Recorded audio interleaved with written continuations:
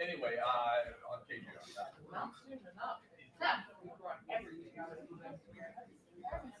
All right. Tennessee All right, folks. Can you hear me now? Is that registering for you all? Let me know in chat if you can hear me now. Yes. All right. I'm not exactly sure. I'm not exactly sure why that is what it is. Good morning, everybody. Welcome to another episode of Hawk Blogger Mornings. I am Brian Nemhauser. You can find me on Twitter, Instagram, YouTube, all sorts of places at Hawk Blogger. And today you can find me at the VMAC for the final day of the NFL draft. Folks, you have been with me through so much. You've been with me through the Senior Bowl, the first mock draft. You've been with me through the combine. You've been with me through the owners meeting, through how many conversations with Dane Brugler and Ryan Fowler and Brandon Thorne and just about every draft expert you can imagine. And I think the Seahawks have been absolutely crushing this draft so far. And I'm so excited for day 3. I think the Seahawks are going to be active on day 3. They have 5 picks, 1 4th-round pick, 137. Then they have 2 5th-round picks, 172, 175. And then they have 2 7th-round picks. And I think they're going to try to move up here. Could be early today. It could be into the 5th round. Don't know. We have already had a pick made on this day. Shamari Dyke, the wide receiver from Florida, goes to the Tennessee Titans to join Tyler Lockett over there. And now we have got the Jacksonville Jags on the clock. The Seahawks are a ways out, at least as it stands. Right now, the Seahawks are due to pick what will be the 35th, the second to last pick of this round, a compensatory pick at that. So this is one of those late 4th round picks. So we've got a while to go unless they make a trade. And I think there's a decent chance that they might. Otherwise, maybe I would have thought about sleeping it a little bit later. But I decided I'm just too excited. I'm excited about what's going on with this draft. I want to talk to you all about it. I'm excited about the players that are still available. And, you know, we talked yesterday with the guys about all sorts of players that we had hoped would maybe get picked or still be available. And we saw a lot of those guys get selected. But I'll go through a list with you of guys that I'm still very excited that could end up with the Seahawks all throughout this last 3 rounds, 4, 5, 6, 7, 4 rounds of the draft. So I will be mostly, I think, going solo today. I will get, I think, some time from Jeff Simmons, which will be great when he's able to join. So we'll have him on here as well. But I do want to take a second to just thank Nathan Ernst, Nathan Ernst's wife and family, Derek Gebbe, for all the time that they spent with us in the first 2 days of the draft. Awesome stuff. Those guys just love this stuff the way we love it, and went through each and every pick with us. And I've been kind of fascinated by the reactions to the draft so far. I published an article this morning, my day after column on hawkblogger.com, about my perspective of this draft class and the fact that I think John Schneider is crushing this draft. There are going to be people that have different opinions, and they're going to have different opinions because the player they maybe were down on. Nick Emanwari is a perfect example. There are people already like, I think he's a project. I'm not so sure on Nick Emanwari. That's because they were not high on the player. And so then when he gets picked, they kind of would rather be right than see him be good. To give you an example of why I try to not be that way, you've heard I'm pretty down on Jalen Milroe's potential as a passer. I was floored by how poorly he there's Bahashal Tutin, by the way. Bahashal Tutin, running back from Virginia Tech. This is one of the guys I thought might be of interest to the Seahawks. Great straight line speed, great athlete, really good fit for an outside zone. He goes, so he's no longer going to be an option. I still think Jaden Blue, we'll get into some of the guys. I think there's some other interesting running backs that could be a target. Cam Scadaboo is still out there, for example. There's some interesting guys in there. But as I was saying, I'm not high on Jalen Milroe. I was probably one of the more outspoken people about the fact that I didn't think he was a guy I would not spend a first round pick on. I was uncomfortable spending a second round pick on. The Seahawks spend a late third round pick. And I'm here to say, I think it was a really wise choice. I think the risk reward of Jalen Milroe is so much more interesting than any other selection they could have made. I think Jared Wilson was a guy that could have stepped in and potentially been a really valuable addition to that offensive line. You guys have heard me talk to him and talk about him. But the center position is limited. I mean, the best centers in the league are not worth even close to a starting quarterback. And so that's the upside, is that Jalen Milroe could become a starting quarterback. He could become a good starting quarterback. That is a possibility. I don't think it's the most likely outcome, but it's a possibility. But the difference between a guy like Jalen Milroe and let's say a Shedeur Sanders, forget the athletic profiles for a second. Well, let me just say it's not about how do I want to put this? I think Shedeur Sanders' floor is so much lower than Jalen Milroe's. And the reason I think that is because Jalen Milroe brings other things to the table than just being a passer. Jalen Milroe could have a career where he does something similar to what Taysom Hill does. Now, I've told you very consistently, everyone's like, he's the same as Taysom Hill. No, he's not. Taysom Hill is a tight end that can play quarterback and throw it a little bit. Jalen Milroe is a running back that can play quarterback. One is a bulldozer. The other is a cheetah. They're very different beasts. So I think Jalen Milroe's potential to be a contributing weapon on an offense can start in his rookie season. And so his floor as an addition to your roster is much, much higher than a guy like Shedeur Sanders or like Kyle McCord or any of these other quarterbacks that may never play a snap for you and may never, forget whether they become a starter or a quality passer, they may never get off the bench.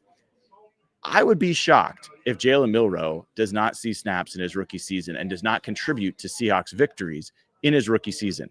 He's going to help the Seahawks convert short yardage plays, third downs, extend drives, fourth downs, extend drives, and red zone plays. He's going to help you turn 3 points into 7 points. I believe that's all going to happen. And if it doesn't, I'm going to kind of question Clint Kubiak a little bit, because there's no doubt Jalen Milroe has the skill set to be a contributing weapon on an offense and give defenses a headache having to. And there goes Cam Scadaboo, by the way, as I'm sitting here monologuing. because Cam Scatterbo goes to the New York Giants. So we got a little bit of a run on running backs to start the 4th round. 2 of the first 3 picks are running backs. Cam Scatterbo will be a fan favorite for sure in New York. But I see Jalen Milroe and I'm like, this guy runs a 4.37 40. He's not just a straight line speed guy. He is elusive, got great vision. Like he's also throws a great deep ball. So there's a lot there that even though I have been low on him as a prospect, I can get excited about that pick and be supportive of that pick versus I think folks that are trying to protect their priors about, oh, this guy's bad. That's a bad pick. Look, there's a few guys that I would fall into that category about, like I'll just potentially be down on them. But so far the Seahawks have avoided those guys. I'm trying to I could rack my brain and think about who those are, but Quinn Ewers, I would have had a hard time being excited about Quinn Ewers. But honestly, even if they had drafted him in the 3rd, that would have been hard. If the name had been Quinn Ewers instead of Jalen Milroe, I would have had a hard time with it because then you're passing on Jared Wilson for a guy that I don't think is ever going to be a starting quarterback in Quinn Ewers. At least with Jalen Milroe, I just think there's an opportunity for something really interesting to happen. Now,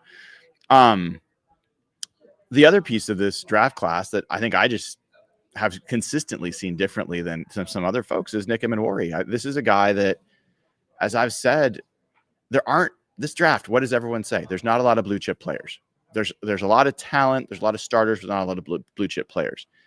Nick Emenwari is one of the guys that has the potential to be a blue chip player, an all-pro player. He could end up being one of the best players in his position. He's not coming into the league with that as the reality or the expectation, or else he would have been picked much higher. But he has got the physical gifts and on-field production that merits that kind of expectation.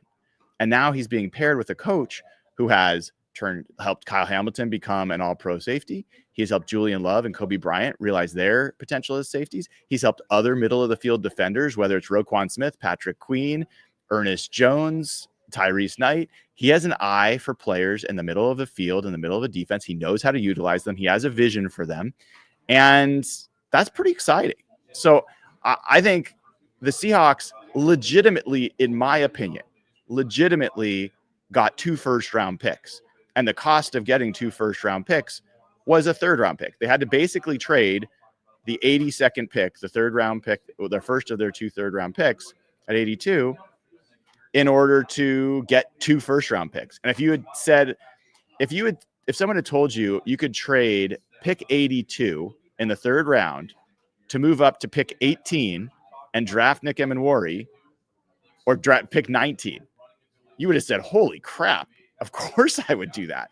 That's why John Schneider and Mac McDonald were so excited last night, because essentially that's how they feel about Nick Emenwari. They would have taken him at 18. And so now you've got a guy that I think the reason John Schneider seemed a little dejected after day 1 was that they really did not want to leave this draft without Nick Emenwari. And he knew he had to eat his vegetables. He knew he had to take the offensive lineman. He knew that Gray Zabel was the right guy. He understood, I would say for the first time, he understood the market for interior offensive line and said, even though I have Nick Emenwari as a much higher graded player, we have to take Gray Zabel here, because if we wait, we will probably not get our interior offensive lineman. So he got Gray Zabel, and then he spent a 3rd-round pick to go get his 2nd first-round pick, is the way I see it. So I think that's a master stroke from John Schneider. I think it's fortunate as well that he was able to do that. And I think I was talking with Aaron Levine last night. He brought up a great point. That move put them 2 spots ahead of the Las Vegas Raiders. If you want to think of another coach that would understand how to use a 220-pound safety, it would be Pete Carroll. And so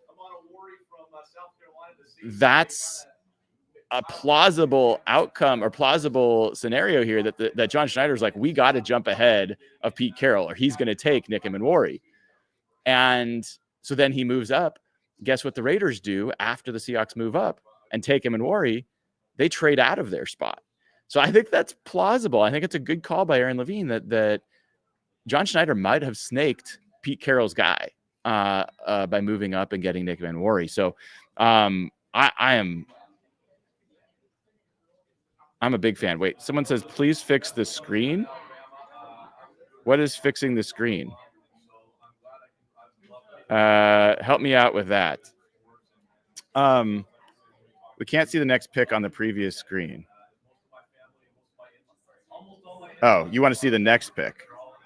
I could do that, but then you're going to start getting some other things in there. Is that better?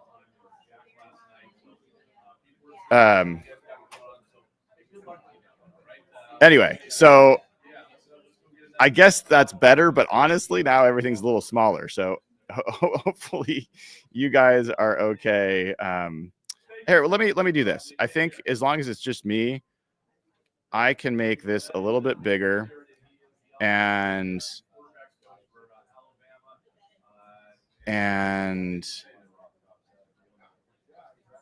let me adjust one thing here. You know, I'm not above making some adjustments on the fly. All right. So let me try to make this a little bit closer to what I would want to see. Oops, that's not great. But hold on. We're almost there. Almost there. There. How do we feel about that? How do we feel about that? Okay. So, while I was doing all of that, I missed out on who the pick was. So, Jack Kaiser. Oof. Now, there's a linebacker that I was higher on than a lot of other folks. I loved what I saw from Jack Kaiser at the Senior Bowl. I thought he moved. His coverage skills were really impressive, and I think he seems like a smart, heady player. I love this pick, and for him going to the Jaguars, come out and get two of my guys that I like, Bahashal Tutin, the running back, and then Jack Kaiser, the linebacker. Interesting player to see him go early. Anyway, so before I keep going about yesterday's, hey Chuck, before I keep going about yesterday's performance, because we'll have plenty of time to do that. Let me talk about some of the guys that are still available. I'm not going to talk about Shedeur Sanders. So I mean, I probably will at some point, but I think everyone else is doing a fine job of over covering that. But here's some of the names that are still available. I'm not a huge Jalen Rose guy, so I'm not going to talk about him. Josh Farmer, defensive tackle.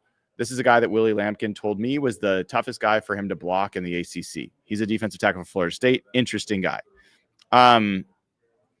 And a couple other names. Braden Swinson's a edge rusher. I'm not as high on him, but Rob Staten's quite high, and he was one of the most productive pass rushers and edge rushers. Ty Robinson, defensive tackle. I'm not sure he's a perfect fit for the Seahawks, but he's a high-effort player, had a really nice Senior Bowl, did have a 30 visit with the Seahawks, which indicates he might be a good fit. He is still out there. Marcus Bowe, the offensive lineman who can play, honestly, similar to Gray Zabel, can play tackle, guard, or center. He is still out there. Miles Frazier, one of my favorite guards in this draft. I'm not sure he's a great fit for an outside zone scheme, but he is rock solid at that position. I really like him. He gives me a little bit of like Damian Lewis vibes, like just a solid guard. I think he's more consistent than Damian Lewis. Torrey Horton, the wide receiver from Colorado State, interesting player, and somebody that could be an interesting fit for the Seahawks. Oh my goodness. I was just about to get to this guy, Dante Thornton Jr., a guy that I thought was a great fit for the Seahawks.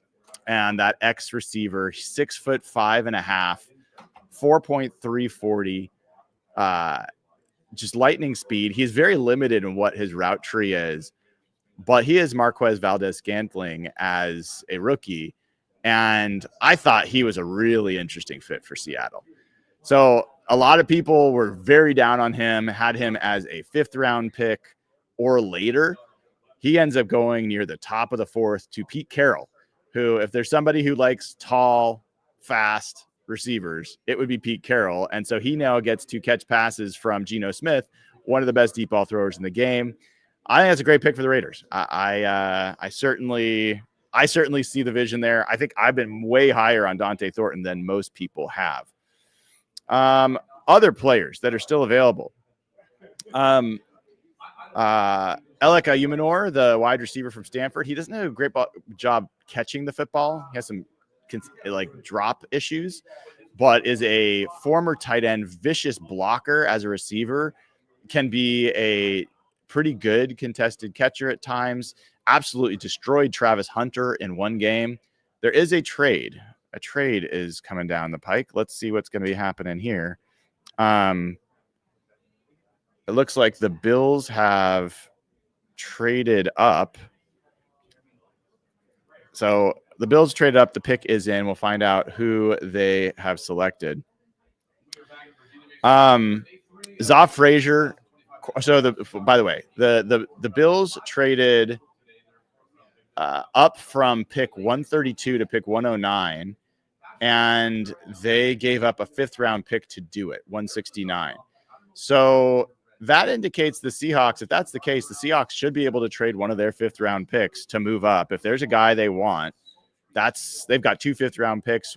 That's just a few picks behind the Bills in order to do so. So I think that's a decent possibility of what might happen. We'll see. Zoff Frazier, I was getting him cornerback wise. I love this guy. I think he has the traits to be a starting outside corner, and it can be a good developmental corner as well. I love his traits, honestly, more than I like what Nehemiah Pritchett has to offer in that regard. So I would be thrilled for them to add a guy like Zoff Frazier. Other guys, let me just keep going through the list here. JJ Pegues, interesting player, defensive tackle, can be a fullback as well. I think Deion Walker starts to be a guy that's interesting at some point. I think he, at 6'8", 350 pounds, he moves like an edge. Like, he's very agile, but he really stands up too upright right away. And so he doesn't play with enough leverage. I think people have a lot of questions about that. He's kind of a boom or bust, and I think he's much more likely to bust. But when you're getting into day 3, those are the kinds of skill sets that start being worth having a conversation. This is a guy that a lot of people would thought was a 2nd round pick. What I saw at Mobile, Alabama was not a 2nd round pick. And I think that's what the NFL saw as well. Some other names. I think Q Robinson, the edge from Alabama. Oh, there goes Deion Walker. There goes Deion Walker to the Bills. So as I was saying, he is worth a gamble at this point. But, you know, he's kind of you need to have a real plan for him, because he is more like a 5-tech edge, like defensive end, but he's got the body of a defensive tackle. But you see, even in the highlights, if you watch, like at the snap, he's immediately upright. He loses leverage, but he wins with speed and getting around guys. You know, if he works out, I mean, talk about tools. There's not a lot of 6'8", 350-pound guys that can move like he moves. So that's an interesting one. Other names. I really like David Walker, the edge from Central Arkansas. Great guy. I think he's very much a Seahawk kind of guy. Led the Senior Bowl in pressures. He had 7 pressures during the Senior Bowl. I think he's an interesting player for the Seahawks as a developmental edge player. Other guys, Jeffrey Bassa, inside linebacker from Oregon, real leader on the Oregon team. And when he came in the Senior Bowl, was a leader, former safety that moved to inside linebacker. I could keep going. And he has Peebles is an interesting defensive tackle. Chase Lunt, I really love at offensive tackle. A good mover, a good outside zone guy. Bryce Cabledew, another tackle that can play guard, that has been connected to the Seahawks. Jalen Travis, another tackle who is 6'7", can move like crazy, great developmental prospect. I mean, honestly, I could just keep going. Jay Toya, the nose tackle from UCLA. There's so many guys that are still available that I really like in this class. Josh Gray, a center who can play guard. Jaden Blue. I love Jaden Blue. I think he would be a really fun add to that running back room. Kobe Bryant. Yes, another Kobe Bryant. The cornerback could be a great add later on in this draft. You could talk about Cameron Jackson, nose tackle from Florida. Another guy that I really like, CJ West, a nose tackle from Indiana, who I think is a very Seahawks kind of guy. He's a little undersized for what Mike McDonald likes. He's only like 315, 320 at most. As of like Jay Toia and Cam Jackson, they're easily carrying 340 without trouble. So I'm not sure from a physique standpoint, West is a fit, but from a just stout run stuffer, CJ West has a lot of that in him as an A-gap player. I like Holland Pierce, offensive tackle from Rutgers, amazing athlete, 6'8". Jalen Conyers, the kind of do everything tight end who can be a fullback as well. You've got, I'm keep going. Carson Vincent is a guy that I love, who is a tackle from a little school, Alabama A&M. I think he's a developmental player, but man, he loves the game. I think if you could get him as an undrafted free agent, I think he'd be a terrific add there. I mean, Clay Webb, I hadn't mentioned him. Jordan Phillips, the defensive tackle. Yeah, I mean, guys, there are a lot of really interesting names still to be called for the Seahawks. So,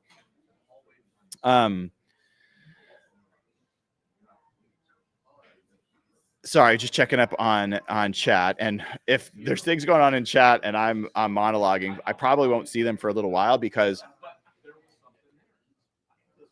if you don't know, so at the VMAC here, I have this setup where I've just got my laptop screen in front of me. So I have to look down at that, and I only have one small screen. So I'm generally looking at different things while I'm talking to you all.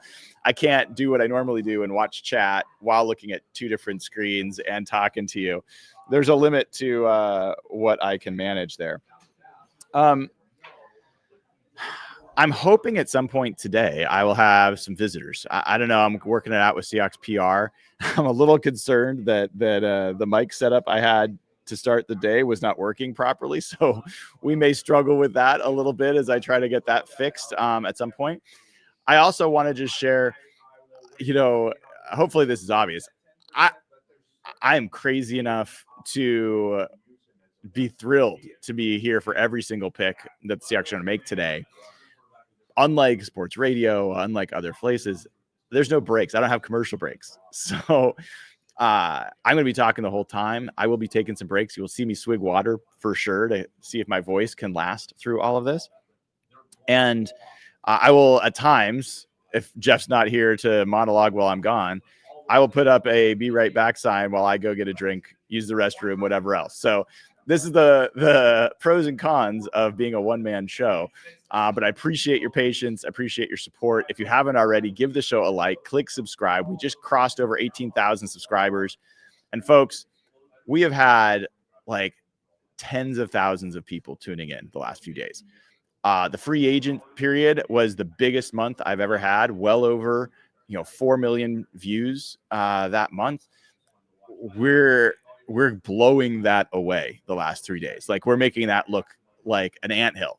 So, and there goes Arian Smith. Ryan Fowler is smiling somewhere. Arian Smith, straight line speed. He is a legitimate track speed kind of player. There was some question about whether he would challenge the combine record for the 40-yard dash. He did not come close to doing that. He is a project as a receiver, but there's undoubtedly talent there as a speed merchant. One of the things that stood out to me about Arian Smith at the Senior Bowl is the tracking data. A lot of times when you have a sprinter, they're great at acceleration, they're great at top line speed, but they're not so great at deceleration, which is where you want to get in and out of your brakes. Arian Smith was one of the fastest decelerators at the Senior Bowl, according to tracking data. I think that makes him a more interesting prospect, even though ultimately, I think that he is a long shot to be an interesting player. Ryan Fowler's a big fan. So, and there, my God, for God's sakes, the Eagles do it again. They just sit back and they just take, oh, there's an offensive lineman I want. Oh, there's an elite linebacker I like. Oh, there's a really good value defensive lineman. They get Ty Robinson from Nebraska. As I said, Ty Robinson had a great Senior Bowl, made a lot of noise in the 1v1 pass rushing drills, but he's a little undersized. So he is a defensive tackle. He's not a guy you're going to play on the edge, but he is just a high motor, strong, pretty quick guy. He's just a little undersized. You're going to get like 280, 285. So a team like the Eagles, like, they don't need him right away, but I'm looking at Rob Rang. He's just shaking his head too. Just a great pick by the Eagles. A really good depth defensive lineman to add, and the rich get richer. And interestingly for the Eagles, let me look at what they've done so far, because the interesting thing there is they just continue to be a team that, talk about building a strength. Their defense is what won their Super Bowl last year. And if you look at where their picks have been this year, at least my recollection is that they've been pretty defensive oriented. So where did it go? Where did Philadelphia? There it is. So the Eagles get Jahad Campbell, Andrew Makuba, the safety, and Ty Robinson. Every pick so far has been a defensive player. And look, they moved on from my gosh, what was his name? I gotta pull it up, but he was their safety that went to New Orleans and then came back, and then they let him go again. All right, it's gonna bug me, so let me pull that up before I drive myself crazy. So what was his name? Roster safety. I'm sure you guys are all saying it in chat. I'm not seeing it. Position safety. What's his name? Oh, yeah, CJ Gardner-Johnson. There we go. CJ Gardner-Johnson. So they let him go. Malachi Stark steps in, clear upgrade there. Then they have Jahad Campbell, who is could potentially be a all-pro level inside linebacker, who also, by the way, can be an edge rusher if you want him to take on that kind of role. And then they add Ty Robinson. It is solid. It is like good pick, and potentially great pick. Eagles are doing it again. They're doing it again. And it's part of why Howie Roseman's always been the guy that I kind of was like, oh, man, that guy makes the picks I want to make very frequently. And he's doing it again this year. So interesting seeing that go on. The Saints are now on the clock. Did I say Starks? I didn't mean Starks. I meant Andrew Makuba. Starks went to the Ravens, who also pick really good players that follow them. So, yes, Andrew Makuba is also a really talented safety. So, apologies for the mix-up there. I will probably make more mistakes along the way. Thanks for correcting me, and I'll try to catch myself as much as I can. Let me check out some super chats while I'm here. Kyle from South Park says, Taysom Hill floor, Lamar Jackson ceiling for Jalen Milroe. I don't know, man. I don't see that ceiling for him. I just don't see it. Lamar Jackson was such a more dynamic playmaker with his arm coming out of college. Yes, he's had some progression to get to where he is now as a passer, but I don't know. I just see something. I don't know, man. It's a little tougher. Like, honestly, to some extent, there's a little more of Russell Wilson early on. Good deep ball thrower. Struggles a little bit with the intermediate and the short, middle of the field. Good runner. I think that they're very different quarterbacks in a lot of ways, but just from those characteristics, like, you see how Russ has kind of struggled without a run game to support him, how he's struggled when he's tried to be more of a pocket passer, how he struggled when more of the offense has had to, be on his shoulders. That feels more like Jalen Milroe to me than Lamar Jackson, who can be an offense all in and of himself. So I'm just not sure I see that ceiling. I would love to be wrong. Danny Stutzman, the linebacker from Oklahoma, a lot of guys like him, went to the New Orleans Saints. Super chat from Jacoby says, bro, what is there not to be excited about Nick Emenwari? Amen, Jacoby. Amen. What you're going to see there is people that don't like Nick Emenwari or are lower on him. They watch the tape and they're like, well, he misses some tackles. Well, he doesn't hit as much for a guy his big and as fast as he is. Well, there's some, coverage questions. He's not a perfect prospect, but there's a lot to like. And as I've said a bunch of times, and I will continue to say, if Mike Macdonald evaluated this guy and came away saying we should use a first-round pick on him if we have to, I'll take that over anyone else's evaluation. I do not need to hear from any draft analysts. I don't need to hear from any fan analysts. I don't need to hear from anybody else. That's the amount of trust. It used to be that when Pete Carroll, it was like, remember there's the kind of meme on Twitter was in PCJS we trust. Pete Carroll, John Schneider, because everybody was giving their drafts Fs. Everybody was saying, what are they doing? And draft after draft after draft, they just would shove it in the NFL's face. I'm not saying this is the same because people aren't that low on Nick Emenwari. And I think the Seahawks are going to be actually graded pretty well on their draft, at least to this point. But I trust Mike Macdonald's evaluation of that. Wow, 49ers take CJ West. 49ers, there is a theme to the 49ers draft, guys. There is a theme. It is run defense. It is becoming a better run defense. Michael Williams, the edge rusher, he is a more developed run defender than he is pass rusher at this point. Alfred Collins, 340-pound nose tackle, much more of a run stuffer than he is anything else. They add CJ West now, one of the best run stuffing defensive tackles in the draft. So they added two of the best run stuffing defensive tackles in the draft. Nick Martin, who has some similar traits to Dre Greenlaw for what it's worth. And when the 49ers pick a linebacker, watch out. In fact, I wanted to do this yesterday. When they pick a linebacker over the last however many drafts, let's take a look. They took Tatum Bethune in the 7th round last year, so I don't think there's any reason to think he's bad yet.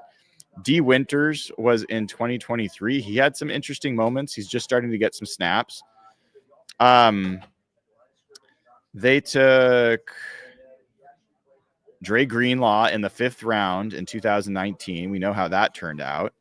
They took Fred Warner in 2018 in the 3rd round. We know how that turned out.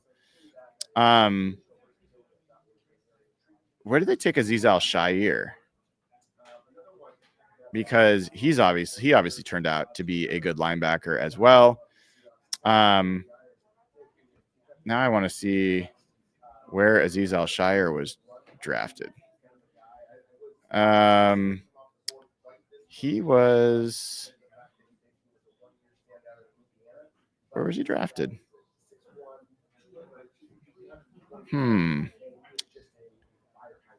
He was undrafted. So yeah, that's why I couldn't find it. So they've done pretty well when they've targeted linebackers. And so I think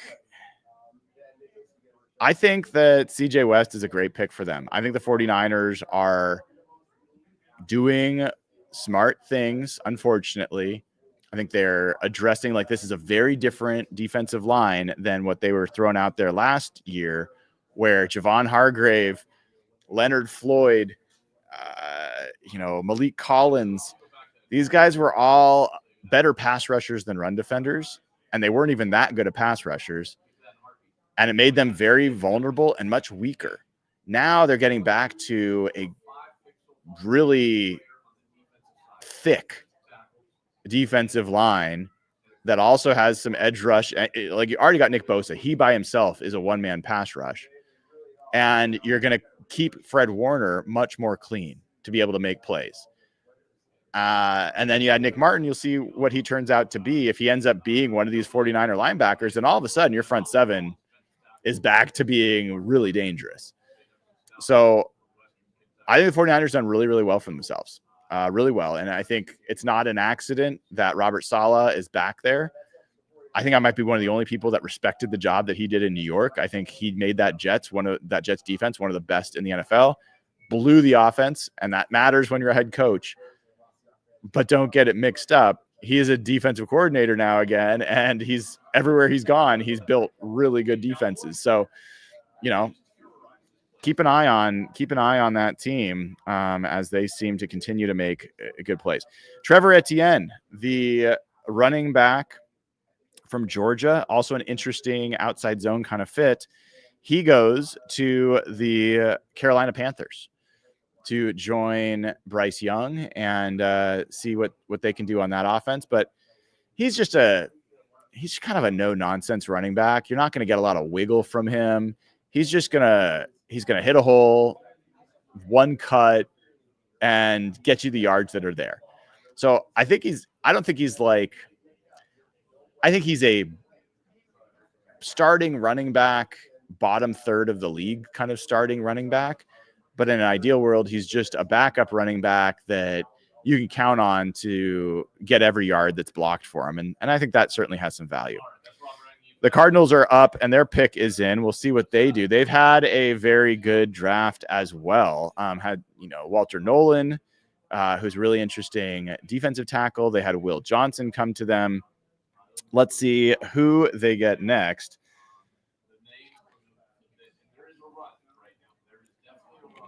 But so far, the Seahawks have not moved up. They have sat. Now, maybe this is because teams have not wanted to let them move up. But as of right now, the Seahawks are sitting pat at pick 137, waiting for it to come to them. And we'll see how that pans out for them. But Cardinals here are pick 13. And here comes the announcement of the pick right now. Cody Simon, who is not a guy I've spent a lot of time evaluating. So, he's a linebacker, Ohio State. Here's a description of him. Quick reaction time, ability to change rapidly, change speeds, difficult for blockers, stays square, shoots gaps. Let me take a look to see what Cody Simon, what Lance Zierlein has to say about Cody Simon.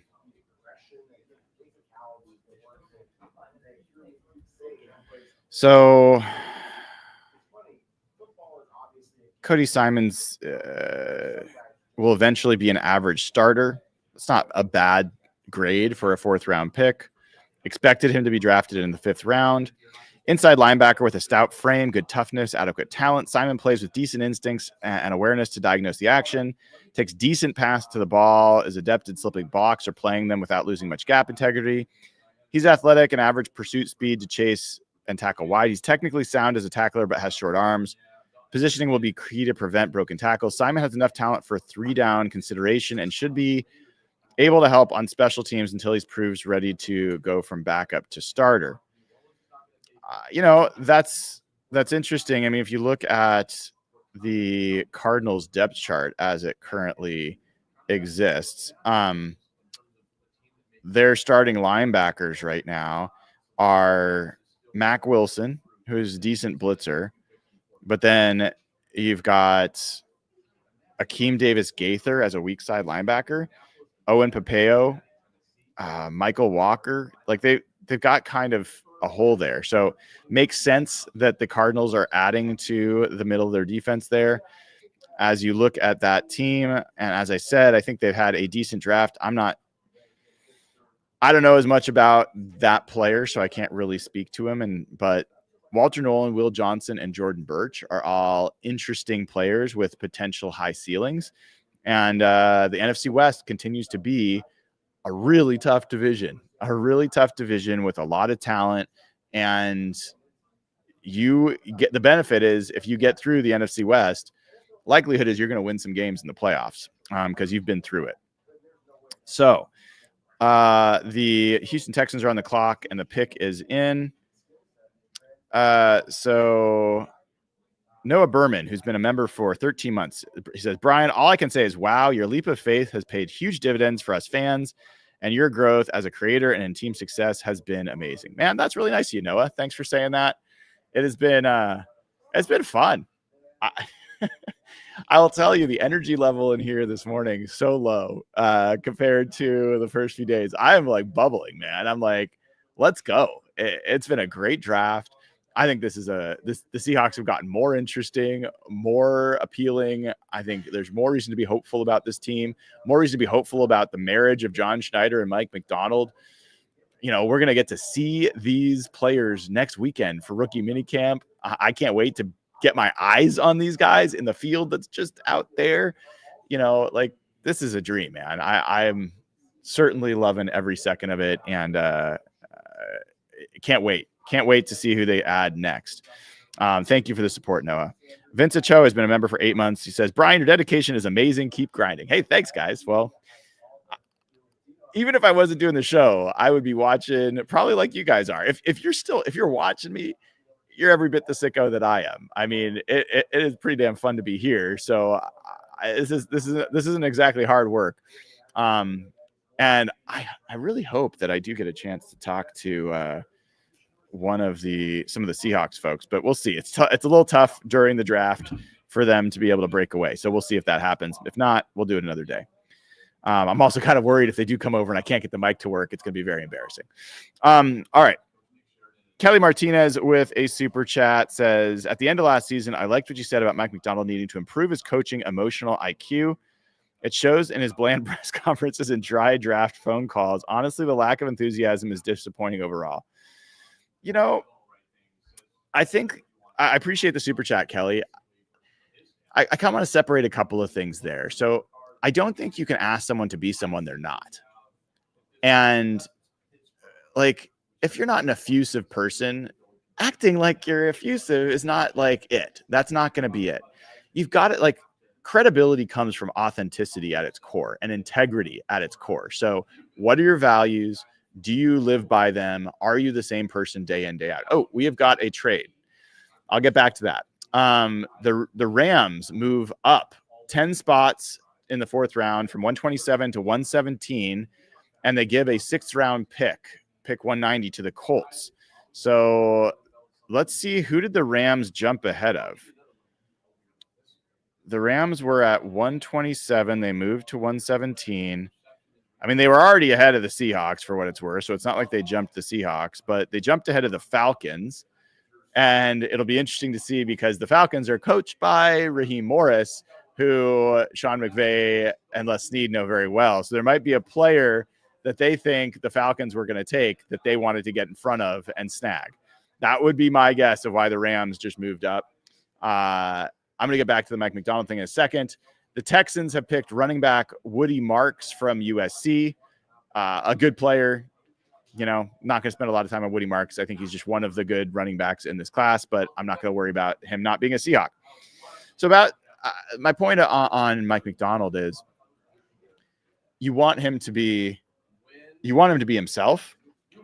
You want him to have his values be really clear, live by them, and act as who he is. Don't try to act differently. But when I say about the EQ, I'm talking about when you go from losing an emotional game on a Monday night road game and you're coming home to play a terrible Giants team. his approach was to kind of just say every game's the same, and we're just gonna we have 3 games in 11 days. We can't make that a thing. We just have to play through it. I think you have to understand that you might need to go and sit with a player or two and just say, hey, the Rams select Jarquez Hunter, the running back, a very interesting player, dynamic runner. He is a really good addition to that running back room. Interestingly, the Rams, I will complete the Mike McDonald thought, I promise. That Rams running back room, they picked last year another running back, and they already have, their starter there. So you're talking about a team now that has Kyren Williams, obviously, as their starter. They spent a decent pick on Blake Corum from Michigan last year. He's kind of just another plotting kind of hammer. Jarquez Hunter is a tackle breaker and a dynamic player. I think this guy's I think he's a much better combination with Kyren Williams than Blake Corum. I never thought Blake Corum was that interesting of a runner. That's me. So I like this from the Rams, at least for them. I don't like it for us, but I think they added a pretty good player, and the Rams have pretty continuously added good players. I'll get to their draft board in a second. The pick is in for the Falcons. It'll be interesting to see where they go now that the Rams jumped ahead of them. So that's kind of what I'm talking about with Mike McDonald.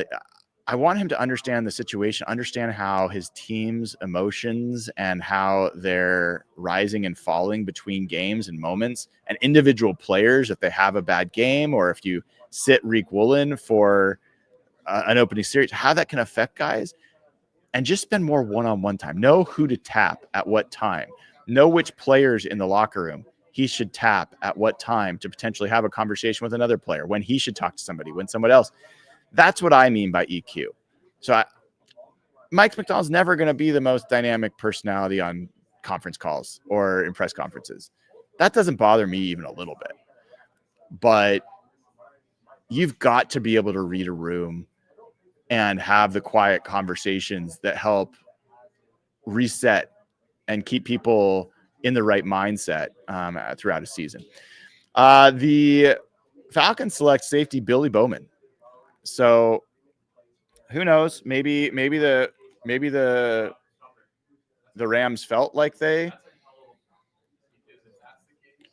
were going to get snaked. Who knows? But in any event, they went up and they got their guy. Appreciate that super chat, by the way, Kelly. It took me a long time to answer it, but I appreciate your thought. Nate Schutz, who's been a member for 8 months, says Milroe has the highest ceiling in this draft at QB. That I do agree with. I like Cam Ward. I liked Cam Ward last year before it was a popular thing to like Cam Ward. I think that his ceiling is lower than Milroe's ceiling. One of the differences with Cam Ward and Milroe is the potential for Cam Ward to realize his ceiling is much higher than Jalen Milroe's potential to reach his ceiling. So, there are lottery tickets that win you $1,000, and the odds are much better than the Powerball to win $1 billion. And so the Seahawks haven't gotten $1 billion lotto ticket, Powerball ticket, but they've got a multi-million. And I don't think Cam Ward is $1,000 scratch ticket, but I think his potential is definitely lower. We've got our friendly troll, who's just so upset about everything the Seahawks do ever, and that we have the worst GM. I kind of respect to be that upset about everything the Seahawks do and who leads the team, and to be here every day anyway. You know what? I know it drives some people crazy in chat that he's so negative, or she's so negative. I actually don't know if it's a she or he, but everyone's allowed to have their opinion about this team. You don't have to be optimistic just because I'm optimistic about things. And as long as you're not a jerk to people, and as long as you don't tell them that they can't feel the way they feel, I'm fine with it. Like everybody should have an opportunity to fan the way they want to fan. The only rule in my kind of community and my chat is keep the conversation about football. Don't talk about the way people look. Don't talk about religion. Don't talk about politics. Just talk about football and be kind to each other. That's pretty much it. I think they're pretty simple rules. If you break those rules, I'm pretty ruthless about not allowing you to be part of the community. But as long as you, and I'll even give you some chances, but as long as you kind of come back around, then we're all good. We're all good. While I was talking, the Cincinnati Bengals selected Barrett Carter, linebacker out of Clemson. So, like, so far of the guys that have been taken so far, I'm not that like Bahashal Tootin, Cam Scatterby would have been fun. I'm not dying about them. Jack Kaiser, I've always liked him as a linebacker. I'm not like, it's not killing me that he's gone. Dante Thornton bothered me a little bit. I thought that might be a later round pick that we could have snared. I really wanted to see him in Seattle. So that one hurts a little bit. Deion Walker, Ty Robinson, like, I just don't know. Like, I'm not losing a lot of sleep. CJ West hurts a little bit. I think he would have been a really interesting run stuffer. The rest of these guys, you know what? I'm not losing sleep over it, folks. Like, so what? So we'll be joined here in a little bit by Jeff Simmons. If you haven't already, take a read of my morning after column over at hawkblogger.com. I talk about all the three players that the Seahawks picked yesterday and why I think that John Schneider crushed it. I think you can make the case, and I don't think it's a stretch, that the Seahawks got four first-round talents yesterday. I think of all the players, Elijah Arroyo is the biggest stretch to me to consider a first-round talent.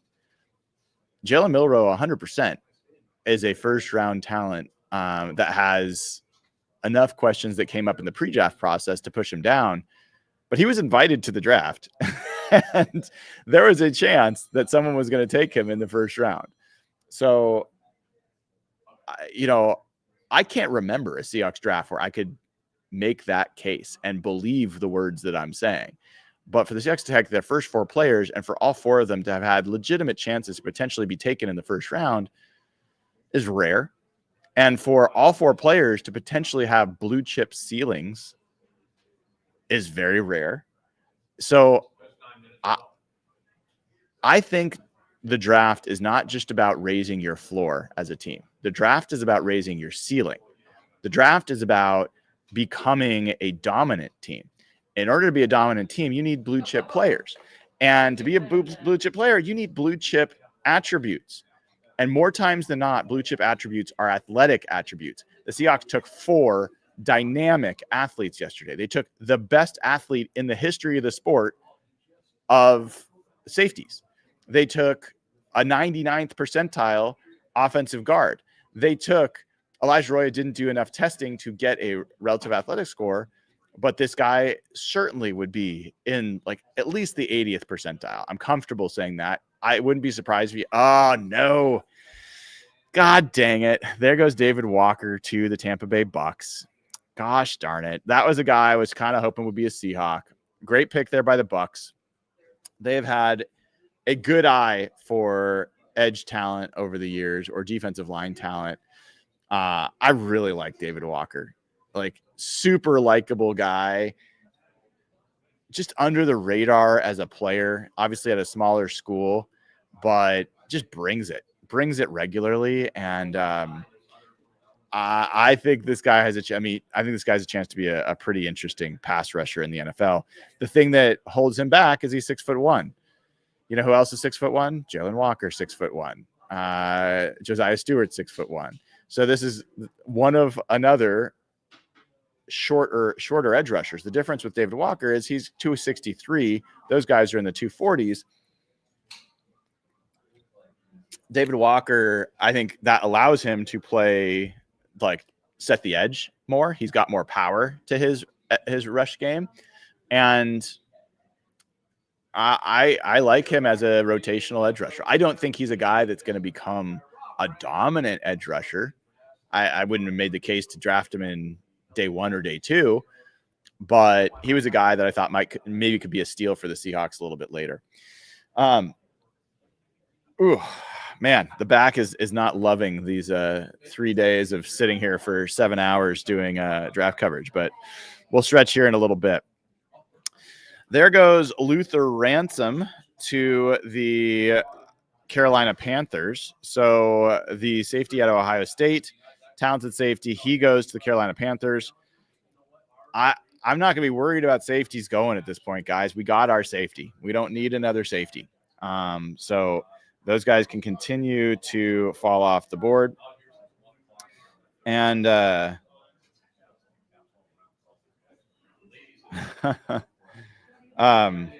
sorry, just catching up on some chat. So the Seahawks, if you're just joining us, they have pick 137. We are currently at pick 123. So we are 14 picks away from the Seahawks making their first pick of day 3 of this draft. Lots of teams ahead of them. They've got Pittsburgh, then Green Bay, then the Chargers and the Browns, the Colts, the Commanders, the Ravens, the Eagles, the Saints, the Bears, the Chiefs, the Broncos, the Raiders, and then the Ravens again. So long wait here, and then there's going to be another long wait from 137 to 172. My guess is that we're going to see the Seahawks move in the 5th round. I think they've decided to keep their 2 5th-round picks, but I'm guessing they're going to try to move up in the 5th round. From the back of the 5th round towards the front of the 5th round, that's where I think they'll make their move. Maybe they'll make a move here, but I don't think they will. I think there's enough players that are what they want still available that I think they're just going to sit back and let the draft come to them at the 4th round. I think they'll make a move later. And let's talk about the tackle positions, the offensive tackle position, which is not a position that many people talk about. There, everyone's interior offensive line. I didn't love the top of the draft tackles outside of Armand Membu, Will Campbell. I was not, and even Will Campbell, I had some questions. I was not a huge fan of the tackle prospects in this class, but I like some of these swing tackle prospects that are like backup project guys. Chase Lunt from University of Connecticut played with Christian Haynes, so maybe you're a little worried there, but Chase Lunt's a really interesting outside zone offensive tackle prospect. Jalen Travis, I gotta read you guys Jalen Travis's testing numbers because they are ridiculous. They don't make a lot of people like Jalen Travis in the world. He is 6'7.5", so almost 6'8", 340 pounds. 340 pounds. He ran a 5.1 40. Like that is a big man creating a lot of mass really quickly. So he ran an 80th percentile 40-yard dash as a 95th percentile weight tackle. Like that's impressive. He leapt his vertical at 340 pounds was 35 inches. So like Gray Zabel was a 36.5-inch vertical. And that was, I think, a combine record for an offensive lineman. So Jalen Travis, Iowa State, he's a project. He's not a guy that I think you take and expect to start, but I love him as a project. He is literally the 15th best athlete out of 1,400 offensive tackles ever measured. Those are the kind of guys I get excited about. While I was talking there, we saw Jack Sawyer, the edge rusher from Ohio State, go off the board to the Steelers. That makes sense. He's a Steeler kind of edge rusher. He's got a little TJ Watt in him. He's a physical, try hard kind of player. I don't think he's got a lot of bend. He's a little stiff for me, so I don't love his like top end potential. I don't think he's the athlete that TJ Watt is, but he is gritty.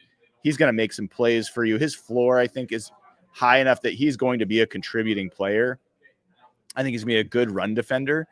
I just, this doesn't bother me if you're getting it. And it doesn't bother me that he's gone. So I talked to you about Chase Lunt. I talked about Jalen Travis. Jack Nelson is another tackle from Wisconsin. I really like swing tackle that could be there. Holland Pierce. Let me tell you about Holland Pierce, because I'm guessing you haven't heard a lot about Holland Pierce either. He is also a freak of nature. He ran, so he is 6'8", 340 pounds. And did he run? I don't think he ran.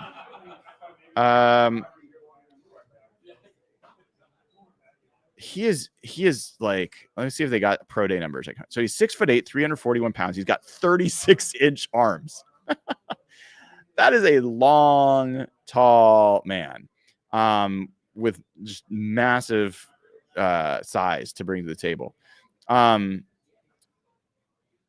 here's what Lance Zierlein had to say about him. 4-year starting tackle with unrivaled measurables and disruptive power for his height. Plays with adequate technique in the run game and poses a massive frame on static ends, widen the C gap. He will struggle, however, with shorter edge defenders and athletic penetrators. He's a heavy-legged leaner, so might not be a great fit for the Seahawks outside zone. But, you know, Pierce's effective use of his traits give him a chance to become a starting NFL right tackle. I'm much more interested in Jalen Travis, but I think he's also still, Holland Pierce is an interesting, like, you know, if you get him in the 7th round, that's interesting to me. I talked about Carson Vincent. That's one of my favorite guys. Bryce Cabledew really could be a guard as well. Really good mover. There's a lot of these guys. The Seahawks did have a visit from Issa Pohl from Washington State. You never know. I think that's probably an undrafted free agent kind of player. There are a lot of tackles in this class that I'm interested in, and I think those guys are going to fall down to the Seahawks. I think the other thing to keep an eye on, by the way, Baron Sorrell, the edge rusher from Texas, went while I was talking. Defensive tackles, the other thing. This is a very deep defensive tackle class. Josh Farmer's still sitting there. I don't know if he's going to last. I'd be surprised if he lasts. He's an interesting guy to add to the mix. JJ Pegues, we've talked about. Cam Jackson. If you're talking true nose tackles, Cam Jackson, Jay Toia. I don't want them to take Tim Smith. I think he is not big enough for my liking. You know, I don't think he has a lot to offer, but he is kind of stout. So, you know, he could be a undrafted free agent kind of guy. I really like Jordan Phillips. Super strong, great leader. Love the energy he brings. Elijah Simmons from Tennessee could be another guy that they look at there. Junior Tafuna. I'm not sure if he makes sense, but he could be in the mix. I think that this would be an interesting place for them to use a pick on a defensive tackle. I think that's a position that's going to start thinning out. How you doing, Jeff? I'm good. Can you hear me? I can hear you. You have the right mic selected? We will check in a sec. How about now? Yes. Here we go. Okay.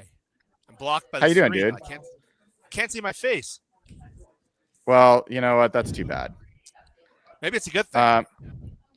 We'll change the layout here. We're going to go to, I wish I could make us a little bit bigger in this layout, but we'll just have to deal with it. Nope, that won't work either. Man, a lot of 4th rounders have come off the board that I didn't think would be 4th rounders. Like who? Like Cody Simon, we got in like the 7th round before, and who was it? Jack Kaiser. I don't know if he was a 4th rounder in a lot of our sims. There's a couple other names that I thought, but like there's a couple recent picks that were just funny. Like Jack Sawyer is such a stealer, and I would have loved to see the reaction when Gunnar Helm just went to Tennessee. Gunnar Helm went to Tennessee. Where are you? how far ahead of? What do you mean, Gunnar Helmwint? Oh, yeah, back a few picks. I must have Yeah, missed like that a couple pick. picks ago.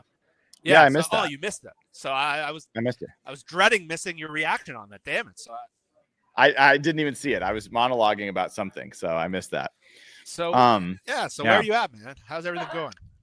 Well, I'm doing really well. I will tell you my answer, but people have been hearing me talk about things this whole time. Where are you? Like last night, I got the sense you were like you weren't sure how you felt about the draft yesterday. How are you feeling after a day later? It's funny. That's exactly right. Like I was kind of just taking it all in, and then like I was kind of sitting like in bed right before I went to bed last night, and I was like, holy shit! I looked at the 4 players they got, and I was like, I did not react enough to how cool that was. Like that felt like the most exciting. I think I put it on Twitter last night. It was the most interesting and like exciting Seahawks draft.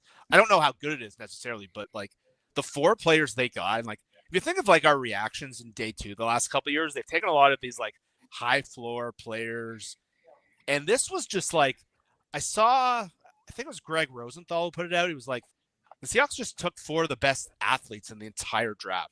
And I was talking to Danny Kelly a bit last night. That's just where this all clicked, and he was just like, it felt like the 2010 draft, where it was just like, they got him, they got him, they got it. And it was, I think it finally clicked, and I kind of wish I was so excited about Arroyo, but I think Nathan was just so bummed out. It was hard for me to like get up at that moment. But like, once that finally clicked and I started seeing like Nate Tice was like, holy crap, this guy is good. Like that is the perfect fit for them. And the Milrow thing, I said at the time, like I would hate it, but like in conjunction with everything they did in terms of like, the athletes they added, the upside they've added, like I was a little bummed that Jared Wilson wasn't the pick, I think at the time. But like when you put it all together and I was able to kind of think about it and take it in, I was kind of like, holy shit, this is a cool draft. And like I think that makes sense, and I don't think there's not like a wrong way to react. Like there's like people don't have to be excited or have to be upset. Like, and by the way, the Seahawks don't even know yet how this draft is. Like they won't know till the guys get on the field. They won't know for a couple of years. Like nobody really knows. But here's the thing, Jeff. I think that there is a real chance that if they drafted Jared Wilson, I wouldn't even say there's a chance. I think it is very likely that Jared Wilson would play 0 snaps this year. Like, I think that's very likely. I think they really like Oluwatimi. I think they like Jalen Sundell. I think Jared Wilson would likely be a guy that they would put in the mix, but would be someone that, you know, might be a starter in a year. And Jalen Milrow, Jeff, I think Jalen Milrow is going to play a meaningful role in this offense. Short yardage, 4th down, certain, you know, like just mix up sub packages, red zone. I think he's going to contribute to this team this year. And I think he's going to contribute more than Jared Wilson would have, even though I think both you and I really would have loved to see them add Jared Wilson to the mix. Yeah, and my initial reaction, I think I said to you guys last night, was like, I think they're going to have a package for this guy right away. And there were some unique things. I remember when you kind of did the press conference with Clint Kubiak, and you asked why he was so good in short yardage, and they said we had Taysom Hill. And obviously Milrow's a different athlete. I think McDonald said last night that he's only going to play quarterback, but like to use some of those skill set and like what Milrow can do as a runner and add that into everything they can already do on offense. And again, the Seahawks for years have been awful in 3rd and short. Awful. Like one of the worst teams in the league at 3rd. They lost the Rams, probably lost the playoffs last year because they couldn't convert 3rd and 1 and 4th and 1. They almost lost the Niners game last year. They got stopped on 3rd and 1, 4th and 1. This is a weapon that they can use and could be really interesting. And I think he's going to play some meaningful snaps. I think that tool, his running ability, is so unique and so special. They're going to find a way to use it in some capacity. And so I don't know what look, I said I would hate the pick at the time when I don't think he's going to be much of a quarterback. But the group of athletes they've taken in the last 2 days, like a 90th percentile guard, or is he a 99th percentile guard? the best athletic safety of all time. Jalen Milroe, the most special runner. And then Elijah Arroyo, if he can stay on the field, he is a special kind of player. The stuff he can do. So, man, they haven't felt like they've drafted like this in quite a while. Jeff, can I share with folks what Josh Cashman just sent this to us? This is Nick Emanwari's Twitter profile. Check out his new profile picture. Oh, that's awesome. Legion of Boom. Legion of Boom, baby. That's pretty sweet. Yeah, and I think it's pretty cool that I don't Richard think I Sherman reacted. was the guy that Richard Sherman was the guy that announced him. And did you see, like, Richard seemed pretty jacked when he did it. Like, I finally saw the clip of it this morning of him announcing the pick because we were online. He was fired up, and he was trying to get the crowd going. And it was pretty, like, poetic that Richard Sherman introduced, like, the next kind of Chancellor mold of a player. I don't think I reacted enough to that pick last night. Like, I think I was just shocked from the trade up. Let me take a guess, and you tell me if I'm off on this. Well, you don't just talk to me. You talk to everybody. You read everybody. You listen to everybody. And like Rob, not high on Nick Emanwari, right? No, you want to know the truth? Yeah. I lost a lot of money on Thursday night because of Nick Emanwari. I did pretty well, but I had multiple parlays that would have hit if he was drafted in the first round. I would have won like $900. Okay. I was very mad. I should have been mad at him. I should have been mad at the teams or myself. And so I had this grudge against him going into the draft. But I'm like, all right, Seahawks aren't going to take him. And I was complaining to my brother all day about Nick Emanwari. Then they trade up for him, and I'm like, oh no, I have to be excited now. That's funny, man. See, this is why gambling's not good for sports. I purely am in it for the Seahawks, and I'm not saying this is like I'm better than other people. It's just I used to do fantasy football, and even fantasy football, which is a very mild form of betting.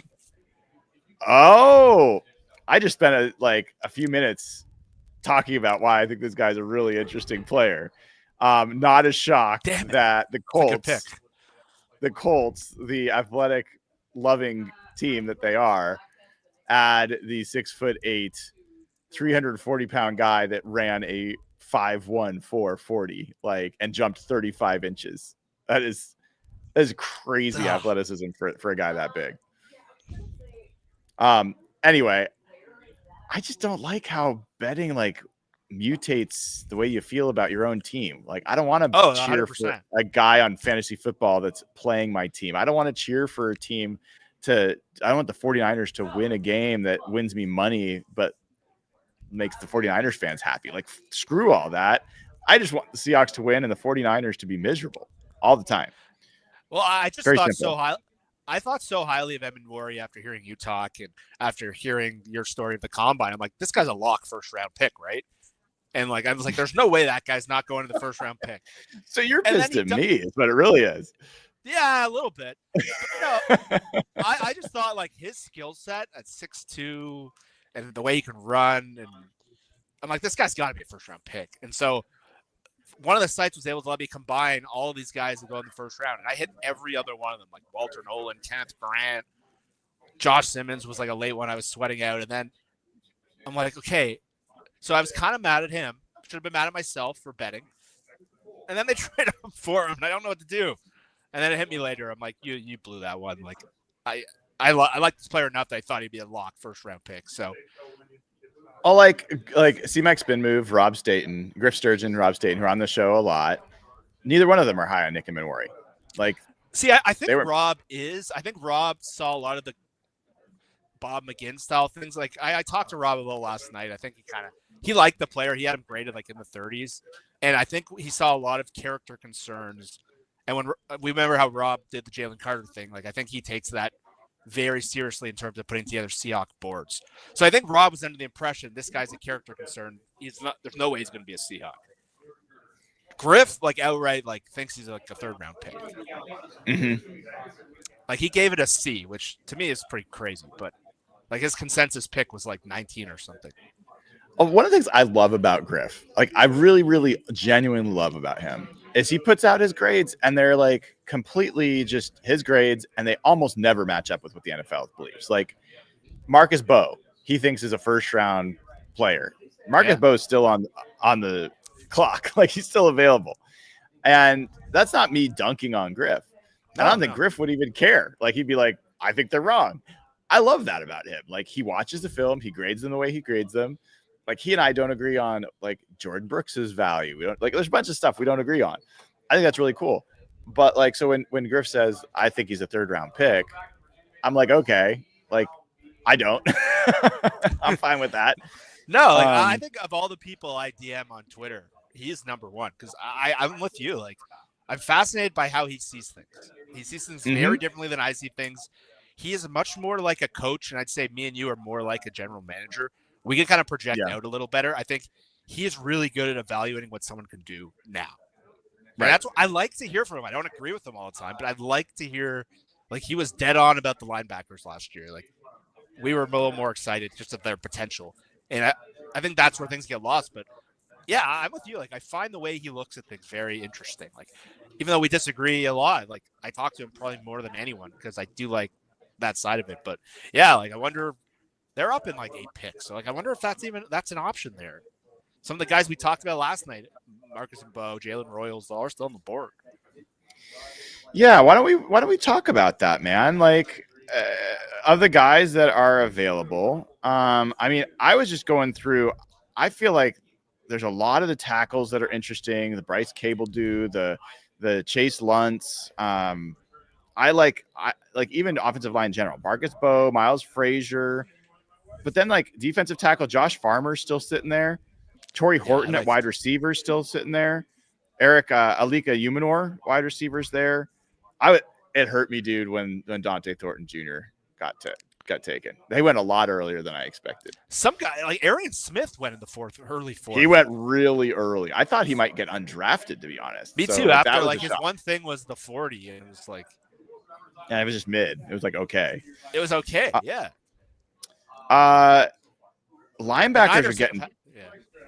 The linebackers have been kind of cleaned out. Chris Paul Jr. is still there, but there's one of the there's another linebacker who just went. I missed it. Teddy Buchanan. Oh, that Cal defense has got a lot of players people like. Yeah. Zoff Frazier. This still there, Jay. Spot for Zoff Frazier. It could be, man. This is like cornerback. Would you say that like forget?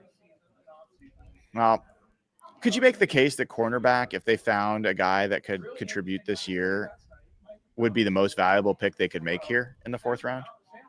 Yeah. What's in the competition? What are the other positions you could make that case for? Wide receiver. You got Cooper Kupp, who's been a non-endurable player the last few years. MVS is on a 1-year deal. Jake Bobo really took a step back last year. Like they need bodies there. Linebacker, they're one linebacker injury away from pretty close to a disaster. I'm not sure who is it. Drake Thomas? Would he is the next guy up? Like if this draft falls away from them, they should. Well, I think Jeffrey Bass is still out there. Jeffrey Bassett would make a lot of sense here. I think if they don't get the corner they want, they're going to sign Shaq. That would be my guess. So I think that would fill out that. I would guess that was like, let's wait until the draft. If we don't get the corner, and this was a weak cornerback depth group, I think that's why they said, okay, let's make this deal. They'll probably sign him. Receiver, I see, is a big one. I don't see running back as a huge impact one. Other than that, defensive tackle would be the next one. Yeah, I mean, nose tackle for sure. Nose tackle, the second tier level of snaps. They still haven't really added the depth there. John Schneider historically has been pretty unwilling to spend early picks on run stuffers, but he spent a 4th round pick on Cam Young. He's spent a 5th round pick on who is the guy from Jesse Williams from Australia? Jesse Williams from Alabama, yeah. Alabama, right? Malachi Moore. Okay. So they've done. This is about the place where they've started to take the run stuffers. I thought CJ West was a pretty good pick by the 49ers, unfortunately. If they want to take a nose tackle, You're talking Cameron Jackson from Florida, Jay Toia from UCLA.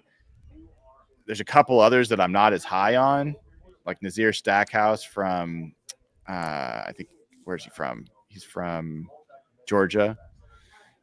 Elijah Simmons from Tennessee. Like, it is getting a little thin at the pure A gap kind of guy. Yeah. The problem is, like, this is a little early to, like, take that guy. You can usually get those middle of the draft, but it's a big hole in their team right now. Like, they don't have that player. I guess Jonathan Hankins or some of those guys are still probably out there if you need to glue the spot together. Yeah. But, like, they took Cam Young a couple drafts ago. He's been injured, but that hasn't given them any value at all. And so I'd be surprised if that was this round. I think there's more you can do. You have the 2 5th-round picks. Yeah, I guess I wouldn't be surprised at a 4th-round pick. I wouldn't be surprised. Sorry, I wouldn't be surprised as nose tackle. I wouldn't be surprised at corner.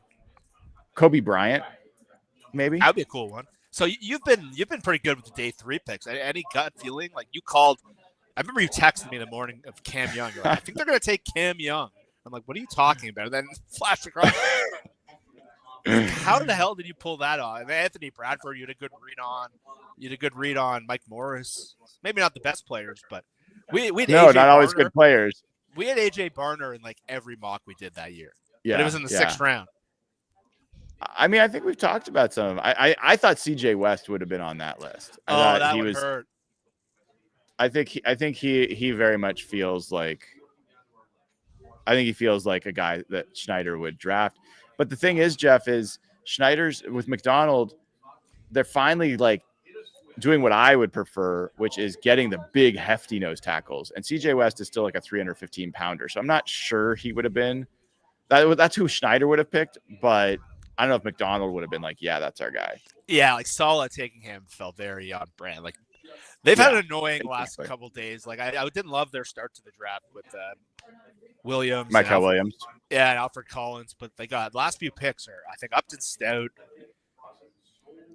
CJ West, and who was the third rounder? It was a good player. Nick Martin. And Nick Martin. Oh, no, I didn't have a great reaction to him, but just 5 defensive players to kind of fill all those gaps that they've had. Not a lot of like superstar potential there, but there's one of the corners right there. Quincy Riley. Yeah, people Louisville. liked him. A lot of the media guys liked him, but goes to New Orleans. New Orleans had a terrible draft. Oh my God. Can we talk about that real quick? They've had, I think, maybe the worst draft of any team. What is going on? Like, God, I would hate to be a Saints fan. So Kelvin Banks Jr., that's a fine pick, but that's 9 overall. Then Tyler Shuck. Then Vernon Broughton. Jonas Sanker, the safety. Danny Stutzman, the linebacker. And Quincy Riley, the corner. That is the most uninspiring draft class I can imagine, dude. Well, Yikes. We talked about their team. Yeah, we talked about their team on like that show last week where we were trying to figure out who's going to go ahead of them. And I looked at their depth chart. I'm like, this is the bleakest roster in the league right now. Just they have so few things they do well. Their quarterback is uncertain. They don't have a lot of like building block players. Like I don't know. Ryan Ramczyk retired. Like, they had Fuaga last day. Fuaga and Banks. I think that's the best thing going for them right now. And I'm like, okay, they need some inspire. Like, they're just an irrelevant team with an irrelevant coach, a relevant path. They had Dennis Allen out, Kellen Moore. And then to take, like, the offensive tackle's the right pick there probably. But then the 26-year-old quarterback who's going to have to start for them potentially. They way overdraft some other guys. Like, they needed, like, the fun building blocks, like, inspire hope. They went so far from that. They way overdrafted some guys. The last 2 picks have been some like media darlings, but like I don't think like the average Saints fans getting fired up by like, Quincy Riley and Jonas Sanker. Like that team just feels so bleak, man. They just took Quincy Riley over Shedeur Sanders. That's wild. Even if like you could make all the cases you want about how you're not high on him or how he's going to be a headache. It's irresponsible at some point as a team that has that quarterback situation to not add him and see, like, if nothing else, like it's a 4th round pick. If you cut him, it's not the end of the world. But I don't know, man. Quincy Riley, that's going to be the guy that I mean, Shedeur Sanders, if he works out, could be a franchise changer for you. I'm not high on him, but the same way I wasn't high on Jalen Milroe, I can defend a 3rd-round pick. How could you be the Saints and not defend if not Shedeur Sanders, why not Kyle McCord? Like I don't know. They got Tyler Shuck, right? They got Tyler Shuck. They got Tyler Shuck. Never mind. Might not play next year, so they need someone. Yeah, but I'd still Okay. take Shedeur Sanders at that point. Like, why not? Yeah. Like, sorry, Washington back in the day did the RG3 Cousins thing, and look what happened. RG3 didn't work out. Cousins became their guy for a number of years. Right. But if I'm them, like, I need some sort of path out of what this salary cap thing. They just keep pushing forward. Their roster sucks. They have no, like, Alvin Kamara's old now. Chris Olave has. Who in the world is that? The Bears take Ruben Hypolite II. That's the guy that I've legitimately never heard of. A linebacker from Maryland. Well, that's what day 3 is about, dude. We are now 5 picks away from the Seahawks, the Chiefs, the Broncos, the Raiders, the Ravens, and then the Seahawks. So we are 5 picks away. We're at pick 133. The Seahawks have pick 137. They did not trade up in this 4th round, Jeff. I think they're going to trade up in the 5th. I think they're going to move up. When I was watching John last night, he's like, there's certain stacks of areas I need to get to. I'm like, they're going to make a big trade up.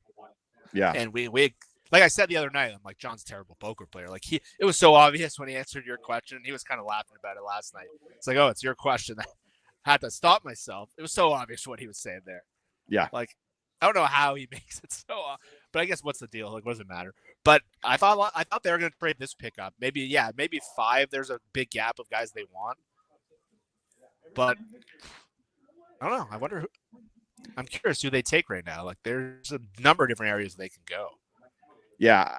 And I think one of the things I love about watching day 3 with you is that you and I both get that, like, these are all the picks today, every single pick. The likelihood is they're not going to work out. Like, that's what day 3 is about. And you're looking for special teams players. They might take a kicker today. Like, I wouldn't be shocked if they did something like that.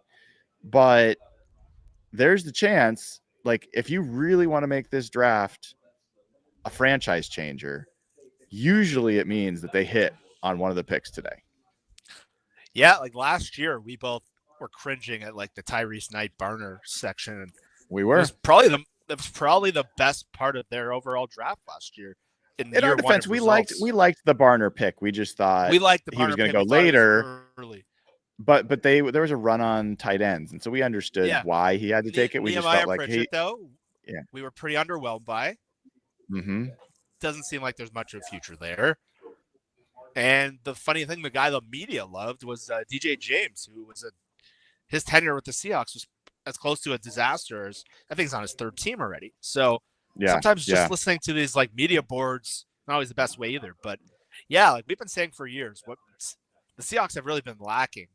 They got a little better last year, but the Rams a couple years ago crushed it. And did you hear what Puka said the other day? What? Did you hear what Puka Nacua said? He said he thought the Seahawks were going to draft him.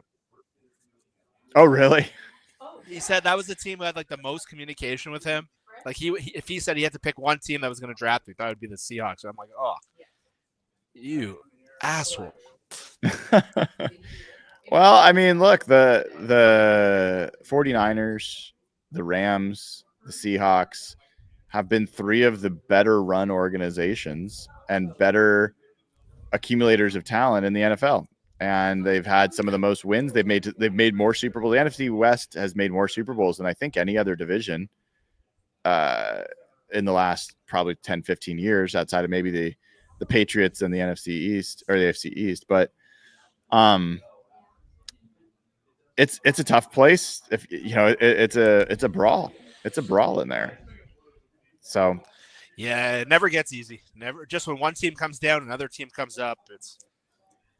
But I mean, you talk about speaking of the Rams, speaking of Puka Nacua, those are the kinds of things. They have a draft where they get Puka Nacua in the 5th round.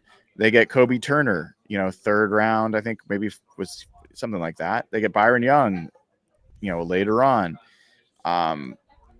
Those are the kinds of drafts that are franchise changing. The Saints draft in 2017. they got talent all throughout that. The Seahawks draft from 2010 to 2012, Cam Chancellor, a 5th-round pick. In 2011, KJ Wright, a 4th-round pick. Richard Sherman, a 5th-round pick. You kind of just keep going through it. And day 3 picks are often the thing where if you hit on those, there goes Jalen Royals, receiver to the Chiefs. Oh my God, Nathan would have lost it. He loves Andy Reid drafting Andy Jalen Reid. Royals. Oh, Yeah. that one I feel like any receiver that the Chiefs take, you can basically add 20 to 30% to their potential because of catching passes from Patrick Mahomes and running in an offense with Andy Reid. Yeah, it's if you're a receiver, that's by far the best landing spot. You always want to go there, but it just feels like they have so many of like the same kind of receivers there now. It's like it's gonna be hard to get on the field, but they probably had him graded pretty highly. But you go through like they have Xavier Worthy and Hollywood Brown and Sky Moore, and they've drafted so many of these guys. It's like they can't. Last year they had Hopkins for a bit. It's like they keep just finding the same kind of guys. They haven't really been able to establish their group really, but it's not like it's having a problem. That's what Patrick Mahomes and Andy Reid can do. But it's crazy. There's a lot of names on the board here. Like it's going to be hard to figure out what they do. Like some people love Marcus Bowe, Braden Swinson, Josh Farmer. My guess, I mean, I think the best talent here is probably Farmer. But if I had to guess, Bryce Cabledew is the name that I think makes sense for them here. Like the super gassed up, like athletic freak lineman. Yeah, that could be a tackle, could end up being a guard. You know, clearly a developmental player, not a guy you're expecting to play right away. But I think like the Chase Luntz, the Bryce Cabledews, this seems like the spot that you can get your pick of those guys, and then they're going to start to thin out. Jalen Travis going has to have gotten their attention. That maybe those guys might start coming off the board. Yeah, that's a really good call. Like they did a visit with him. That fits so well to the kind of prospects they're looking for. I wonder about Torrey Horton. I think they probably would like to take that's a good one too. They would like to take a receiver at some point. So far, they haven't been able to add to that group. Oh, and Dante Thornton went to the Raiders like a couple. I know. I didn't like that. You must have been bummed about that. The Raiders have they've taken a lot of your guys lately, though. They got Charles Grant and Dante Thornton. And the other guard you like, Connor, what was his name? Connor Colby? Not Connor Rudd. No, not Connor. What's his name? I can't remember the name of him. He's a guy you brought up last week. You thought good fit. Oh, Caleb Rogers. Caleb Rogers, not Connor Rogers, the guy from the media. Yeah, nice guy. Yeah. Caleb Rogers, I like quite a bit. Yeah, like the Raiders have gotten a lot of your guys. You're right. You're right. I'm looking at Ashton Genty, Jack Besh, Darian Porter, Caleb Rogers, Charles Grant, and Dante Thornton. That is, I've spent a decent amount of time on all those guys. I wonder if Pete's listening to your shows. Unlikely. Maybe when he was sitting across from me on the way to the combine, we exchanged brains for a second, and he is tortured now with my thoughts. But look, I don't know. I cannot believe. I honestly, like, this doesn't make sense to me. I'm a Raiders fan now. Like, I'm legitimately. Right? It's very weird, and it's just Pete Carroll. Like, I'm cheering for Pete Carroll. The fact that Geno's there as well is a bonus. That's not why. I was already cheering for the Raiders as soon as Pete Carroll got hired. Yeah. Yeah, like you can't like I was one of these guys that was just like they need to move on. But then when you like hear him talk again and then you hear him do this press conference and you hear him put out the draft clues and you're like you just remember why you fell in love with the guy in the first place. There goes Key Robinson, edge rusher from Alabama. This is one of the edge players I did like for the Seahawks. Mm-hmm. I thought he would be a little bit later, like 6th round. I think he's a limited edge rusher, but he's a good run defender. So he goes to the Broncos. But by the way, have had a pretty decent track record of picking out some of these edge rushers. Yeah, they have a lot of their defense is set up to be really good for a long time. And they didn't have the best day yesterday, the Broncos, kind of mid to underwhelming. But whenever they take a defensive edge rusher, like they pulled Nick Medito a couple of years ago, they've done a really good job just adding depth, keep building that defense, building strengths. They stole Zach Allen from Seattle, which could have been a franchise-altering signing, unfortunately. They ended up with Draymond Jones. But they've had a really good job job kind of building that whole defense up from scratch. This has got to be Shedeur Sanders, doesn't it? Like I've said that like 12 times though by now. I know. Pete, like there's gonna be a point where Pete's like, let me work with this kid. Like at this point, like they should do it. It makes so much sense. Is he not going to be drafted? Like, is that actually a realistic possibility? I think that's absolutely a realistic possibility. Like something must have happened in these interviews that were that bad that no one's even taking him, because there's never been a fall like this. Like it feels almost like I saw Stephen A. Smith say Colin Kaepernick, like, but I don't want to make that collusion comment, but like this is nuts. Well, let's see. The pick is in. The pick is in. And we've got some super chats we'll get to as well. This isn't Shedeur. I don't know when he's going to go. Let's see. Let's see which of your favorites they take from us now. Mr. Nemesis says, Pete was the cheerleader coach. Mike is the technician. I would rather have the technician. I mean, I was happy to have both. But, like, there is just a reality. At some point, the string, you played out the string. And Pete was no longer going to be the guy to turn around the Seahawks or to get them back to the next level. It was time for a change, and there was a chance it was going to be a really bad thing. Look, it hasn't been so far. The Eagles moved off the best coach maybe in the last 30 years. Like Andy Reid, right? They've won 2 Super Bowls since then, but like, look, it happens. Like, no, that was not. It is not Shedeur. It's Tonka. Tonka Hemingway. Buddy. Tonka. Yeah, from South Carolina. So, Shedeur Sanders, Jesus, he continues to fall. Just continues to fall. So Jacoby says, "Hi Brian, any thoughts on Emma draft's phone call video? He didn't seem super enthusiastic. Maybe I'm looking into it. Did you see his video of him like taking the not just the audio, but did you watch him on the other side, the South Carolina video that they posted? No, I saw the South Carolina video. I haven't seen. Like, I know the Seahawks usually are pretty quick to turn out like the calls with the players, but I haven't seen that one yet. Yeah. So, I mean, even the coach for the personnel guy was like, dude, get excited. And he's like, I appreciate it. Like, he's pretty flat. And then all the way until they hung up the phone call and then the pick got made. Then everybody it wasn't just him. Everybody in his whole house was subdued. And then they came on the TV and they all erupted. And so to me, that just... Like, if he was the only one that was subdued, that's one thing. But the fact the whole household was there, that makes me think it's just how he was raised. Like that's normal for them. And he's not big, reactionary, effusive guy. So he's genuinely, he clearly is excited about it. And the team brought him in for a 30 visit. And Mike McDonald talked about how they got to know him. They got him to lower his defenses a little bit, and they feel comfortable with who he is. So I'm not worried about it. So did you hear that? I did know you were there. That story was awesome. That they had Ernest Jones in his office grilling draft prospects. And I was just thinking, like, you're trying to build like the core of the team. And last time going through all these thoughts, and like you're trying to build the spine in your defense. That's what Mike McDonald's about. And you got Ernest Jones just hanging out in his office, interviewing the next safety that's going to be like the core player in that spine. Like, that just felt like this is McDonald's, like, team now. Like, you got Byron Murphy at defensive tackle, Ernest Jones a linebacker, Emanuori at safety. Like, that's who Mike McDonald's defenses was. And, like, I don't know. That was a really cool story for me. Like, hearing Ernest Jones was the one who, like, kind of sold Cooper Kupp. And, like, I think that's just a really important player in the building right now. I got to say, Tennessee just made a trade ahead of the Seahawks. Who would they be moving up? Who would they be moving to snag from the Seahawks? That's they probably think this is a guy that they traded offensive line, maybe 5 Marcus picks, Lebeau. And they swapped 6 rounders. So it wasn't a high cost, but they did this clearly to snag somebody who they think the Seahawks might grab, which makes me think it's a defensive player because the Titans have that connection with Mike McDonald. Denard Wilson coaches their defense. So maybe there's a similar guy they think they might be going after. That's my guess. Yeah.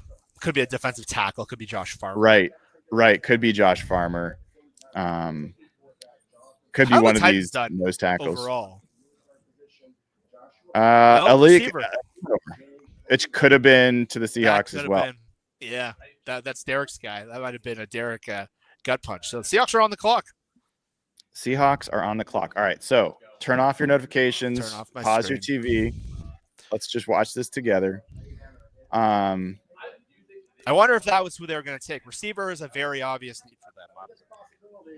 I think it is absolutely plausible that this was a guy they thought the Seahawks would take. Doesn't mean the Seahawks were going to take them or take him, but he's an X kind of guy. He is a blocker, like a vicious blocker. Like he was like a lot of things I like about Jack Besh. You could say the same thing about this guy. He just doesn't catch the ball that well. He drops the ball quite a bit. He's kind of an inconsistent player. That's why he's around in the 4th round versus, Jack Besh going in, what did he go, the 2nd or the 3rd? So that's like discount. Oh my gosh, there's a trade. Seahawks traded out, which may indicate that was who they wanted if they traded out that quickly. Is 3-6, the 6th pick of the 5th round.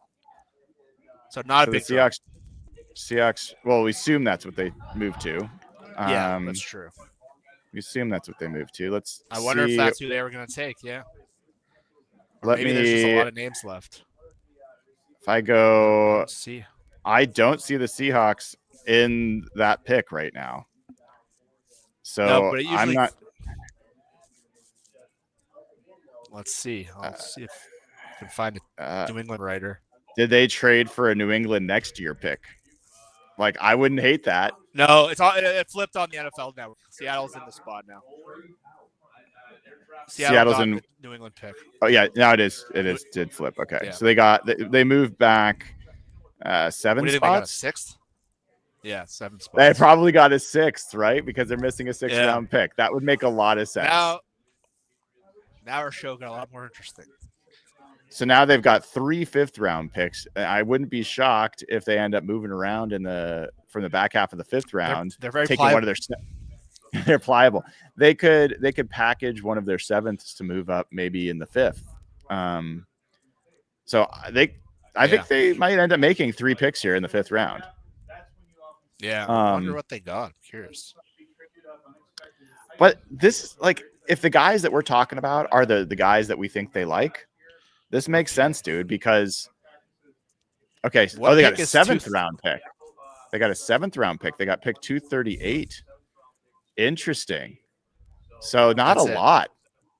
Now they have 3 7th round picks and 3 5th round picks. They're probably going to move one of those. You'd think they'd try to collapse some of those 7th rounders to get a 6th rounder. I'm guessing, like, when is Sam Howell going to get traded? You'd think today. Like, I'm sure they're desperately trying to find. Yeah, they're desperately trying to find somebody that will give them something for Sam Howell. Give us a 2029 7th round pick. Is probably the price at this point. So all they got was a 7th rounder, right? I guess it's only 6 spots, but I figured you get a 6th rounder for that. Yeah. Interesting. I thought they'd get a 6th rounder too. That feels like they really wanted to. They really wanted to move out. Okay, some more super chats. Jack from Canada. Can you explain what upsets are to John Schneider and who you think John was referring to when he said there were 3 or 4 last night? Yeah, so I asked this question of him. So John has talked about this in the past where they have the whole board stacked. And when somebody gets picked ahead of when they thought they would get picked, that's called an upset for them. And why that matters is because they are trying to predict and anticipate who's going to be available at what point. And so when guys go ahead of where they have them stacked, that upsets their board. And it might make them have to change who they draft or what they do, or trade up or trade down to do something. And so the fact that there had only been a few and he had to kind of think about it says that so far, I think the draft is largely following the way that they expected it to. That's a good question. Thank you for asking that. Canadian Hawks says every pick seems like a high ceiling guy who are also dogs. Each one mentioned getting after it right away. Seahawks mentality. And what do you think about that, Jeff? How do you feel about the kind of attitudes that they've added? Yeah, that's the vibe I got when I kind of sat it all back last night and I was trying to put it all together. I'm like, these guys are not only great, and there's Josh Farmer, right, with the Seahawks pick. Oh man. So yeah, I hope that wasn't their guy. But Yeah, it did feel that way where they got like, if you saw Jalen Milroe's reaction when Tyler Booker got drafted the other night, like Milroe was at the draft, which was weird enough to begin with, but like I made note of him, like this guy seems like an awesome guy. And then there's that video of Terry and Arnold last night celebrating Milroe's being drafted. Yeah, what did you make of that? It just shows you how like beloved the guy is in the room. I don't know what that means on the field, but the Seahawks have had a lot of quarterbacks that certainly would not have generated that reaction from their teammates in certain years. And so it shows you how beloved John talked about it. And hearing him talk was pretty cool. You were in that interview, and I really like Elijah Arroyo. I think he's got a really interesting personality. From what I understand, he's a very just hungry guy, like really driven to succeed. And I don't know much about his personality. I haven't heard much about him, but yeah, I had the same read as that. I had the exact same read. So, give me a really good draft. They have. Let's talk about that in a second. How long do you think that? How many more hours do you think the rest of this draft will take? Like 2? No, more than that. You think more than that? All of 5, all of 6, and all of 7? Yeah. I think you're looking closer to 4. Okay.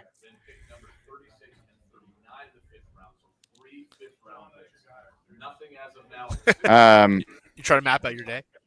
I am, because my wife's like, okay, are you going to be able to pick up our son? And I'm like, I don't think so. I have a lot of making up to do after these 3 days for sure. Yeah, I had to do a coffee run in the morning. I was an hour late. I had some things I had to do. Oh, dude. Yeah. You do whatever you got to do. Yeah. All right. So you talked about the Patriots. Let's get back to that in a second. The 49ers pick is in. We'll see what they have. It's the last pick of the 4th round, I mean. Matt McManus, Super Chat member for 8 months, says, guys, Rob Mays and Derek from the Athletics comp for Milroe was Colin Kaepernick. What are your thoughts? I think that's a little extreme. Kaepernick was a 2nd round pick but I get what they're saying in terms of like Colin was a much better, more dangerous runner than he was a passer. But I think Colin was way more advanced as a passer than he is. You were at the Senior Bowl, and the problem Colin had, what the Seahawks figured out is he only could like gun the ball in there. He didn't have touch passes. But I think in terms of like pure like reading defenses and being accurate, I think he was a far more progressed passer. And so, but there were certainly similar like skill set limitations. And like they both run like Giselle's, like honestly. But like I get it. I think that might be a stretch though. I think that might be the best comp I've heard. I think for the reasons you mentioned, it's not a perfect comp, but there aren't very many perfect comps. I think I also think Colin Kaepernick is a different kind of runner. He was a straight line runner. Jalen Milroe's he's got some agility to him as well. But I like that comp personally. Everyone talks about Lamar Jackson. I'm like, that's not a good comp. Lamar Jackson is a way better passer than Jalen Milroe is. And I think it's unrealistic to expect Jalen Milroe to become the passer that Lamar Jackson's become. I think Colin Kaepernick was a limited. He had like this rocket arm. I don't really think that Milroe has a rocket arm. I think he's got a good touch on a deep ball. Kaepernick's deep balls were not parabolic. They were kind of lasers. So that's the thing. All Kaepernick had was those lasers. That's fastball. Yeah. The 49ers, by the way, they select Jordan Watkins, a receiver from Ole Miss. He is 5'11", 196. He did run a 4.37 40. Wouldn't be surprised if this is more about, kick returns, that kind of thing. But they also do have some need for receivers, so it could be that as well. So the Seahawks right now are, again, they're six picks away from making their first day 3 pick. Let's get back to, we'll do some super chats, but let's get back. You talked about the New England draft. Will Campbell, Travion Henderson, the running back, Kyle Williams, the receiver from Washington State, Jared Wilson, the center, who we both like, Craig Woodson, the safety, and Josh Farmer, the defensive tackle. That's a pretty good haul. Yeah, like obviously Will Campbell at 4, there's questions there whether that's what your typical 4th overall pick looks like. But really the goal of this draft was to build something sustainable around Drake May. And They got him 2 starting offensive linemen. I don't know if Campbell is going to be a tackler or a guard. I think Jared Wilson's because they lost their center and the guy retired. They put 2 centers in. Travion Henderson is one of the best pass blockers and one of the cooler like airbacks in this draft, which is a quarterback's best friend. Like they can get the ball to him in space. They don't really have that. They had the bruising Ramondre Stevenson, and then Kyle Williams, I think stylistically with Drake May is a really good match. Like his ability to separate. And a lot of people thought he'd be a high second-round pick. They got him in the 3rd round. And so I think they've done a really good job of building something. They still don't have like the A receiver, probably the number 1 offensive lineman. I don't know if Will Campbell's that. But they've really got like the infrastructure they had for him was borderline horrific. Like they had a rough free agency. I think they tried to sign a bunch of guys. They all went elsewhere. They only signed Stephon Diggs, who I didn't love that move. That seemed pretty desperate. So I think they've really bounced back here. They did not have a good draft last year beyond Drake May. This, to me, they've had one of the better drafts, in my opinion. Yeah, I think it's in the conversation for sure. All right. Home Chicken Super Chat says, speak on Milroe and K9 opening up read option chapter in playoffs. I mean, it's true, dude. Like Milroe and K9 as read option is really stressful. And with the offensive line being able to move the way that they move, you're going to get some trap blocks. You're going to get some reach blocks that put defenders in a tough spot, man. Yeah, like obviously you think of like the best read option thing they've ever done with Russ and with Marshawn. Like that was a perfect combination of speed and power.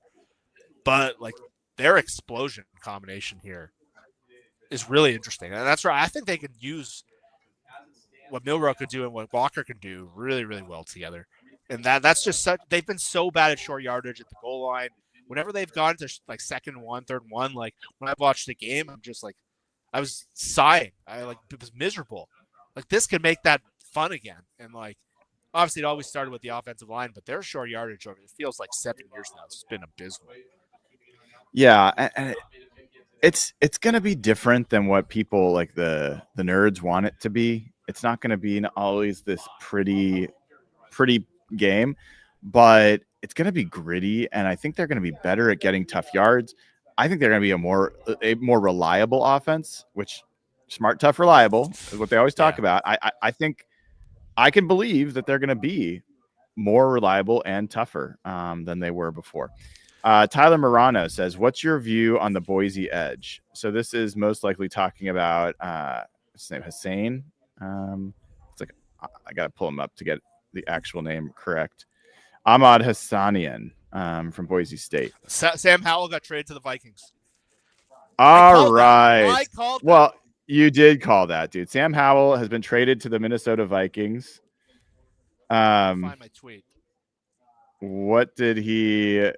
What did they get? Did they get a 6th-round pick? I called that from April 11th. Cam Jackson. You did. There goes Cameron Jackson. We'll get back to your super chat, Tyler. So the big nose tackle, who I really like from Florida, goes to Carolina. That's a shame. But there are still more options there. Do we have any information on compensation yet, Jeff? No, but that's so funny that I called that. You have to think that I'm guessing a conditional 7th, but maybe they got a 6th. Okay, they've received. Oh no, this is a different. That's the Patriots pick. Pick swap. They moved up from 172 to 142. Oh, really? Yeah. Wow, that's a big jump. So that means the Seahawks are up after the Ravens. They're going to pick at 142 and 144. All right. So, dude, shut down all your notifications. They just traded up. You know what? That's a great actually trade. That's a pretty good trade in my opinion. That's got to be the equivalent of a 6th-round pick, isn't it? Yeah. So wait, they traded up from 172, you said? Yeah. So 172, let me do a quick trade chart on that. So pick 172 is worth 22.6 points, and they traded up to what pick? It's saying Rappaport's tweet says 142 to 172, but it hasn't showed up on the NFL Network yet. It showed up on mine. They have 144. 144. They have 142 and 144 Oh, now. 142. Yeah, 142. Okay, 142 is worth 35 points. So that's a 12-point difference. A mid 6th-round pick is worth 13 points. So it's worth a 6th-round pick, which is what I think you and I both thought is what they get. You could say a conditional 7th, which would have been maybe a 6. I think they did fine, dude. I have no problems with this. Yeah, they basically recouped their original investment. And yeah, exactly. That's a good way to look at it. At it. And I mean, they couldn't leave today without getting something for him. That was hilarious. I called that April 11th. I put that on Twitter. They're going to trade the Vikings. Yeah, you did. That might be the most absurd thing I ever say in my life. Are you gonna go? Tell your wife about it. I projected the backup quarterback to JJ McCarthy, who I don't even like. I thought you were gonna say I projected the 4th-string quarterback that he was gonna get traded. Yeah, take that. I was the only one who said it. No, but you nailed who he was gonna go to. So we're all good. Well, so the Ravens.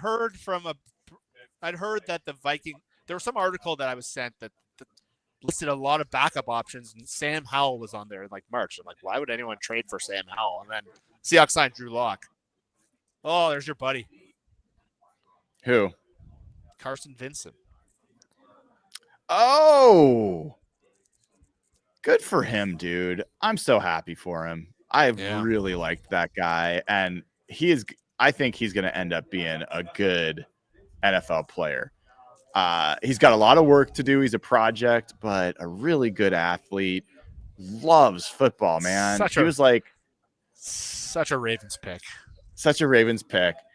Like when I talked to him at the Senior Bowl, at the Combine, and I talked to him about the Senior Bowl, he was like, I just didn't know if that was the last time I'd ever play football. And so he was so energetic and enthusiastic and so excited and was like a kid.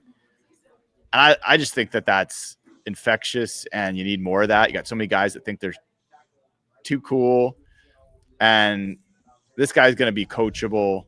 I'm happy for him. I would have loved to see him in Seattle, but happy for him nonetheless. All right, it is officially updated here that the Seahawks are now on the clock. There's so many people that freaked out about signing Drew Lock and all that stuff, and like, let you do this move, like all right. So the pick is in. The pick is in. Yep, pick is in. So they clearly, that's a great trade. It is a great trade. They've moved around pretty well. They now get 2 top of the 5th-round picks. I told you, I called that they were going to move to the top of the 5th round. I didn't think it would be going backwards and then forwards, but that works as well. And so they got 2 of the next 3 picks. Yeah. Who do you think this is? I'm still going to stick with Cable Do or so between them is Miami. Lunt? Yeah, between them is Miami. So an offensive lineman would make a lot of sense there. The short corner as well. They're short a corner. I think this could be Zoff Frazier, Torrey Horton, Miles Frazier, Marcus Bowe. There's a lot of all names that would make sense. Chris Paul Jr., the linebacker, could make sense. JJ Pegues, the defensive tackle. Yeah, this makes more sense for Pegues. More than the third round. It could be Logan Brown. I don't want it to be, but it could be. That would be like sort of their typical day 3 they've had the last few years. It would be. Could be Jeffrey Bassa. That would be a good pick. I would be very happy with that. It could be Drew Kendall. Drew Kendall, the former Pete Kendall's son. It could be Jonah Monheim, the center. Jonah Monheim would be a good pick here. Yeah, it could be Jackson Slater, Clay Webb. I mean, there's a lot of guys, dude. Yeah, they get 2 of the next 3. Like, this is fun. Yeah, I'm excited to see what they do. Braden Swinson there for a while. I just don't know, man. Let's see. Well, pick is in. All right, agrees. Here, let's focus on this. I'm going to not listen to anything else and just watch the pick come in. You doing the same thing? Yeah, I'm locked in.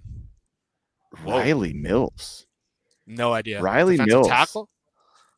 Yikes, from Notre Dame. Okay. That's the first one that I'm not particularly excited about. Well, that's back to the old Seahawks draft. 6'5", 291 pounds. Led the Notre Dame team in tackles for loss and sacks despite tearing his right ACL in the first round of the college football play. I do know this guy. So he was a guy that was a big part of their run defense. I think was a guy that was expected to go much higher until he had this injury. So this is essentially a guy that they are taking a redshirt year on, probably. Yeah. Yeah, go ahead. So he got hurt in the playoffs? Yes, first round of the college football playoffs. What do you have, an ACL? Yes. So God, that's I guess they look at the Howell pick as a redshirt pick. Surprising they would do that now with so much talent on the board. Yeah. This is what Lance Zierlein says. Round 6, Mills has the size, strength, and demeanor of a 3-4 defensive end. He's aggressive and physical in phone booth fist fights, but plays off blocks and tackles the gaps around him. He's not much of a knee bender, so anchoring firm will get a lot tougher as a pro. He lacks explosive, twitchy movements as a rusher, but makes good use of heavy hands to carve open edges, get in the pocket. He's a better picker than twister. I don't know what that means, and can bull rush unsuspecting guards. Mills could become a 3-down rotational piece. Jordan Phillips. I mean, they could have had him if they wanted him. So I like Jordan Phillips better, but again, I trust Mike McConnell more than I do. Rob put out that he had a 3rd-round grade on Riley Mills. He said injury is the only reason he was still on the board. Very good athlete, lots of talent. It's another dice roll. The Seahawks are they're showing some weird balls here this year with Milrow, and they just traded out. It looks like they traded out. Yeah. Oh man. Oh. Come on, dudes. Where's Cleveland? I mean, Cleveland has 166, and they all have one. I don't know what did they do here. Did they get a next year pick? I'm waiting for them to get a next year pick for one of these moves. I don't see the compensation yet. Yeah, I'm looking around. I'd like to find some more information about Mills' injury situation because that's a bold pick. There are a lot of interesting names, and I mean, look, it looks like 166 they now have. Okay, is what I'm what seeing. Do you think you got for that? Do not know. Maybe a 6th-round pick. 7th. Yeah. But I mean, how many players do they need, dude? They have a lot of picks. Yeah, just surprised that they took kind of a redshirt pick at this point.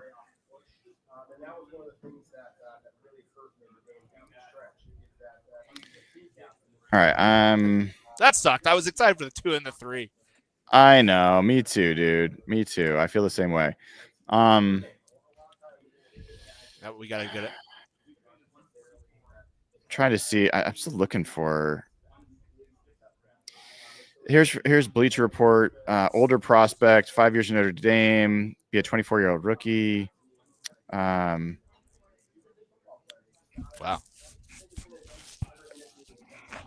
I'm not seeing enough about his injury to see that this is really he's going to be missing a year.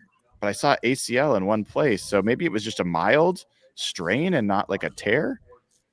I would need to. I'm sure you're going to talk to him pretty soon, so I'm curious where that is. Oh, that's right.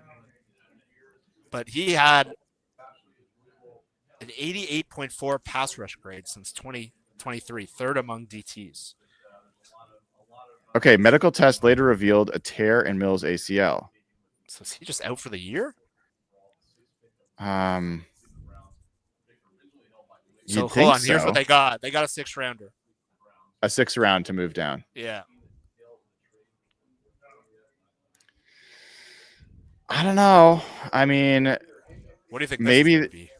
Maybe they feel like they're enough of the guys that they liked got snaked, and so they feel like they had the ability to move down and get more guys. Maybe they like Carson Vincent. Maybe they like Cam Jackson. So they still have 2 more 5s, and they have a 6 and 3 7s now. God, they've added. So now they have 12 picks? The Yeah. 11 picks. So they have 11 Yeah, picks. they do have 2 more 5s, and then when's the 6th? The 6th is Seahawks PR just tweeted. The 6th 192. is 192. 192. So So that's relatively early. That's like that's the 16th pick in the 6th round, so middle of that round. I mean, think about this. Like, there was going to be a huge gap between their 5th round and the 7th. 7th round. They must have a lot of guys left on their board. Yeah. I mean, look, there's a few guys that if they come out of this with, I'll still be okay. Zoff Frazier, the number 1 name on that list. But there's a lot of names we went through that are all still there. Yeah, that's a little shocking. They took the injury guy here, then move out.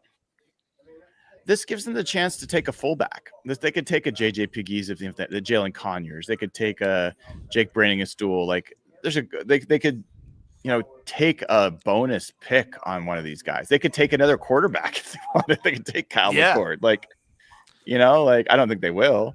No. They could double up. They could get a Jonah Monheim and a tackle. Like, they could get a Clay Howell Webb for and a Riley Mills. Yeah. Yeah. I'm just surprised that Riley Mills is the guy that they stuck to pick for. Me too. That was surprising. They figured if they're going to move down, that was the move down. I assume you're going to be able to stick around for a little bit while I have to run and talk to Mr. Mills. Yeah, I'm going to need to charge my iPad pretty soon, but I can stick around while you go. Well, you let me know, dude, and I can always throw up. It could just be a blank screen for a while. People can hang out while I wait. Okay. I feel like something big's about to happen. They just showed Ian Rappaport. Well, maybe Cleveland going to take Shedeur? Is Cleveland going to take Shedeur here? Could happen. Yep, there they did it. Shedeur Sanders finally been selected. The Seahawks traded out of the Shedeur Sanders pick. If he becomes great, that's now a story. So the Seahawks traded got a 6th-round pick for Shedeur Sanders. Yeah, essentially. Yeah, that's if you want to have a bit, that's a pretty good bit. Yeah. All right, dude. I'm gonna go get ready for this call. You gonna hang out? Yeah, I'll hang out. All right. Feel free to keep talking through people and what's going on. All right. Yeah, for sure. So, a little surprised by that pick, honestly. I thought with the amount of names on the board with offensive linemen, they had teams in front of them. They had this other pick. I thought they were going to do something pretty. Receivers just a giant hole in their roster. So is corner. So either that no one stuck out on their board, or they had such a high grade on Riley Mills that they couldn't pass him because of this gap. But with that extra pick, I'm not really sure. So now they have 2 more 5s, 2 more 6, and 3 7s. I'm guessing they're going to move up again. There's no reason to have 3 7th-round picks at this point. There's not really a player you can trade for in this range of the draft. Not really any. Howell's the first player that's been drafted, but it's just they've shown a really amount of balls. I'm not saying like a lot of high upside, high floor players where it's just not high floor. I mean, high upside, who knows what the floor. Jalen Milroe into a guy potentially coming off an ACL. This has not been so in the Seahawks draft. They've gone with the more low floor guys on day 3 and the Mike Morrises and the Cam Youngs. This has been a surprising day for them. And look, I did not spend a lot of time on Riley Mills. I'll be honest. I wish I could add more value. I rely on the people, but there was a lot of names I had spent time on, and a lot of the offensive linemen. Marcus Bowe was a guy we were looking at as a 2nd-round pick in some of our scenarios. And I think when I did my What John Schneider Can Do mock draft, me and Brian did the show a couple Saturdays ago, I had him going in the 2nd round. And so I don't know if there's medical concerns. They didn't interview him at the combine. Braden Swinson's a guy I thought they might like. They haven't added edge, so that's been kind of my read. They didn't really need bodies there. But I do wonder about that whole scenario where they got scooped on A.M. Manor, and I wonder if that was a guy they were going to take because they moved down right away after that. So Torrey Horton was the guy I ultimately would have taken there if it was up to me. Look, I need to know more about the injury history. I know that guy has very good numbers, but don't really know why you would take. I'm not sure who Mac McWilliams is. He just went to Philadelphia. Mac McWilliams seems like a character from It's Always Sunny and ends up in Philadelphia. So that's one of the great names of all time. And I wish I knew more about Mac McWilliams. He seems...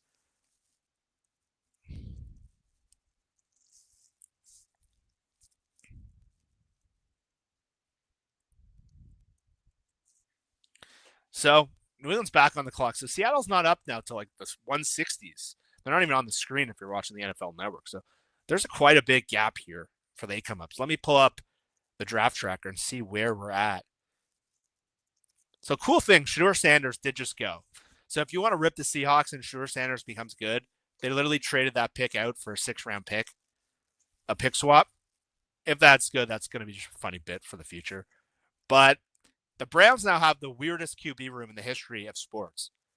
We talked about Russ, Jameis, and Jackson Dart. This Browns room is like takes them to a whole nother level. So let me read out the Browns quarterback room. So the Browns like caused like a meltdown last night when they took Dylan Gabriel in the 3rd round. I think right after the Seahawks took Milroe. The Browns quarterback room, Dylan Gabriel, Joe Flacco, Kenny Pickett, Deshaun Watson, and Shedeur Sanders. Let's see that again. Joe Flacco, Dylan Gabriel, who they drafted in the 3rd round, Shedeur Sanders in the 4th round, Kenny Pickett, and Deshaun Watson. That is the strangest collection of players you've ever seen. Like to draft 2 quarterbacks, Kenny Pickett, sign Flacco, still have that anchor Watson. If you're a Browns fan, like what? You're hoping just Shedeur's the dude and like that is, I don't know what the hell. They talk about the Saints. They're one of the weirdest teams going on there. That is perplexing. I have no idea. So I hope Shedeur Sanders doesn't turn out into like an all-pro level player. I think it's probably a long shot. He went 144. I did some bets. I talked about my bets I did the other night. Shedeur Sanders over 21 was one of my best bets. And I thought he'd go like in the 30s. 144. I should have put my whole bank account on that, but I didn't do very well in the draft. My betting this year. This was a tough year for me. But look, the Seahawks still have a chance to make their team better here.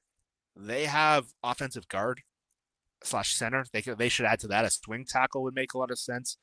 Receiver is just standing out like a sore thumb to me. Like Torrey Horton was a guy I know some of our guys liked. Maybe he's still there, but receiver just is not lined up for them really. Jalen Noel, they could have had a couple times last night. I thought that would have made sense. I don't know. Eric Anyamore, that guy made sense. Dante Thornton was a great MVS guy. Torrey Horton standing out like a sore thumb. He's going to be on this list. And there's Braden Swinson. Rob Stan's guy. So I think New England has had an awesome draft. They've added Josh Farmer and Braden Swinson today. Mike Vrabel was a guy that I liked more than other people last year during the coaching search. He didn't really seem to get off the ground with the Seahawks. Never really seemed to get off the ground. I just like how he builds a team. I think he's kind of a meathead. And apparently, like, the thing he loved about Will Campbell is he put pads on and was like whacking him. Like, he's a meathead. But I don't know. I've always like found those teams tough in Tennessee. And I think they've had a really, really good draft. The Browns are just strange. Like, they've come away with the extra first from the Jags next year. Shedeur Sanders. Like, I don't know if you're happy or freaked out, but that is a team I just have no idea where they're going. But yeah, New England keeps taking good players, man. I think Braden Swinson would have been a much more interesting. I'm very curious for Brian to come back and see what he reports back because this pick is just boom or bust. The Seahawks are taking some risks, man, because Jalen Milroe, if he doesn't play, that might be a 3rd-string quarterback, and you take someone else. They do need some depth. So they have a lot of picks coming up. 2 5s, a 6, and 3 7s. So that's 6 picks they have coming up. Still to go. So they've already drafted 4 guys. So there are 10 players. No, they've already drafted 5 guys. So they're going to have 11 players in here. And so I need to see more about Riley Mills and what's going on with him. My accountant is calling me right now, but I'm gonna have to ignore him. We're on live. So now we got Rams, Niners back to back. So when are the Seahawks picking? The Seahawks are picking at 160, and then somewhere I think around 172. So we're not going to be up for like 30 picks basically till the Seahawks are up. So a bit of a bummer. I was hoping we get that 2 picks in third. Riley Mills was not on my radar. I'm not going to lie. But now we got the Rams, the 49ers, the Cowboys. So everyone's favorite teams are coming up here. We're going to have to see some guys come off the board. No, this is not one who was on my radar. So anytime a player gets taken that's not on my radar, I'm okay with it. So Niners have had a lot of defense. They drafted a receiver. Jordan James is an interesting player, but not someone that I had on the radar for the Seahawks. Hey, so, dude. What did we learn? What did we learn? I've been curious. Pretty interesting. He's well ahead of schedule on rehab. He said he expects to be back potentially by training camp. By training camp? Yeah, that's what he said. Now, players tend to be a little optimistic, but if that's where he's thinking, then him playing this season at least feels like a realistic possibility. He said the Seahawks doctors, he met with them. They feel like he's ahead of schedule. So, if he's going to be a guy that can play this year, that definitely changes the perspective of this pick. If this is a guy that maybe they have some medical on that other teams don't. John Schneider's talked about that. I've talked about that with Matt Berry, where sometimes there's these day 3 guys, they have medicals on that other teams don't, and it allows them to take players that other teams might be passing on. This might be a guy that they had a higher round grade on that they were able to get later. And the fact that he had that injury, like there's no doubt he would have been a higher taken player if he didn't have the injury. He ends up being a 5th round player, probably was a 3rd round player at least before the injury. At 291 pounds, like what role do you see him projecting to? Honestly, I think it's the Mike Morris role. I think it's and also the Roy Robertson Harris role. He's the heavy. He can play the end. So he talked about he can play a little end, can play defensive tackle. He had a pretty good pass rushing year. I think you were talking about that. So he's developed the pass rush. He talked about the players that he kind of like admires or watches. One name that I think you'll like, Jeff, Zach Allen. That's, I think, what he hopes to become. And if they add someone similar to Zach Allen, it'll be a friggin' steal in the 5th round. That's for sure. I also saw Braden Swinson went while Braden Swinson went to New England. Mac McWilliams, one of Nathan and I both liked him. I think Nathan and I deserve a little credit there. I'll say at the combine, we both picked him out as a guy that nobody was talking about from UCF. We liked him better than a lot of the guys that were going through drills, and he ends up being a 5th round pick to the Eagles. Yeah, the Niners took a running back, Jordan James, while you were gone. Doesn't Mac McWilliams sound like a character from It's Always Sunny in Philadelphia, though, and ends up in Philadelphia? Yes, it does. That's really funny. Dane Brugler loves Jordan James, by the way. One of his favorite players in this draft. Not as huge on him myself. The Rams take Ty Hamilton, defensive tackle from Ohio State. They continue to load up on the defensive line. Okay, let me read you this quarterback room. I need to hear This is a quarterback room. Yes. Joe Flacco, Kenny Pickett, Deshaun Watson, Dylan Gabriel, who they drafted ahead of Shedeur Sanders, and Shedeur Sanders. Is that not the perplexing quarterback room? Do they still have Dorian Thompson-Robinson too, or do they cut him? No, they traded him straight up for Kenny Pickett. They traded him. That's right. For Kenny Pickett. What in the world is that? It is a dice roll. And I can't say it's the wrong thing for them to do. Put them all out there, see how it goes. If Shedeur Sanders has been at all humbled by this and has the huge chip on his shoulder and he can show that he's got the talent that I think a lot of people thought he had, could it end up being a franchise-changing pick for them? Yeah. They've had Johnny Manziel and Shedeur Sanders now in Cleveland. They've got their whole slasher. So when is the Seahawks pick? Is 170? I thought it was 166. 166 is their next pick. That's what I thought. They got 2 more fifth. They got the one they just traded for, and then the original comp pick back. So they still got 5 more picks today. Yeah, I've got 166 and 175. They have 6 more picks today. Yeah, 2 in the 5th, 1 in the 6th, and 3 in the 7th. Good lord. Jaden Blue. Oh, no. Oh, they should have not made that trade, taking Jaden Blue. Yeah, I like Jaden Blue. But, I as much as I like Jaden Blue, the Seahawks have not just Kenny McIntosh and K9 and Zach Charbonnet. They also have George Holani. Like, they have a pretty good running back room. Oh, I'm not going to be upset if they don't get. That's a fun pick for the Cowboys. Like, Cowboys had a good draft. Did they though? Yeah, you like it. I'm not as huge of a fan. You like Tyler Booker a lot more than I do. Yeah, I like Tyler Booker, especially for them, who's just running the gap scheme. And I don't like Donovan. I don't like Ezraku. I didn't love Ezraku, but I like him as a second rounder, and I thought sure. Ravel getting him. Savon Ravel. That's Savon Ravel and Jaden Blue. Good picks.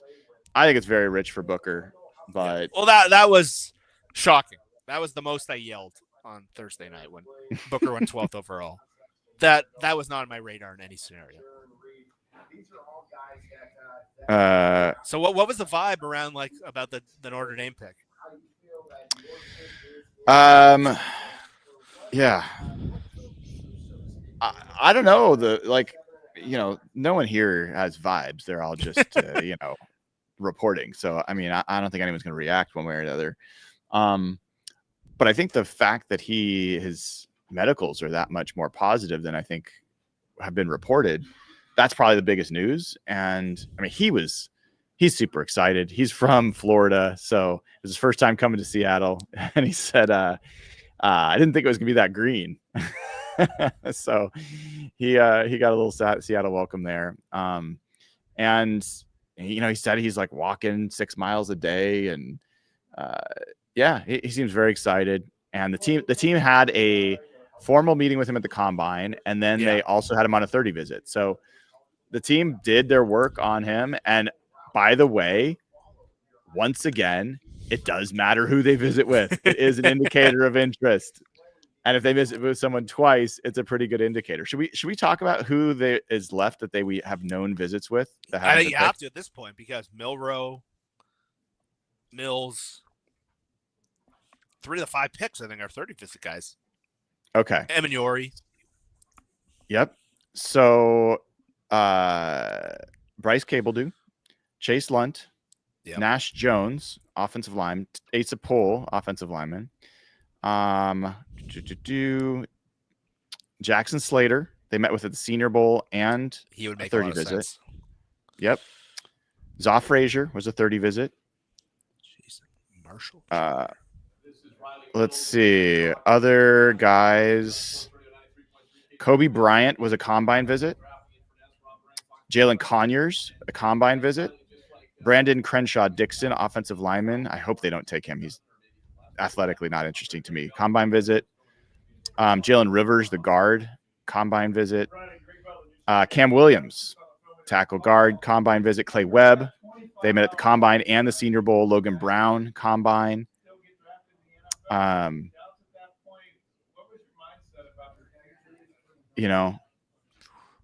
lot of Miles Frazier, obviously they met with the Senior Bowl. John Monheim, Jeffrey Bassett, all were Senior Bowl guys. There's a bunch of Senior Bowl guys left.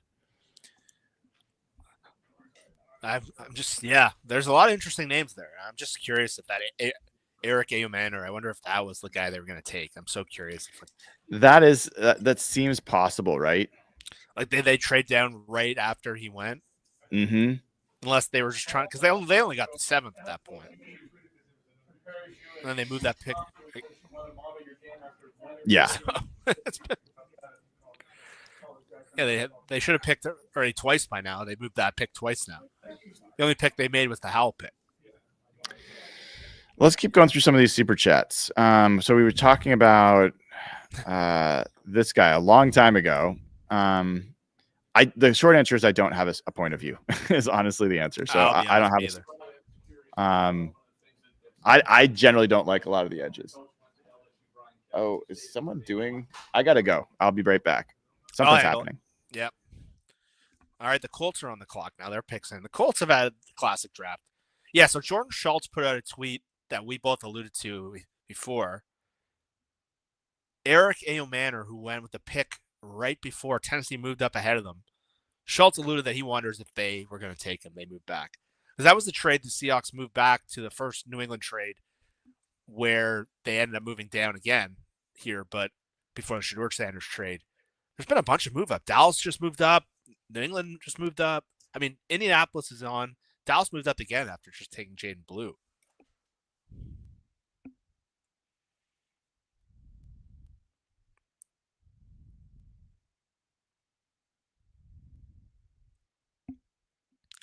So my buddy just sent me a text. This is what sidetracked me. Deion Sanders apparently tweeted earlier this offseason, I love what the Browns have done this offseason, but if I'm a young quarterback, ain't no way I'm going to Cleveland. I would pull an Eli Manning if possible. Is that a real tweet? That is a real tweet that had 1.9 thousand retweets. This is hilarious. That is so funny. I'm going to put that in the chat. Deion Sanders, find it. DJ Giddens. There's a running back right there. DJ Giddens is a very popular running back. The Colts always do this. They take these high upside day 3 picks. They took that the guy Alu a couple years ago. Oh, man. So Seahawks are just moved on to the TV screen. So they're up in 3, 6, 9, 12, 15 picks. 3, 6. Who's excited? They're up in 15 picks. So, again, Dallas just moved into the spot. I don't know what they want. But, yeah, wide receiver to me just sticks out like a sore thumb. Sticks out. They do not have a lot of depth there unless they think a lot higher of Jake Bobo or Steven Sims or River Craycraft. Not necessarily a building block players. Those are bottom of the roster players. At this point, you're probably looking at bottom of the roster players anyway. But Eric Ayomanor, this is a guy that I think he can play. And so, yeah, Derek was a big fan of him from our show. He talked about him last night. He talked about him on pre-draft shows. We will always have to wonder if that was the guy they were about to take because they swapped down right after that pick and then swapped down again. So I don't know if they were planning on that second swap and maybe the 6th round pick is what pulled them over the top. But yeah, there's a big wait here. 15 more picks till the Seahawks come up. They need some spots. Let's go over the spots we talked about. They need corner. Again, if the corner market falls away from them, my prediction, see if it's as good as the Sam Howell prediction, is that Shaq Griffin will be signed in early May to play corner for them. They have the cap room. They need another body outside. Shaq played decent for Minnesota last year. And there's Shamar James, the linebacker, who I think Griff was talking about. Griff and Rob, I believe, saw him very differently. So Cowboys take Shamar James and Jaden Blue. Very big names. So that's an interesting one. DJ Giddens was a running back. People really, really liked this. The day 3 was always going to be the running backs. Hey, my God, have you seen what Maurice Jones-Drew looks like? Like, look at me. I put it on some weight since my son was born. But Maurice Jones-Drew was in the NFL in like 2011. He looks like me. It's crazy. But anyway. So now Bengals are on the clock. Seahawks are still moving. They got 2 picks coming up this round. So spots, corner. Again, Zoff Frazier's kind of sticks out like a sore thumb. If not, I don't think that. Linebacker, Jeffrey Bassett from Oregon. Brian has been tracking pretty seriously for a while. But linebacker is a need for them. They are one linebacker away from some serious area. Defensive line was obviously, they had the last pick there. Brian is probably talking to someone right now. I'm guessing one of the scouts who probably does that area. I'm guessing the area scout is what Brian's looking at right now. But they did a lot of moves. They moved up. They moved down twice.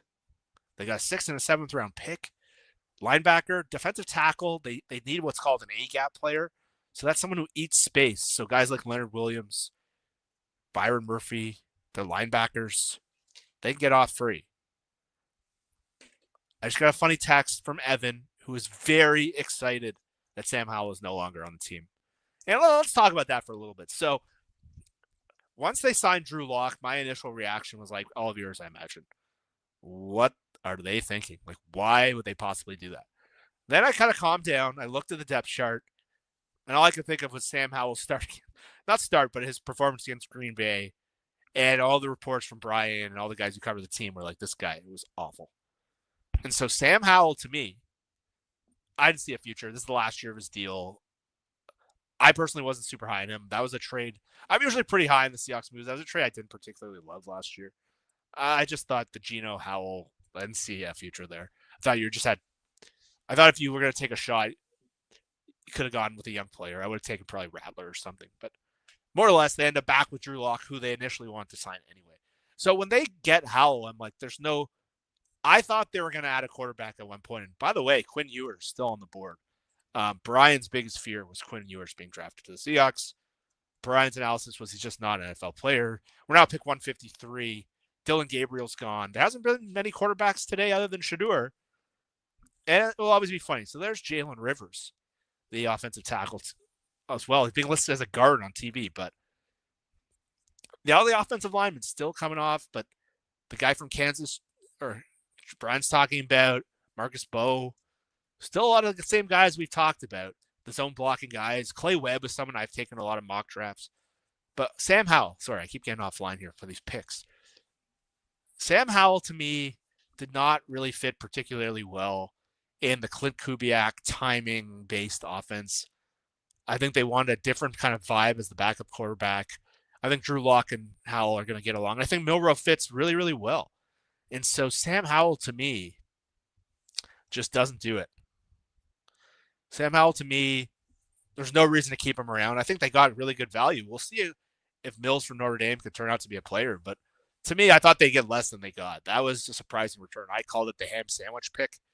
So Sam Howell, to me, once that trade happened, and Minnesota had not signed a backup quarterback for J.J. McCarthy. And McCarthy coming off an ACL. But the funny part is Kevin O'Connell is so good, and that system is now with the offensive line they built in Minnesota. Sam Howell's gone from the worst offensive line in Washington, where he set records for sacks taken, to the Seahawks interior system, which was like Seahawks offensive line last year in the Ryan Grubb system was horrendous. Minnesota has now added Donovan Jackson, Will Fries, so to some that would have been the Seahawks' ideal offseason, and Ryan Kelly with their left tackle. If Sam Howell gets to play, and there he is, Marcus and Bo to the Giants. I'm sorry, my friend Griff. The Giants have had a nice draft, too. They got Scatabo today, Marcus Bowe. Didn't love the dart move, but Abdul Carter and the defensive tackle that a lot of people liked, Darius Alexander. Giants had a nice draft. Joe Shane's taking a lot of crap. Marcus Bowe, I had him going in the second round in some mock drafts, so that one sucks. I would have taken him at that point. But anyway, so I'm saying, if Howell ends up playing at all, here's the painful part. I wouldn't be surprised if he looks decent this year. Why? If Ryan Grubb's not there, number one. Josh Cashman, his favorite guy on the planet, Ryan Grubb, is not there. That is a big deal. And so I think putting him in a system, going from Ryan Grubb with an interior line that can't block to Minnesota with O'Connell that made Josh Dobbs look pretty good. You saw what they did with Sam Darnold last year.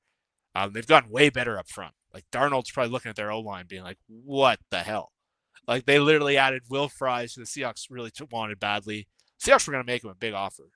And from what I understand, they did. Then they get Donovan Jackson. To me, one of the better prospects in the draft at guard. I really like Donovan Jackson. I wonder if the Seahawks did too. And they had Ryan Kelly, who was one of my favorite players coming out. He's pretty diminished at this point, but he's just clearly an upgrade to Garrett Bradbury, who could not pass block at all last year. Good run blocker, but was just blown off the line way too much. That Rams playoff game. So now Howell goes to that system. It might be annoying if he gets in the game, but it's likely going to be a J.J. McCarthy year anyway. So Howell's in the last year of his deal. They needed a body there. They were looking at Joe Flacco. There was talk they might get Kirk Cousins back.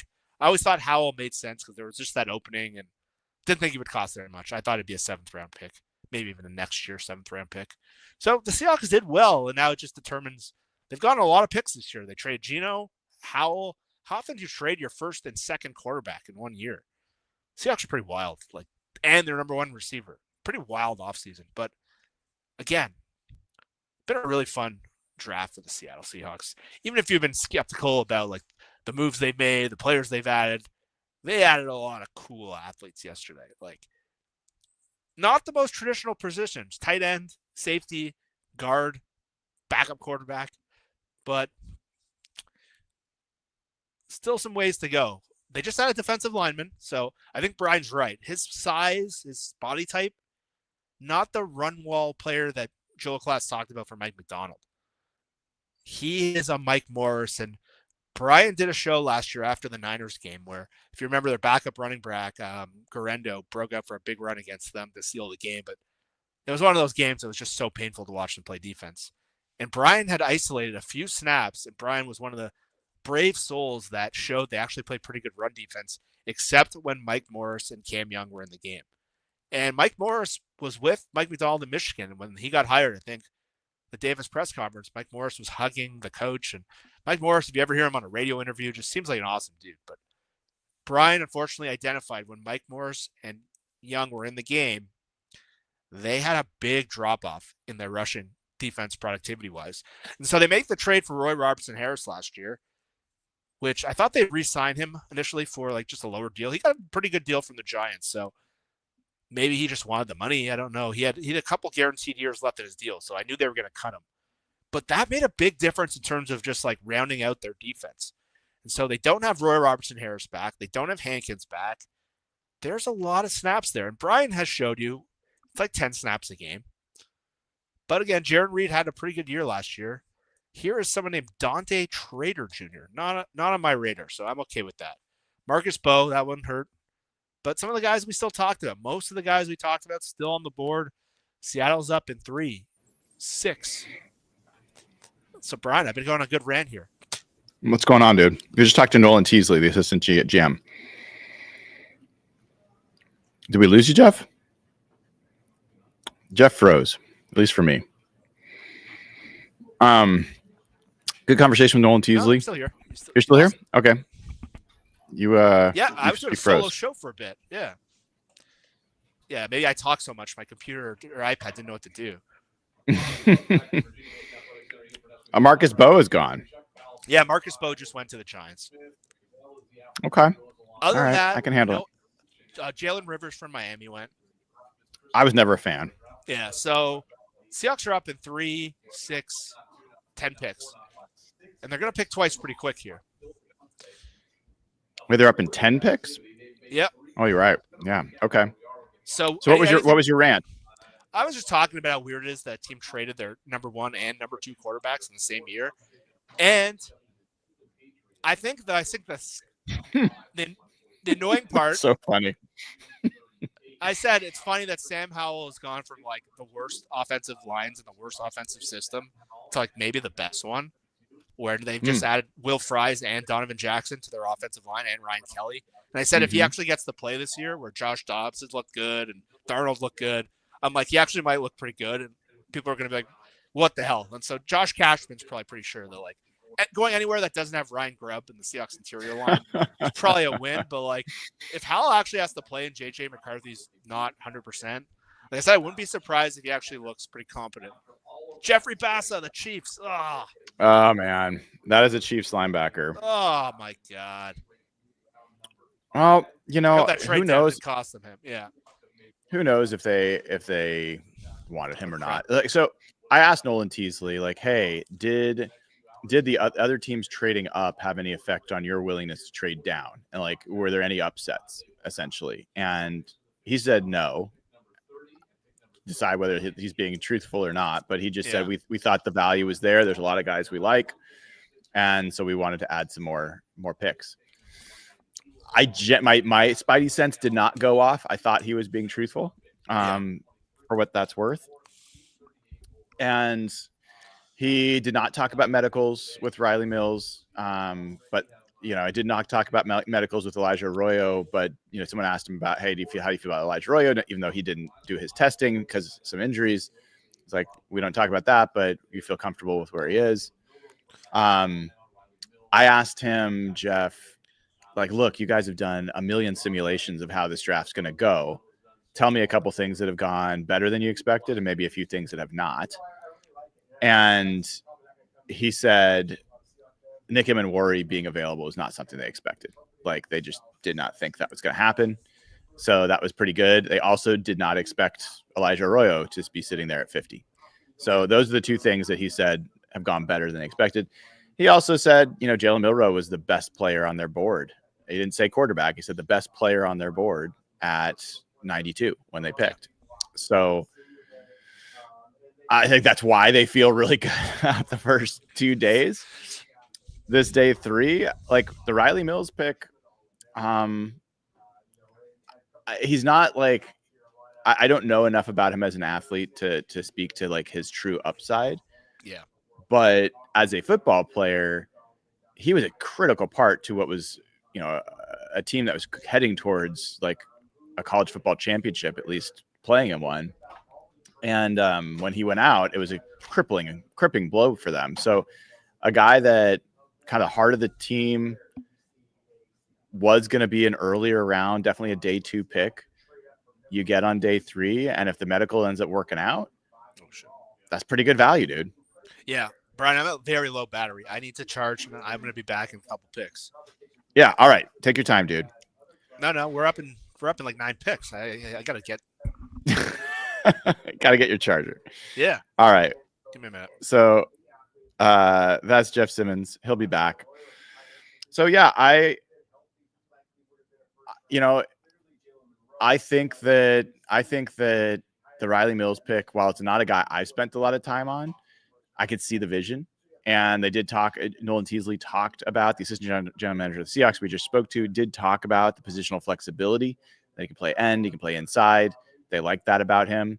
It sounds like the Seahawks talked about Leonard Williams being a guy that they want him to kind of look to learn from, that's kind of the vision of how they'd want to use him, which implies 3 tech. But Leonard Williams also can play all up and down the line. So, he's not a guy that they're going to need to play a bunch of snaps with. And defensive tackle in general, defensive line is a position that they're pretty well stocked for most position, for most the snaps. I wouldn't quite call this a luxury pick, but they felt they didn't need to keep Roy Robertson Harris. He was playing 10, 11, 12 snaps by the end of the year. If that's what they have for Riley Mills, and they feel like they just added a guy that they can build with, this could be, the Jaron Reed replacement in a couple of years. I assume Byron Murphy is going to be that, but like as part of your rotation, you may have just added a third tackle to that kind of rotation that could end up being a very good value. And he's their kind of player. And man, he was so excited. He was so excited and enthusiastic about coming here and being part of the team. So I think that was all great. Let me get some more of these super chats. This is Andrew McCrae says, kind of hope Shiloh Sanders goes before Shador now. Well, that is no longer going to be a possibility. Bird poo. That's fun. Hey, Brian, can you ask John if they use VR for QBs? My goodness. I don't know if this is the same person, but there's like at least somebody that's obsessed with this notion of the VR stuff for QBs and how they did that for Jaden Daniels. I don't exactly, I actually planning on asking a question about this for Jalen Milroe, but I think people should do whatever they want, but I think people are overstating the VR thing. And I don't know how much the Seahawks are going to share what they use to help develop their players. But I am planning on asking if that makes you feel better.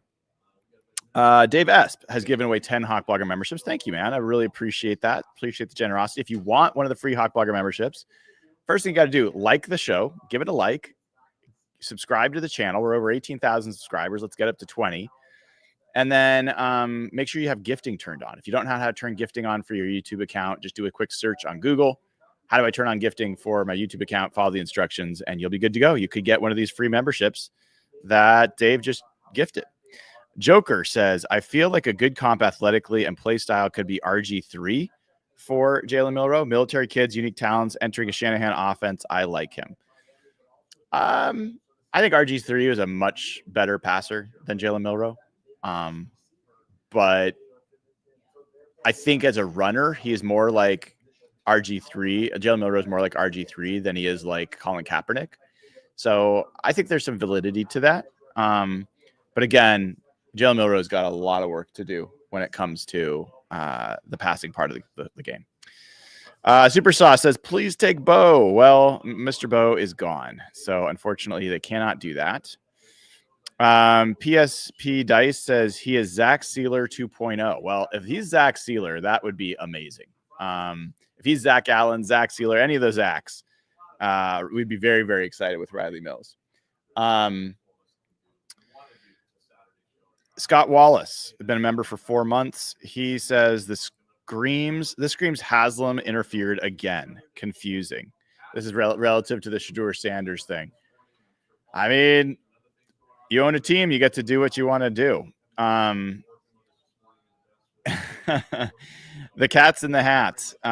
What's with the rumors about a uniform change? Well, that's not a rumor, apparently. The Seahawks are one of the teams that will be getting a new alternate uniform this year, a rivalries uniform. If you know the Major League Baseball thing they did where they have the City Connect uniforms, the NBA has had some of that stuff. They will be getting a new uniform. Now, it's not going to replace any of their existing uniforms. It's just an additional uniform. And they will, I think, wear it for at least one home game, is what I understand. So that's the rivalries uniform will be coming to Seattle. Don't know what that will be, but I'm not hating it because honestly, any game that we can have that's one fewer game with the action greens or the current standard home uniforms, I'm for it. Like, I like the throwbacks, but I feel like the Seahawks need a uniform redesign in a real way. That's my opinion. All right. Next super chat. Bradley's been a member for a year. Says, how are you enjoying covering the draft this year? I'm loving it. I've got this view out here of the lake, boats out there. It's a beautiful sunny day here in Seattle. I love what's going on with the team. I love being here with my, compatriots who are less enthusiastic, I would say. But I love it, man. And I'm excited about what the Seahawks have been doing. I'm excited about what's going on. So I'm having a great time. Thanks for asking, Bradley. Josh Schmitz says, Brian was gone for the resurfaced Dion tweet. Would love to hear his reaction. I don't know what the resurfaced Dion tweet was. So someone will have to point me to it. Sorry. Jeremy York says he loves the action green. That's fine. I'm kind of done with the action green. I think they had their time, and I have an action green jersey. So I've been there with you before, but not it anymore. I think we're past that. All right. While I was talking, a couple more picks. Elijah Roberts, who is an edge player from Southern Methodist University, went to the Bucks. Keandre Lambert-Smith, a wide receiver from Auburn, goes to the Chargers. And Colin Oliver, the linebacker from Oklahoma State, goes to the Packers. The Seahawks are up in 3, 6, 7 picks. Seahawks are up in 7 picks. So the 49ers are up now. I think what I'm going to do here in a second is once the 49ers make their pick, I am going to eat a little bit of food. So I'm going to go off camera and probably mute for a few seconds. I'll keep the draft up here so you can see it, but I will probably be silent and off camera for a little bit so I can get a little sustenance and make sure I can stick with you all through the whole process. And then let's see what the 49ers are going to do. I'm going to do a quick recap of where players are. Jeff sent the Dion tweet in one of our chats. Okay. I'll see what I can find out.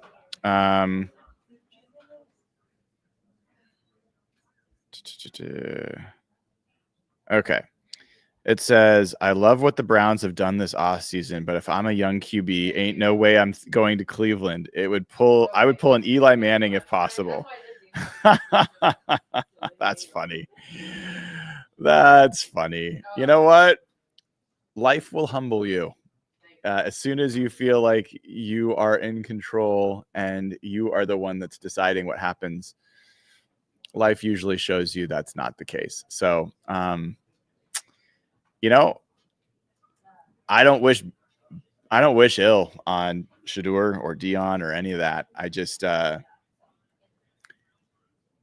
hope for their sake that they learned something from the experience and that it's not necessarily just that other people did something wrong. The NFL is one of the things that's cool about it. You can be as cynical as you want. And I definitely have my cynical side. I think that it's the truest form of meritocracy I think you're going to find. It's not perfect, but it's truest, meaning that because NFL teams are business, they want to make money, because winning affects your ability to make money, because good players affect your ability to win and your ability to make money, because good players mean the difference between you having a job as a coach or a GM and a bad player means the opposite. It makes teams ignore really bad things about players in order to pick them because they think that they're great and they think that they're going to help them keep a job. It helps them win a game, make money. And so all these balances help force teams to potentially consider players for their roster that they might not like personally. They might have biases against. They might have all sorts of things. But ultimately, they generally will overlook those things in order to make sure they have a better chance to win a game, to win more money, to keep their job, or to make more money to keep their job. And so you can point your finger all you want that it's something else that's the underlying cause here.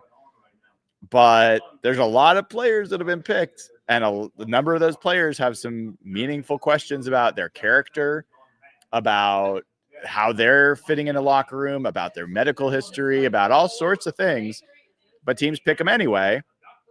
So if you really want to be your best version of yourself, you are taking this in and recognizing that you might have screwed something up.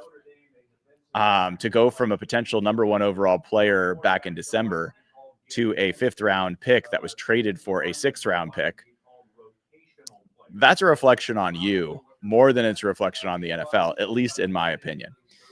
All right, so the 49ers took safety Marcus Siegel from Kansas State. He picked off 4 passes, had 16 passes defense in 2 seasons at Kansas State. Primarily lines up over the slot and ran the fastest 40-yard dash for the safety. Yeah, he is the only guy that ran a faster 40-yard dash at the safety position than Nick Emenwari. So, and we've got Jeff back. If you want to pick your right headset, Jeff, make sure you got the right mic selected. No. So, are you back? I'm. Seems like we're getting a little bit of old Canadian internet. Really? See if we can get you back and staying back. Jeff is now a ghost. He's just gone. Oh, the Jets are on the clock. The Seahawks are now 4 picks away. 4 picks away. The Jets, the Panthers, the Steelers, the Eagles.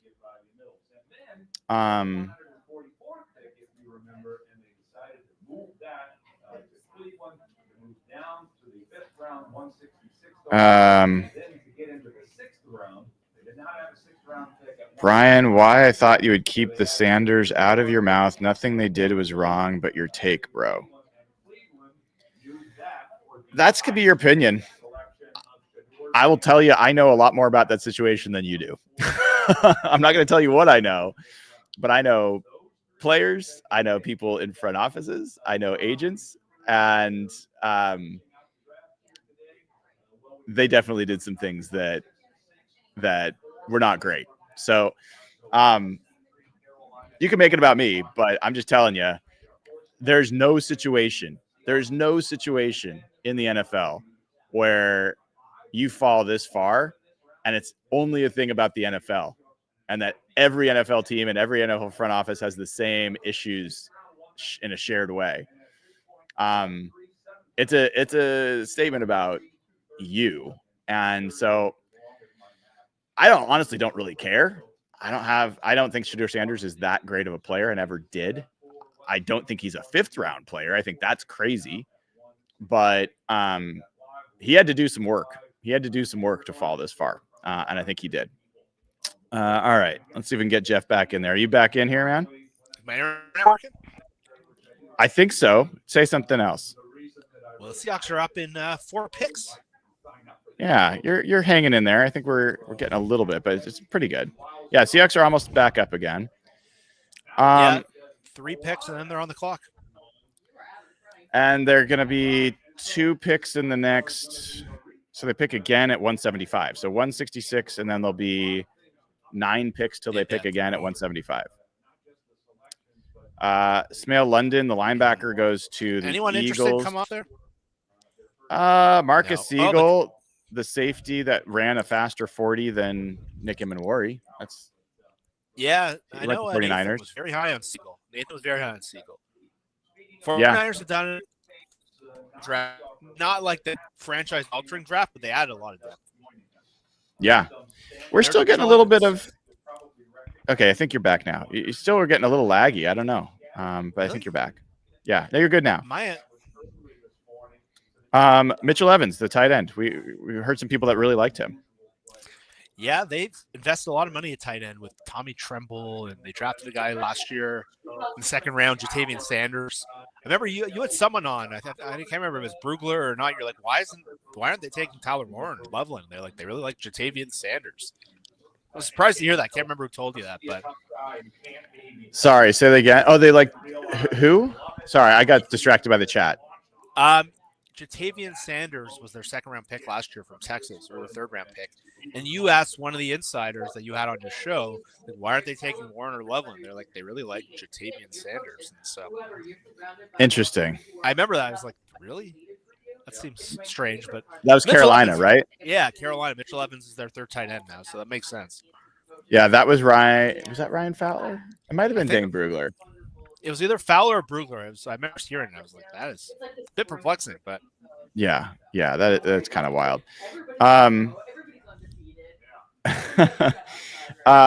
So I could tell you one thing, Jeff. I'm going to steer clear of the Shedeur Sanders thing.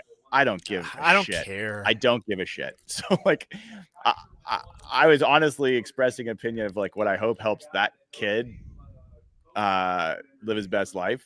It's all positive, but whatever. People are gonna turn this into all sorts of stuff. For me, it's just more football. It's more football. It's gonna be interesting to see what happens. I hope he ends up being a good player. I like the Browns. I hope that he ends up being the quarterback that helps them get out of the absolute shithole that they've been in. Well, they got 5, and it's tweet that was like, why did they just take Shedeur last night instead of Dylan Gabriel and take Dylan Gabriel here? So we have to hear about this for a whole day, but yeah, exactly. Would have saved all of us, but it's Steelers, Chargers, and Seahawks now.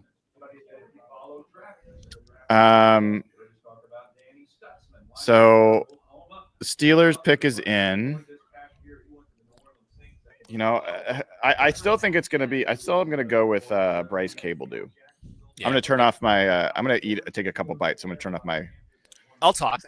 Chat. Tell me how I did in my solo 10 minutes. I'm curious to hear your feedback. But yeah, Pittsburgh's up, then the Chargers and the Seahawks. So I think Brian's right to assume both these teams have a lot of offensive line depth. Pittsburgh drafted Faitano last year, Mason McCormick. Chargers had another O lineman in free agency, Becton. They're pretty loaded up there.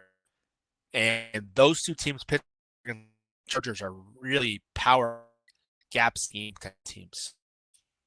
I'd be surprised to see Cable-Dew off the board in this spot. This would make sense for a second offensive lineman. They could use a tackle, Chase Lunt. Cable-Dew they've met with, he had some crazy testing numbers.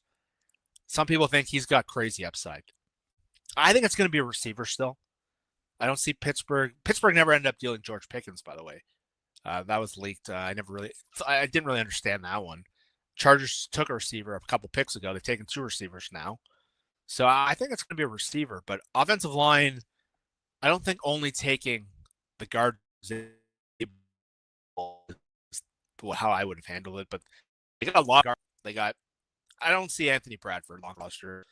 I think they've indicated they have between Sundell and felt better up than in zone. I think Christian Haynes, I've been saying for a while, I think he's going to be the right guard. His numbers in UConn and zone were way better. And he didn't look like, he's got an odd body type. He didn't look like a mover. I think Clay Webb, for me, is the guy I really like. I think he fits the zone scheme really, really well. And so I'm curious. Miles Frazier's a guy some people like. He's played some tackle. He's played some guard. He's a big name LSU. Seattle's had some mixed results from LSU linemen. Damian Lewis turned into some people are wondering if they should have just kept Damian Lewis. Anthony Bradford has not been particularly interesting in Seattle. That has not been. So when you see some of these RAS scores sometimes at offensive line, you got to be. Remember when we drafted Bradford, me and Brian were super pumped about like his profile, one of the biggest linemen that can move. And now that he's been in the NFL, he looks like kind of a pylon out there. And he's been overweight from what I've heard and has not shown that athleticism at that size that we were really anticipating to see. And so here we go here. There's another guy, Yaya Black. That is a fantastic name. And so that was not going on the radar for me. 6'6", 336 pounds. That is a monster from Iowa. So that's a fun player. Pittsburgh's had an interesting draft where they have not taken a quarterback. Everyone tied them to Milroe. They had several attempts to take Milroe last night. I mean, one attempt to take Milroe last night. They took a running back. So all their eggs are in the Aaron Rodgers thing. It was someone that some of actually listed as Seattle. They have the Chargers. It'd be funny. Because he's kind of Will Oz and some of the mocks me and Brian have done in terms of what John Schneider may do. So the Steelers just picked Chargers. Then I imagine Seattle's going to pick here. Seattle's traded out twice already today. They got to start adding players. But funny enough, almost all the guys we've talked about, like we said, are still on the board other than Marcus and Bo. And they didn't even interview him at the Combine from what I remember with Brian, Dana, and Nathan down there. So I don't know if he was ever on that radar for Seattle. And I'm guessing the Seahawks are going to pick here. Hey, dude. Hey. You were doing great.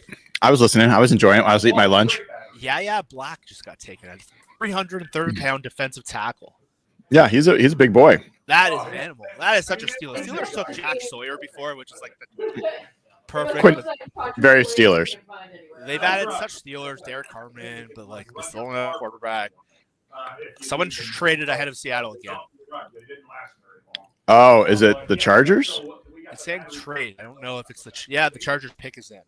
So the Chargers pick Aronde Gadsden. So that was not someone you would have found on Seattle's radar after taking Arroyo. Maybe he might have been like a fullback. He might have been an H-back. Like some people thought about him that way. Not someone I would suspect as a Jim Harbaugh, Greg Roman player. So that puts the Seahawks on the clock. It does. All right, you got all your notifications turned off? Yep, I'm good to go here. All right. So most excited for me would be Zoff Frazier. Yeah. Who else would be? I like Torrey Horton. Torrey Horton. All right. I said him last pick. I think I've said him twice now. But he keeps slipping, so I don't know if the NFL agrees with my read on him. I would be pretty excited about Miles Frazier. I don't know if he's a fit, but I think he's a very high floor guard. So I'd be excited about him. Chase Lund, maybe. Chase Lund might make sense here. I don't know how excited I'd be, but like I'd be down with Chase Hunt. Is the pick in? Pick is in, yeah. Just flash. All right, I was like looking through players.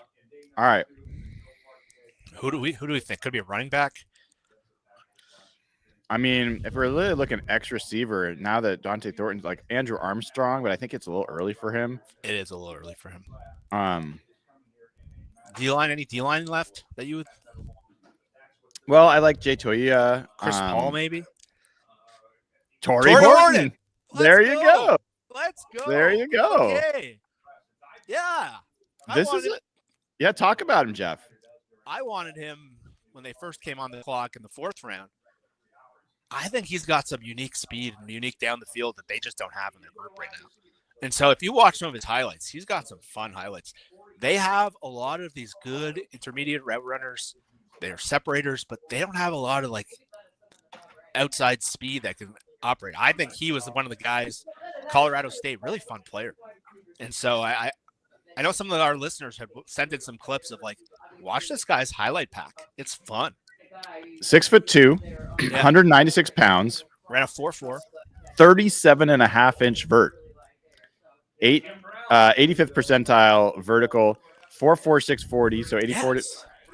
That's a good pick. He actually ranks 207 out of 3,408 receivers ever tested. So this fits again in this, they are looking for great athletes, man. That seems to be the trend for this particular draft, man. How do you feel? I'm pumped up. I am very pumped up. I've been saying Torrey Horton twice now today, and he was sitting on that screen. Just always felt like the Seahawks don't do that normal thing. Like they end up usually taking the guy like they took from Notre Dame, who actually Rob sent me a pretty good report on. But I think for their group, what they have, and Jackson Slater just went. How about that? But did he? Yeah, there he is. I think for their group, what they have and what they were able to get at tight end yesterday and had the receiver in there, I think it's I don't know how good he's going to be as a 5th-round receiver, but for what they have, I think he's a really fun. His highlight tape is really cool. Let me show this in a little bit bigger view here. So this is PFF stuff on Torrey Horton. 82.3 grade this year, 87.9 the year before. I think things I look at here are really low drop rate. So he's got good hands, 3.8%. That's really good. Contested catch rate, 50%. That's not bad. Grade versus man coverage. I always look at that because that is kind of a true test of how good of a route runner you are. Not bad. Only had 1 drop. So that's interesting. If we look here, this is what they have to say. 22 years old. There's a lot to like about Horton's game, including his nuance, pride in little things, competitiveness, and sure hands. If you can look past his athletic drawbacks, limited long speed, and agility, he projects as a mid-round possession receiver with the chance of being a coaching favorite who sticks around for a long time. The other thing that it says here, essentially he creates separation in more subtle ways, takes pride in all facets of his game, and is clearly competitive. That includes taking on defenders as a blocker. So he has a long catch radius with an 86th percentile contested catch rate, above 92% in each of the past 2 seasons. And Sam Munson just tweeted he would have been a day 2 receiver if he came out a year ago. Huge fan of his. Long, fast, really good route running chops. Could have a nice future with Seattle. Love it. I love that pick. This is a guy Deanna Jeremiah was pretty high on as well. Mm-hmm. Yeah, I'd be curious to hear some of the guys who study receivers really closely, like the Matt Harmons. I don't know if you guys talked about him. Did he get injured? Because his draft status dropped off a cliff in September. And just kept. Is there anything we know there? I'm going to be talking to him a little bit, so I want to check out a little bit more of his grades information. Just to add it, the Seahawks are up pretty soon. Pete Kendall's son just went to the Eagles. Drew Kendall. Oh, God dang it. Come on. Yeah. Can you believe that? Cam Jurgens is backup. Just such a – Eagles always do this shit. They do. Let me look up Torrey Horton. I'm really curious what his blocking grades are. Oops, I got to go. So, Brian. He's on. Zach Frazier. No. Okay, so – Brady Henderson just said he missed most of last season with a knee injury. So Brian's right. Man, the Seahawks are just they're really relying on their medical team here. They got some high risk, high reward picks here. Brian is going to be hurt. I don't think he caught on, but he's going to talk to Torrey Horton now. Zach Frazier just went, who's been Brian's guy. It's like the true kind of month. So right now we got Buffalo, New England, Minnesota, Buffalo again, Arizona, and Seattle. 6 picks. Brian's going to have trouble with that one. Dana, too. Zach Frazier was right in their wheelhouse. And so there we go. We got some picks here. I'm pumped up. Like if you guys have been listening all day, when they came up in round 4 initially, which they moved back the end of round 4, I asked for Torrey Harden. I just think it's a good value pick at this point. His highlight reel is fun. So that's 2 picks in a row coming off injuries. And Arroyo's had injuries. So not typical of a lot of teams, but they've done medicals on these guys. I'm sure when Brian talks to the team today, that's the question I would be asking. Arroyo, Harden, and the Notre Dame defensive end. I like that. So Rob Staten, who does more work on anyone than. So here's what he told me about the Notre Dame defensive lineman. He said, very quick and disruptive. His tape is full of flashes as a pass rusher. He's a perfect 5 technique, can play inside, works off gaps, shoots gaps. There was talk of him running a 4.7 before he got injured. So 3rd round player, most boards. You got him in the 5th. Not a bad pick there. For me, Brian's right. That sounds like Mike Morris. They are replacing Mike Morris. Harden, I know Rob was high on you. So you heard my report on Munson. That's a guy that was an A2 pick. Colorado State school got injured. So again, a lot of injury questions with the class, but they need a guy like that. That really rounds out their group a little bit better. And one of our behind the scenes guys, Braden, pointed out in our chat, one of our listeners as well, that his highlight tape, go and Google it. You're going to have some fun with that. That is a fun pick. I don't know if it'll work out. A lot of these round 4, round 5 receivers have not been well in this Schneider regime. But look, that's fun. Like at this point, you're just hoping for either flyers or depth. And so Seattle has the second last pick. This is a comp pick. And they got the second last pick of the round, and then they're going to be off for a bit. 1 in round 6, 3 in round 7. So I would guess offensive line here.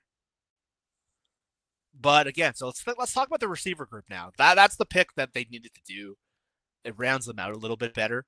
They now have the starters are clearly JSN with Cup and Jordan Hancock. That's a corner Rob Staten really liked. So Ohio State corner, he's off the board.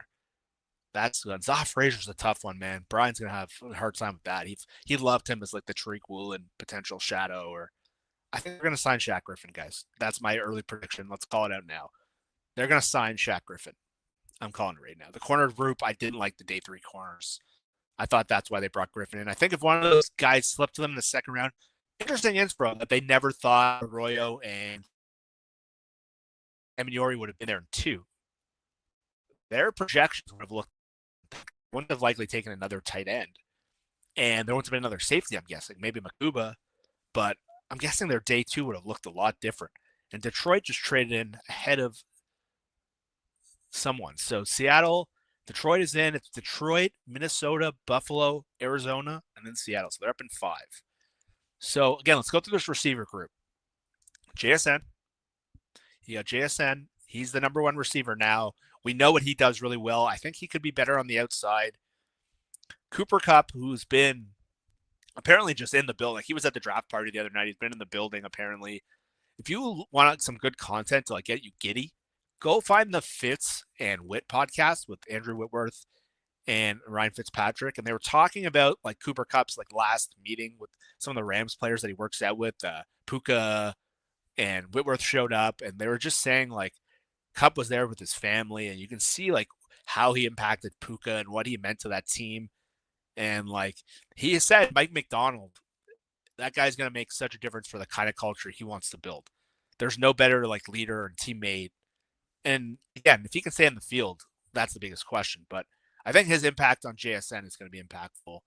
I think Kupp looked fine when he was on. He's definitely a diminished player. I had him in fantasy football last year, so I watched him very closely. When he was hurt, there wasn't much left, but he was healthy. He looked like a good player. So I think he's going to mean a lot more maybe inside the building than on the field. Yes, is a very clear role as a field stretch field. But now you have an Arroyo in there. And interesting that Mel said this, that some of the coaches felt Arroyo's skill set could be, he can run routes as an X receiver, that they were so high on what he can do. And I had not heard anyone mention that before. I talked about his field stretching and his seam stretching, that's kind of the routes that he can run. And so if you're wondering, they may keep Noah Fant, and maybe you can use him as sort of like a hybrid tight end receiver kind of role. But I think he's more of a tight end. I think you can really get creative with him. If he's healthy, he's a really good player. And then you have MVS, which fit. He said Clint Kubiak kind of changed his career and kind of the path they were on. And so that was a big deal. Let me pause for a second.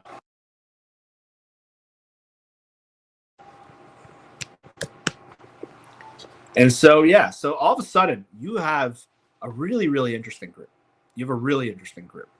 And so Bobo is there, sort of the backup to MVS, but he's not really a speed guy. He can maybe back up JSN. Tariq Young has never really progressed much beyond special team depth. I think Torrey Horton challenges Tariq Young, and I think he offers a lot more as a receiver. And then there's guys like River Craycraft, which would be a cup backup, but that makes sense. I don't know if he'll make the team even. Steven Sims seems like a returner over a receiver. But now all of a sudden, maybe you had a veteran in there, but they got – I wouldn't be surprised if one of the sevenths are also a receiver. That would not surprise me. Take another flyer there. Andrew Armstrong is a guy to target. That makes a lot of sense as a backup for MVS. And MVS has had a really frustrating career. But if you played fantasy football, I heard Matt Harmon talk about this, he was weirdly, like, effective last year. So he all of a sudden that winds out a lot more. Yeah, I see some corners being up here. Yeah, I know my mic needs to be adjusted. I have to like simultaneously charge my iPad right now. And I'm at like 14%, and so one plug goes into my iPad spot is the same as the charger. So not the most efficient thing in the world, but I want to make sure I can get you through this pick, and then I'm going to have to take a little break for a bit. So I'm glad for the nice comments. People have been talking to me on here.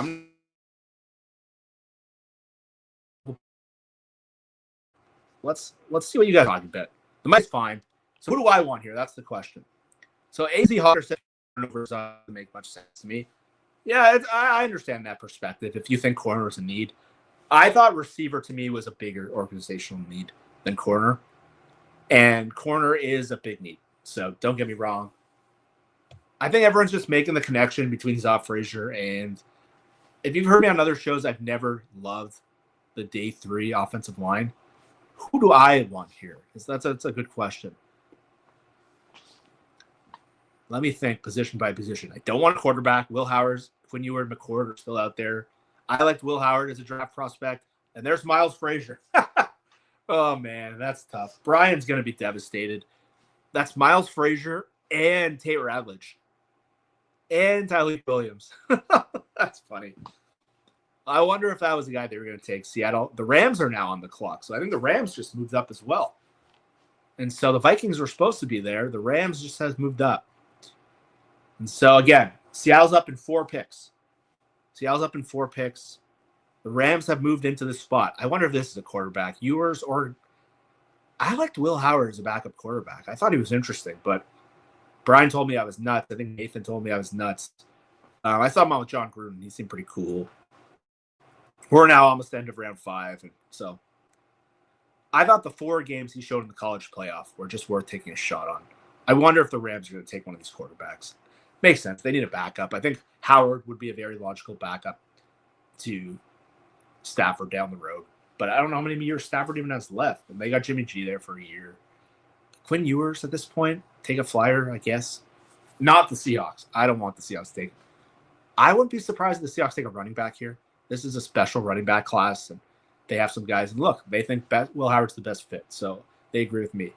So the Lions have had an interesting draft. Tyleik Williams, Tate Ravledge, Tesla, Miles Frazier.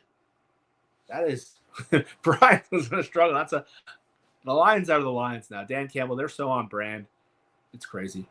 But who do I want here? I want another offensive lineman. I would be okay with Jonah Mannheim. I think that body at center would be really interesting. Chase Lunt is a really cool prospect. I think that's the guy. A lot of interesting things in just terms of like being physical. If you want to see like a physical offensive lineman, it's kind of out of control. Chase Lunt is that dude. They signed Josh Jones to be the sort of swing tackle. I like Lunt as just, I think they had a visit with him, if I remember correctly. So I would be pretty interested in that. I'm trying to think, who am I missing about guard? Marcus Bowe was someone people guard / center. Jonah Monheim, not particularly. Anyone I'm missing, guys? Like anyone I can think of that we're missing here? And the Rams took Chris Paul, apparently. Yeah, that was one of the guys. Cable Do is obviously a cool one. Steph asked a great question. Is able to single-handedly fix the offensive line? No, the answer is no. The answer is no. That's why I really wanted Jared Wilson last night. I really wanted Tate Ratledge. My guess is the Seahawks internally have a lot more faith in Christian Haynes than we do. I believe that they believe that was a coaching issue. His body type is just odd. But I said a couple months ago when they brought in the old Kubiak crew that Haynes was going to start at right guard. Chris Paul just went at linebacker. Brian, some of your buddies just came up. I saw, dude. I was sitting there talking to Torrey Horton, and I saw Miles Frazier pop up with the Lions, and I just started shaking my head. And Corbin Smith looked at me like, what's wrong? Like, why is Brian acting annoyed with how Torrey Horton's answering his question? And I'm like, it's not Torrey. It is a fact. The friggin' Lions. God dang it, man. They keep investing. They keep investing in the linemen. They took Tate Ratledge and Miles Frazier. They did. And they took Tyreek Williams too.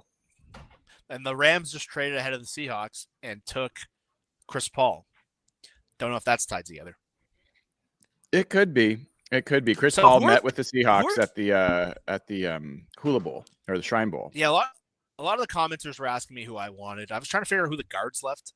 I know Cable Do someone. I would like Chase Lunt here. I think that would be a good pick. Any guards I'm missing? Oh, Clay Webb. I would love Clay Webb here. Clay Webb. Logan Brown could be a guard. Cam Williams could be a guard. There's Jackson Hawes right in front of Seattle. All right. Yeah, I mean, if they wanted these guys, they could have had them. So I'm not too worried. Now that they have Arroyo and they have Saubert, I don't know if that was. I mean, if you want a fun name, probably an undrafted free agent, but if you want a fun name, Willie Lampkin. Oh. Willie Lampkin would be a fun name. I feel like your head would explode. I mean, talk about a guy that you just love to cheer for. One of the smallest players you're ever going to see on offensive line was a wrestling champ in Florida named ACC's best blocker, despite being 270 pounds. I talked to him on my show. He's talked to teams about being a fullback. It would be fun. I don't think that's the best pick they could make, but that would be fun. Willie Lampkin. Anyone else on your radar right here? I was trying to go position by position in my head.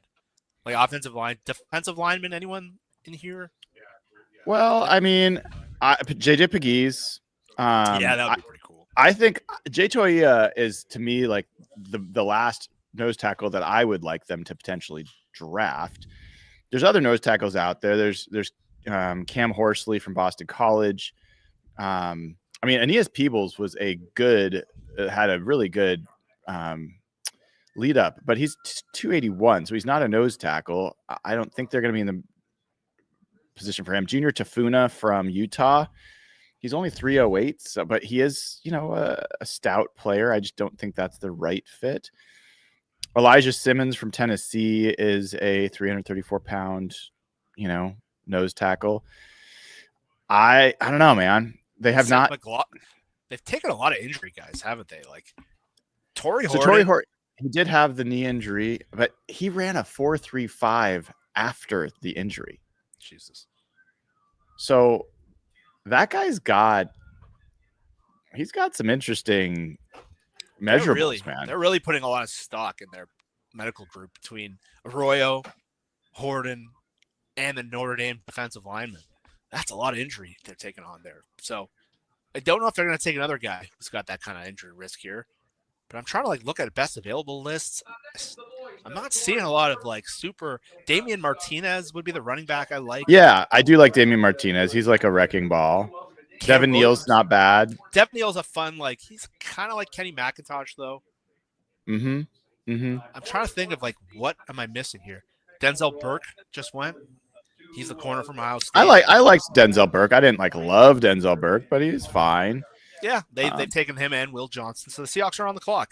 I'll give you a linebacker that I like. That's probably not. Oh, Kobe Bryant. Kobe Bryant would be fun. Yeah, Kobe Bryant. That would be a great pick here. That'd be fun. Jalen Reed is there. I think JJ Pegues might be one of the most fun, like defensive tackle and fullback. That would be a lot of fun. But yeah, I think that's probably too gimmicky, and he's probably not going to make it. But that would be fun nonetheless. So, who do you want here?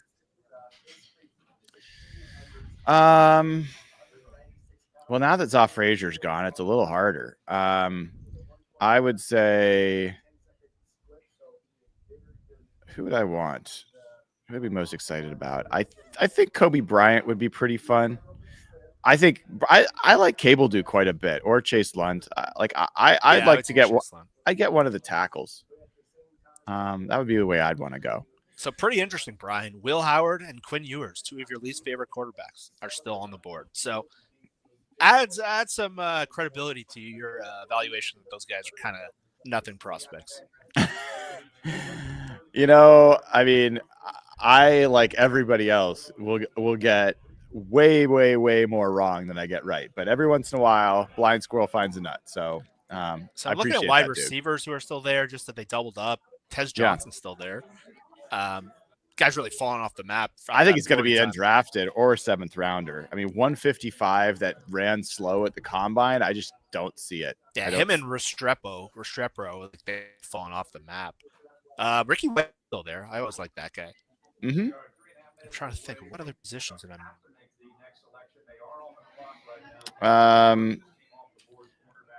yeah, we are getting low on the list in terms of.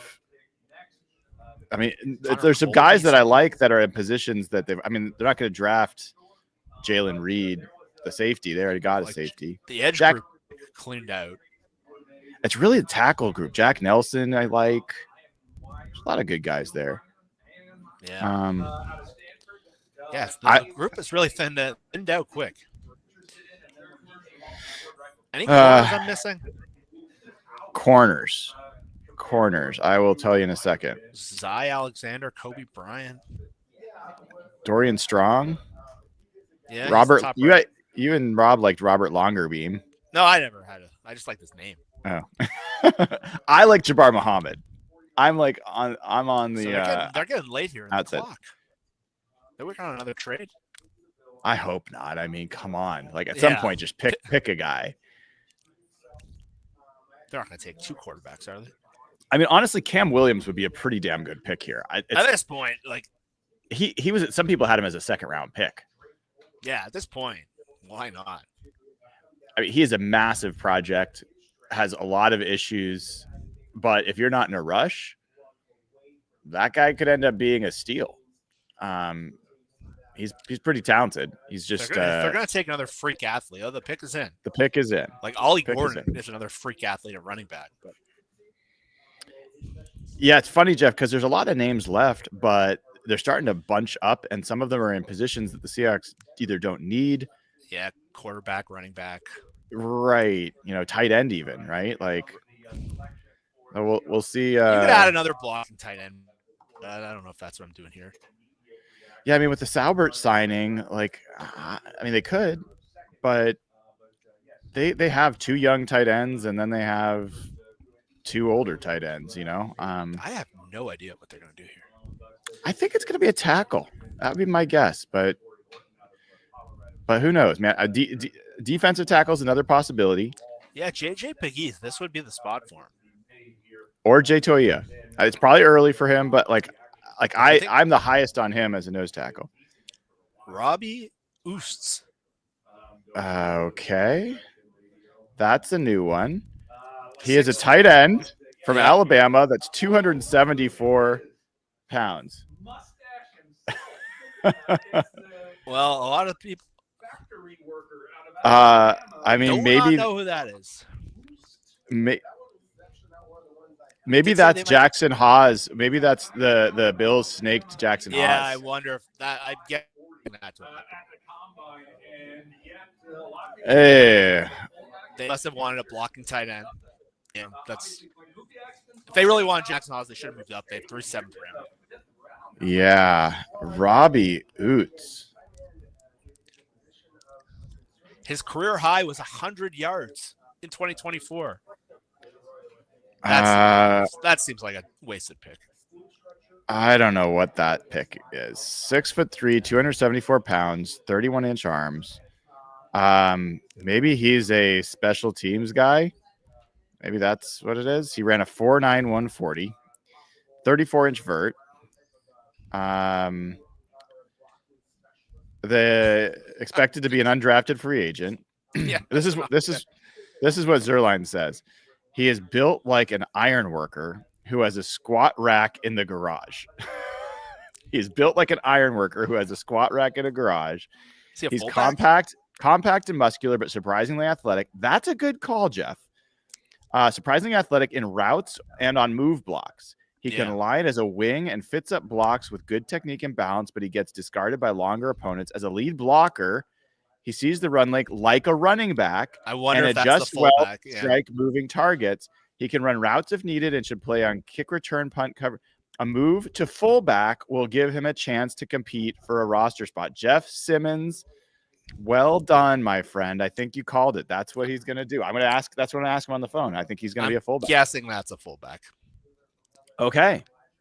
Oh, Josh says he's listed as a running back. That's a fullback. Yeah. So I'm good with that, man. That changes a lot. Changes everything. So that's your fullback pick. So they're not probably signing Adam Prentice anymore. I'm guessing that's their fullback. And that's good because Adam Prentice was like not a good, particularly good player. I'm guessing the reason they had him in and they had Shaq Griffin in is they were doing their draft kind of hedging. And cornerback, I'm still projecting. I said when you were off that Shaq Griffin will sign early in May. I think that's going to happen. And I'm guessing if they didn't draft this guy, or maybe they'll bring them in for a competition, but they got Brady Russell now. So I'm guessing Brady Russell is the hedge, and I'm guessing that's your fullback. I think you're right. And I'm good with that, dude. That changes it. If he seemed like a very low upside tight end. That did not seem very interesting. So now they're 16 picks away from picking again. Yeah. For what it's worth. Okay. Go on. Yeah. I need to know a lot more about this guy because this is a position switch to fullback. When you described him, it sounded a lot more interesting than it seemed at first. But I'm curious to know what his receiving role would be out of the backfield, what kind of explosion he has. Is he a Patrick Ricard or is he a Kyle Juszczyk? What kind of skill set are we working with here? 274 pounds. The fact that they talk about him being decent in routes, I gotta say, that's a fullback, guys. This is him right here, dude. What's there not to like? Seahawks tweeted him out as a fullback. What's there not to like? Look at this beautiful fullback the Seahawks have added.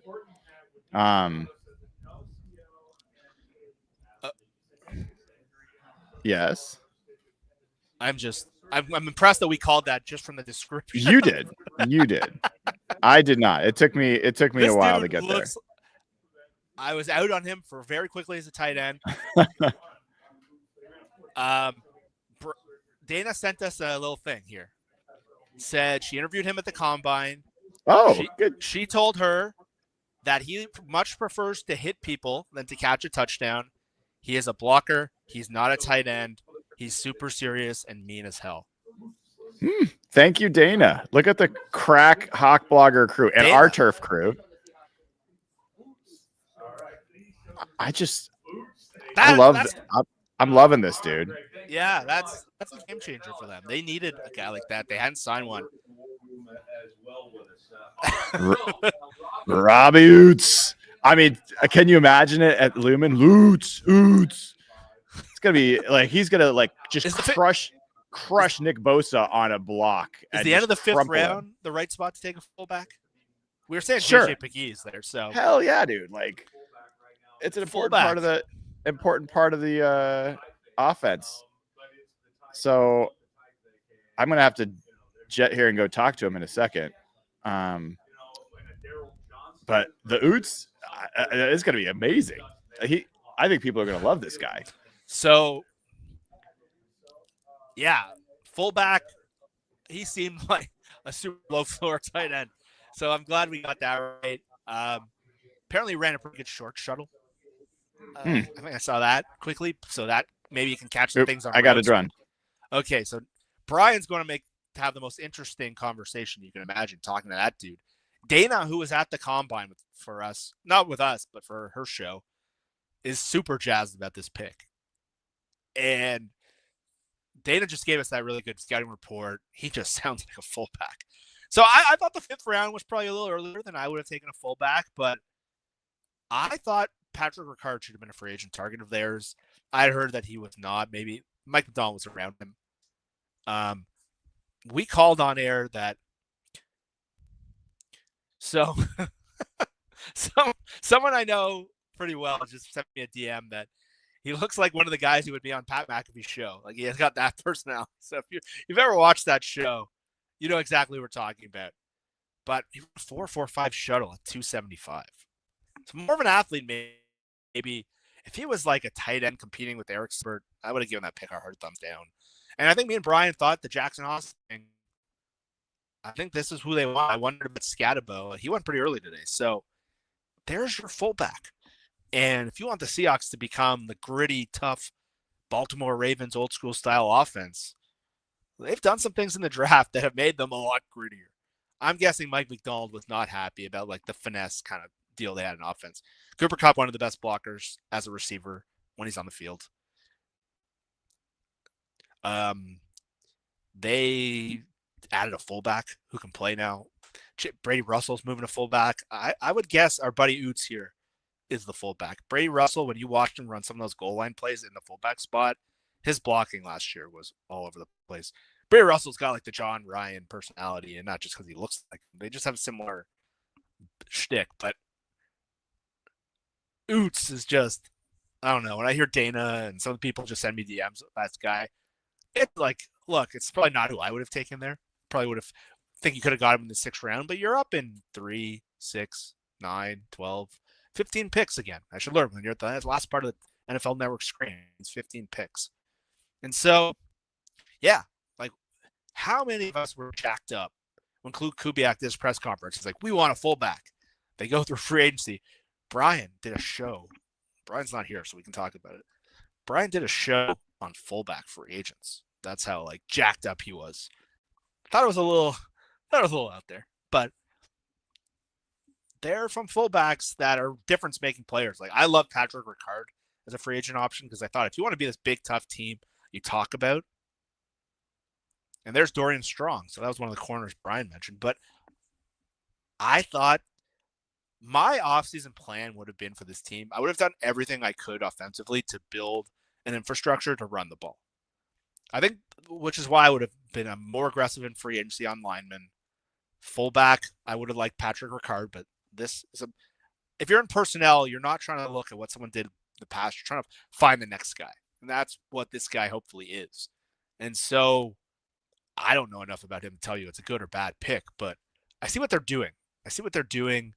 He helps. Arroyo is more of the receiver skill set. So in like the Baltimore style, it's far more Mark Andrews than a big blocker. And I don't think they got enough of like the mauler players to kind of be the big running team you want to be. But fullback is at next level. I think between Charbonnet, Walker, I think that talk seems pretty laughable at this point. We're at pick 177. So if you trade Walker for a pick anything below here, you're insane. At that point, you're going to get a comp pick that's bigger. I'm guessing that was just internet nonsense. I never understood that. I know Griff had heard that Kenneth Walker was not a fan favorite of the coaching staff, and I can believe that. He's been durability issues. He doesn't always run to the right spot, but he's just so talented. Like, I'm not giving that guy up for a 6th round pick. It makes no sense to me. And I think Walker in this scheme, you got to see what he is. And if it doesn't work, you say, okay, that was the old regime. We screwed up. They haven't drafted running backs high since McDonald got there. And really, let's look at Mike McDonald here.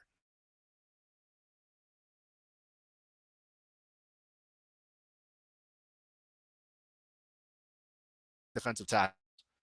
First 2 picks last year, guard, tight end who's a blocker, a hard-hitting linebacker. This year, you go guard, big-time safety, receiving tight end, which is a little different for them. But then you go defensive line, and then fullback. These are different kind of draft picks than they were making in some of the last years of the Pete Carroll era, where you can see a little bit of something coming together. I still don't see enough of the team build I would like to see. I still don't think they're big or physical enough. They still don't resemble the Michigan-style team that I was hoping for when they got here. That's kind of what the Chargers have done, really. They've gone with the gap scheme. They signed Becton. They drafted Joe Alt. They haven't spent high picks on receivers. They're very Michigan-y. Seattle's still kind of figuring out what they are. They're very athletic. And so maybe that's more McDonald's style. That was what Schneider's initial style was in the draft. But they're starting to get somewhere where this all kind of ties together. It makes sense. Too many times they've done a little of this here, a little of this here. Now with the athletes they've had, and then you tie it up with some of these position groups, I think they've had a pretty decent day 3. Now they've gone, so let's go through it. Defensive lineman, receiver,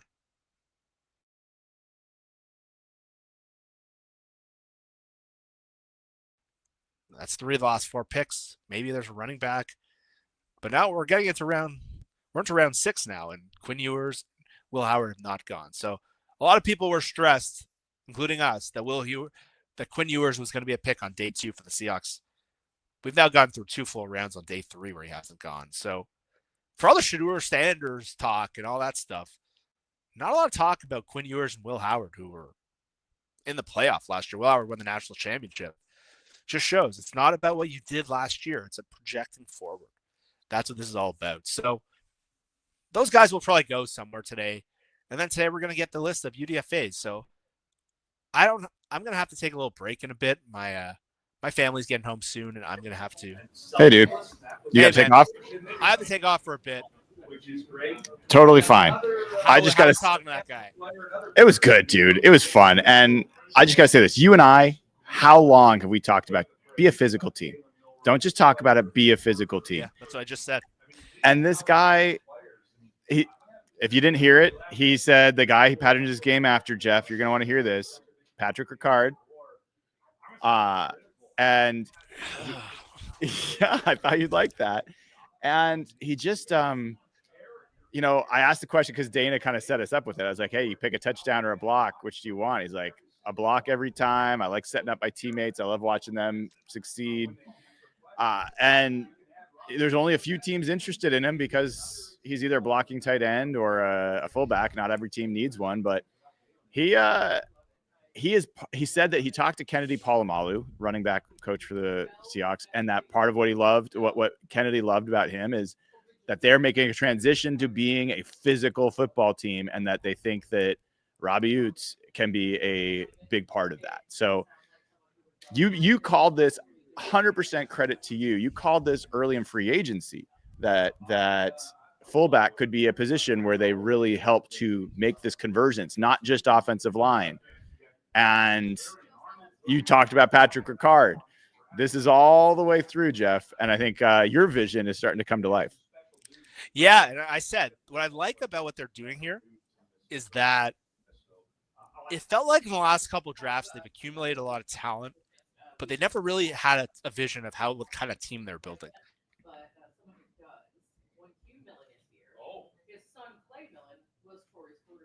Defensive tackle. They've gotten a big safety. They traded for Ernest Jones. They got a fullback. It's finally clear to me of what they want to do and how they're building it. And that's been criticism of them for too long. This is starting to resemble a Mike McDonald image. They didn't do enough in free agency, in my opinion.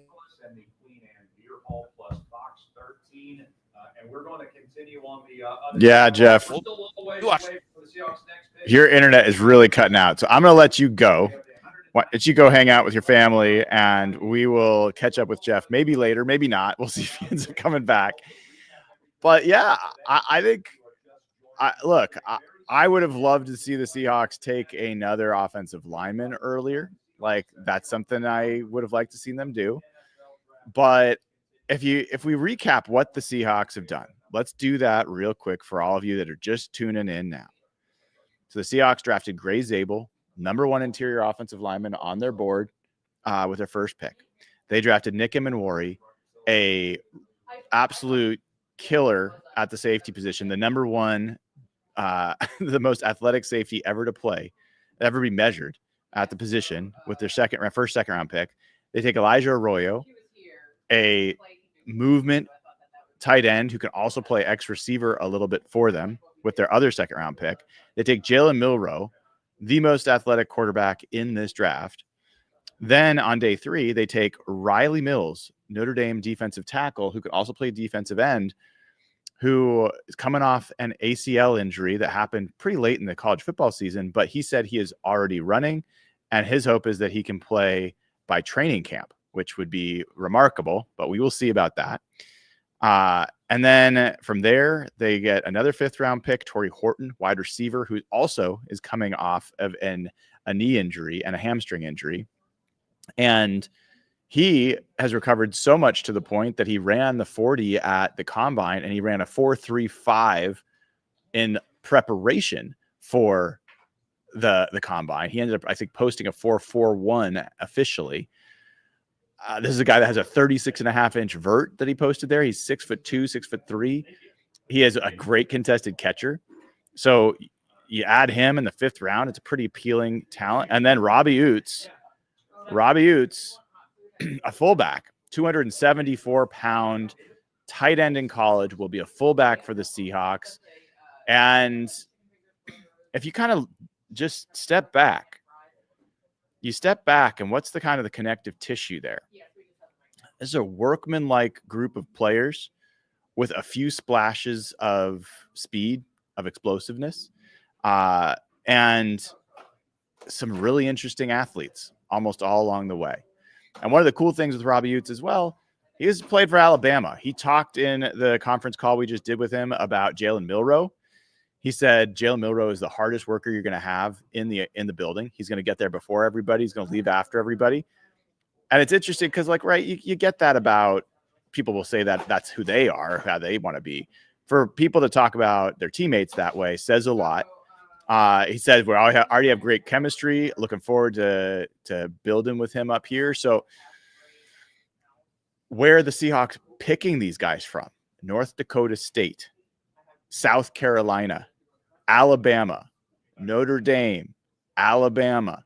Like, there is a persona that really, I think, matches up with what Mike McDonald wants this identity to be. How many times last year did we ask the question, what is this team's identity? What is it?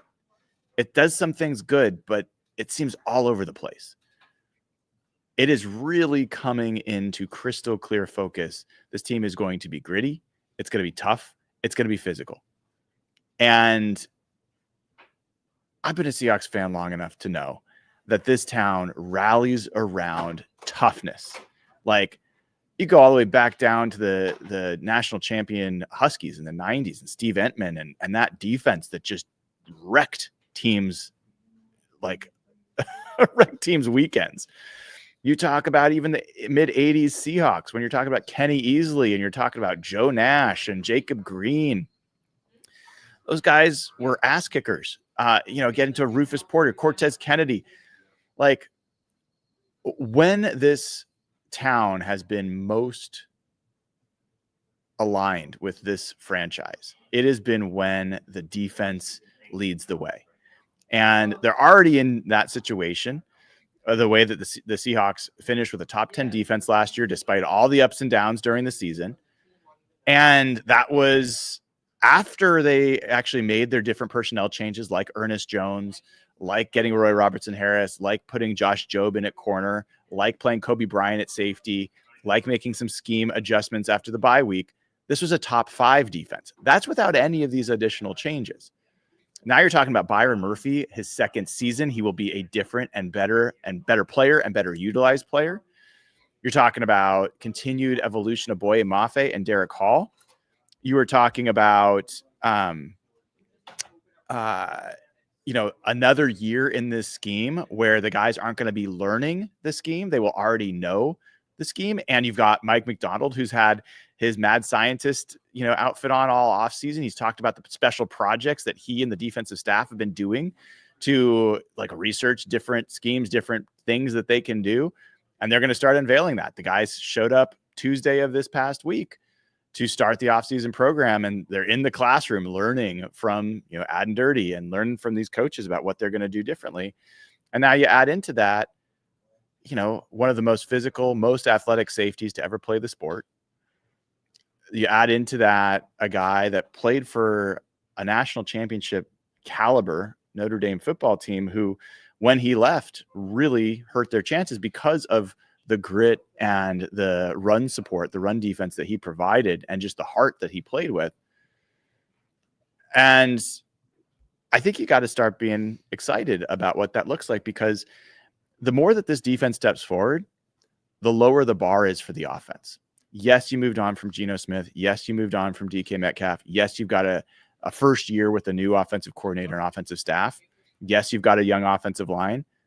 The fewer the points that the opposing team scores, the fewer the points that your offense has to score to win the game. So that's the point of view here. And there was a great article from John Boyle about the team, coming back, and Leonard Williams talking about, we think of ourselves as, the leaders of this team, like the tone setters for this team. And he said, I hope that the offense feels the same way, but this defense with Ernest Jones, with Leonard Williams, with Jaron Reed, with Devin Witherspoon, with Byron Murphy, with Uchenna Nwosu, they've got the guys to now coalesce into being a really, really scary football team on the defensive side of the ball. And I think Elijah Arroyo, Torrey Horton, really potentially impactful additions as far as weapons, not to mention Cooper Kupp, not to mention Marquez Valdez-Scantling, who had 4 touchdowns in 7 starts when he played for Clint Kubiak and the Saints. So look, the Seahawks won 10 games last year with an offense that was really out of sorts and finished 18th in the league in scoring. They finished with 10 wins despite a defense that was literally the worst defense in the NFL for 5 or 6 of the games. And they also did it while facing the toughest schedule. The defense faced the toughest offensive schedule. The toughest schedule of offenses is probably a better way to say that, in the entire NFL last year. So I think there's a lot of reasons to think that this team is going to take a step forward, even if it's not exactly like what most people would expect. Maybe this team isn't going to be a top 10 offense. I don't know. Maybe they will. But even if they go from 18th in scoring to 12th, still outside the top 10, and this defense plays up to its potential, I absolutely think you're talking about an 11 or 12 win team. Absolutely. I did a show before about, if you look at all the teams that had top 5 defenses over the last few years, how many wins they average. You're talking about 11, 12 wins. And if you're a top 5, it's like 12 wins is the average of how many games you win with a top 5 defense. That ignores the offense. And some of the offenses were not great. By the way, the Eagles offense last year was not a top 10 offense. Like a number of these offenses, the Chiefs offense, I don't believe, I have to go back and look, I don't think it was a top 10 offense. So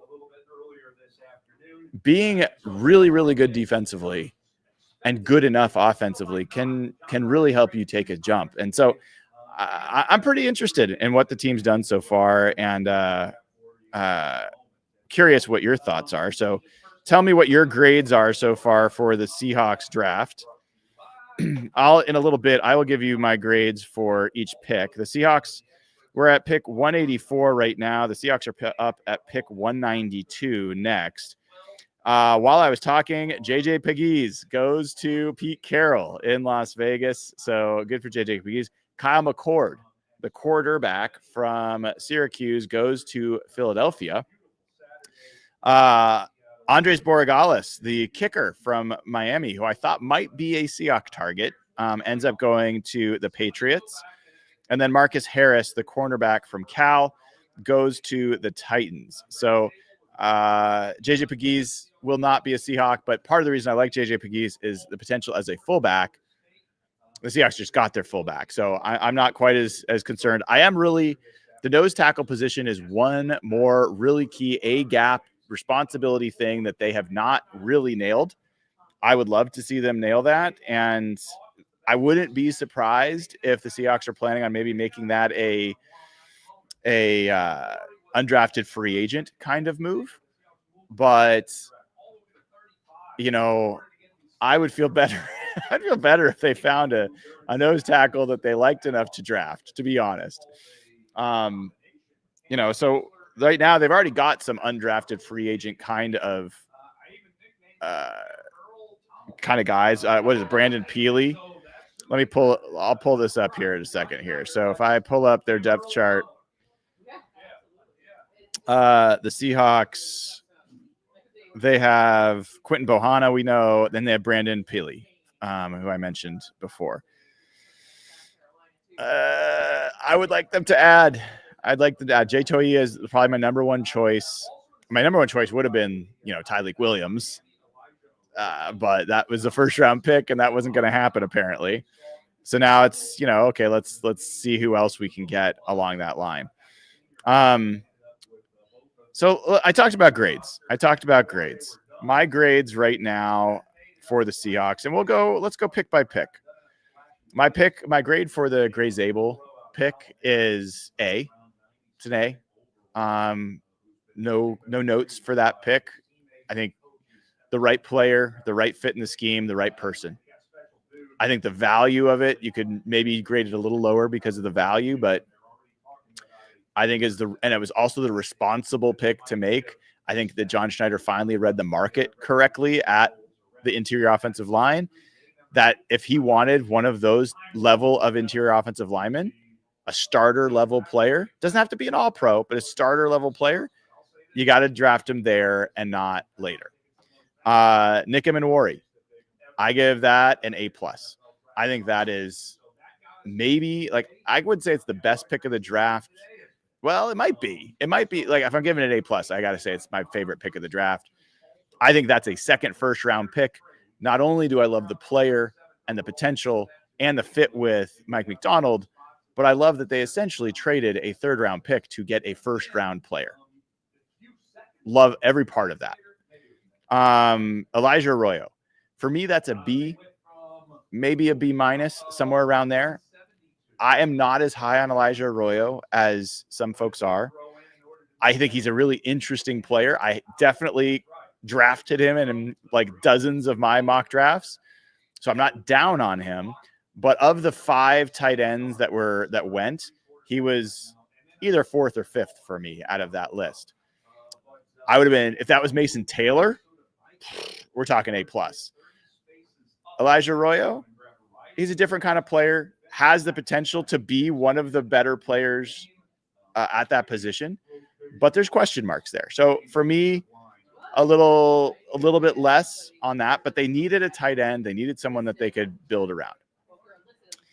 Jalen Milroe, I give that pick an A-. And that's, you heard me to start this show. I am not a big believer that he's ever going to become a great quarterback. I think the value that it was the perfect value pick. His potential to impact this team, even in year one, even without being a legitimate threat as a passing quarterback, I think is worth the pick that they used on him. Now, if they get more than that, if he ends up in a couple of years developing into a legitimate starting quarterback, that's the best pick in the entire draft of any team. Like, maybe the George Sanders could be a competitive one that might fit in there as well. But I love that pick, even though I'm not super high on the player as a quarterback. The Riley Mills pick, like B-. Like, I'm interested in the player. Seems like if they are excited, great. I would have been more excited about, an A gap addition there than someone who's more of an end 5 tech who can play a little bit inside. I did really love the Roy Robertson Harris addition last year. It did make a big difference to this team. And since he's gone, if Riley Mills can become that, that's great. So I don't know. I have not watched enough of Riley Mills to give it a higher grade, but that's where I'm at roughly with that one. Torrey Horton in the 5th round. I mean, that's a pretty sweet get, as far as I'm concerned. I guess I would give that like an A-. I think this guy has 2nd round talent as a receiver. He's coming off an injury, but he's already post injury running a 4.35 40 and jumping 37.5 inches. And, or it was 37, 36.5, something like that at 6'2", making contested catches. I think that's a really good set of skills to add into this wide receiver room. And we'll see where he fits. Like, does he push Jake Bobo? Does he push Derek Young? Who does he push on the roster? And he also brings you some return ability. He has been a punt returner primarily, but he can also potentially be a kick returner. So, him being a punt returner, if he's feeling healthy, Seahawks have not had a dangerous punt returner other than dangerous to themselves from fumbling too much in a long time. So I love the Torrey Horton pick. And then Robbie Utes, I'm going to give that a B+. You need a fullback. You got the guy you like. He loves the job. And I think he kind of helps complete the picture of what you're trying to build as a much more physically oriented offensive football team. So overall, to me, this is like an A draft. It's not an A+. It could be, but it's an A draft so far. I think the Seahawks have done quite well. And I think day 3 is you got to find someone that hits. And I think the Seahawks have a couple guys that might end up being on that list. While I was talking there, Devin Neal, the running back from Kansas, goes to the Saints. Will Howard, the quarterback from Ohio State, who I'm not a big fan of, goes to the Steelers. So Will Howard, maybe he'll be throwing passes to DK Metcalf. We will find out, because I think Aaron Rodgers is probably going to be their guy, but Mason Rudolph, DK Metcalf got himself into an interesting situation there for sure. All right. So looking back at some of your grades, let me see. I want to see what you guys have for grades. Let's see. I see overall, even our troll says it's a C draft. That's actually pretty high if he's saying it's a C draft. I see A-.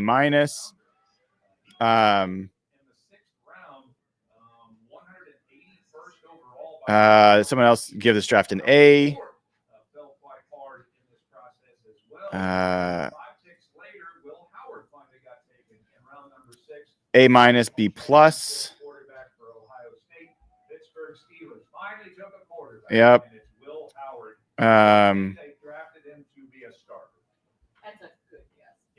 Let's see who else we got here. We need a cornerback, defensive tackle, one more on O lineman, and we can get to an A+. Not sure. We'll find out. Some people are not high on the Milroe pick. I really disagree. And that's coming from somebody who's not a big believer in him as a quarterback.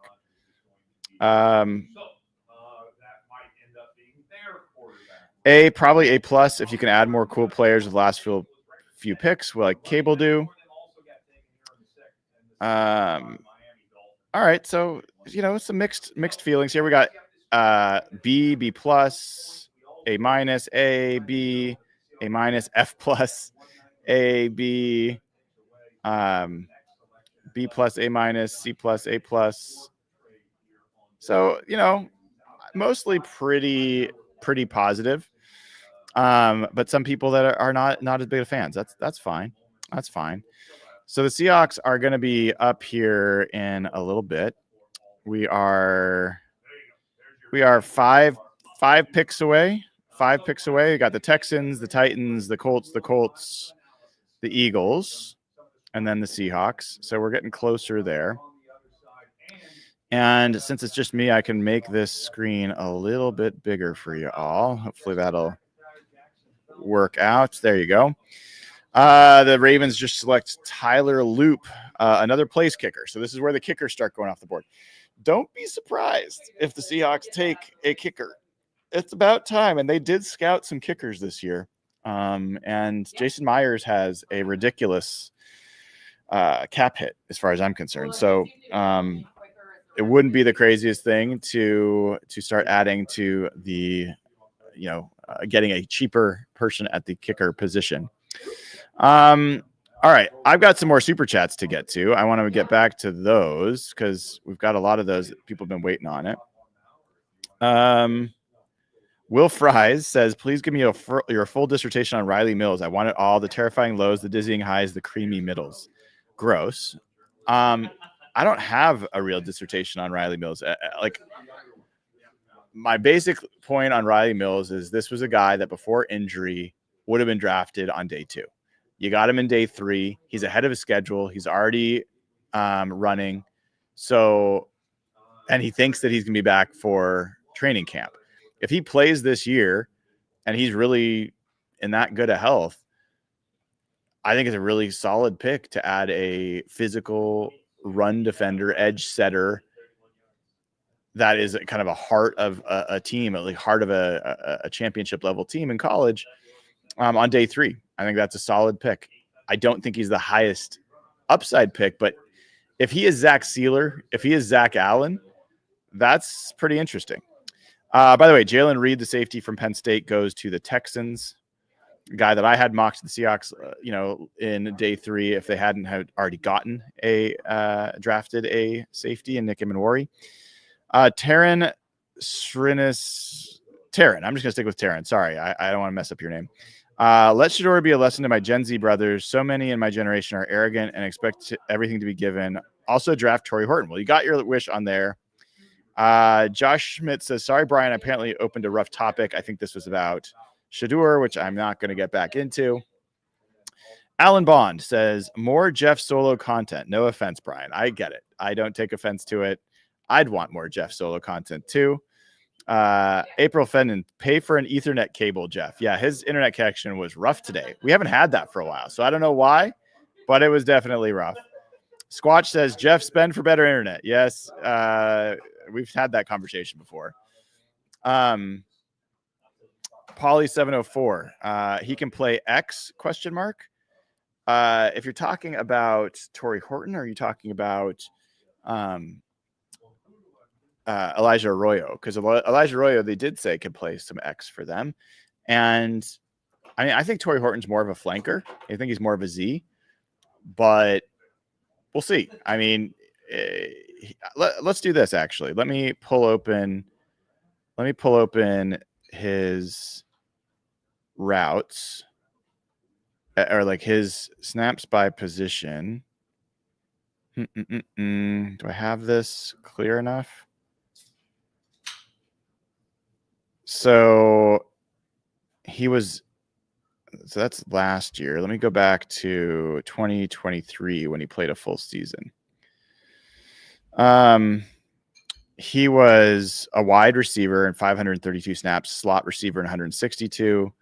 And then when he was wide, they don't get into X versus flanker, but he played on the right side primarily. So I don't have as much information about that, but yeah, I mean, I think he is a boundary receiver and I think he can be used in that way.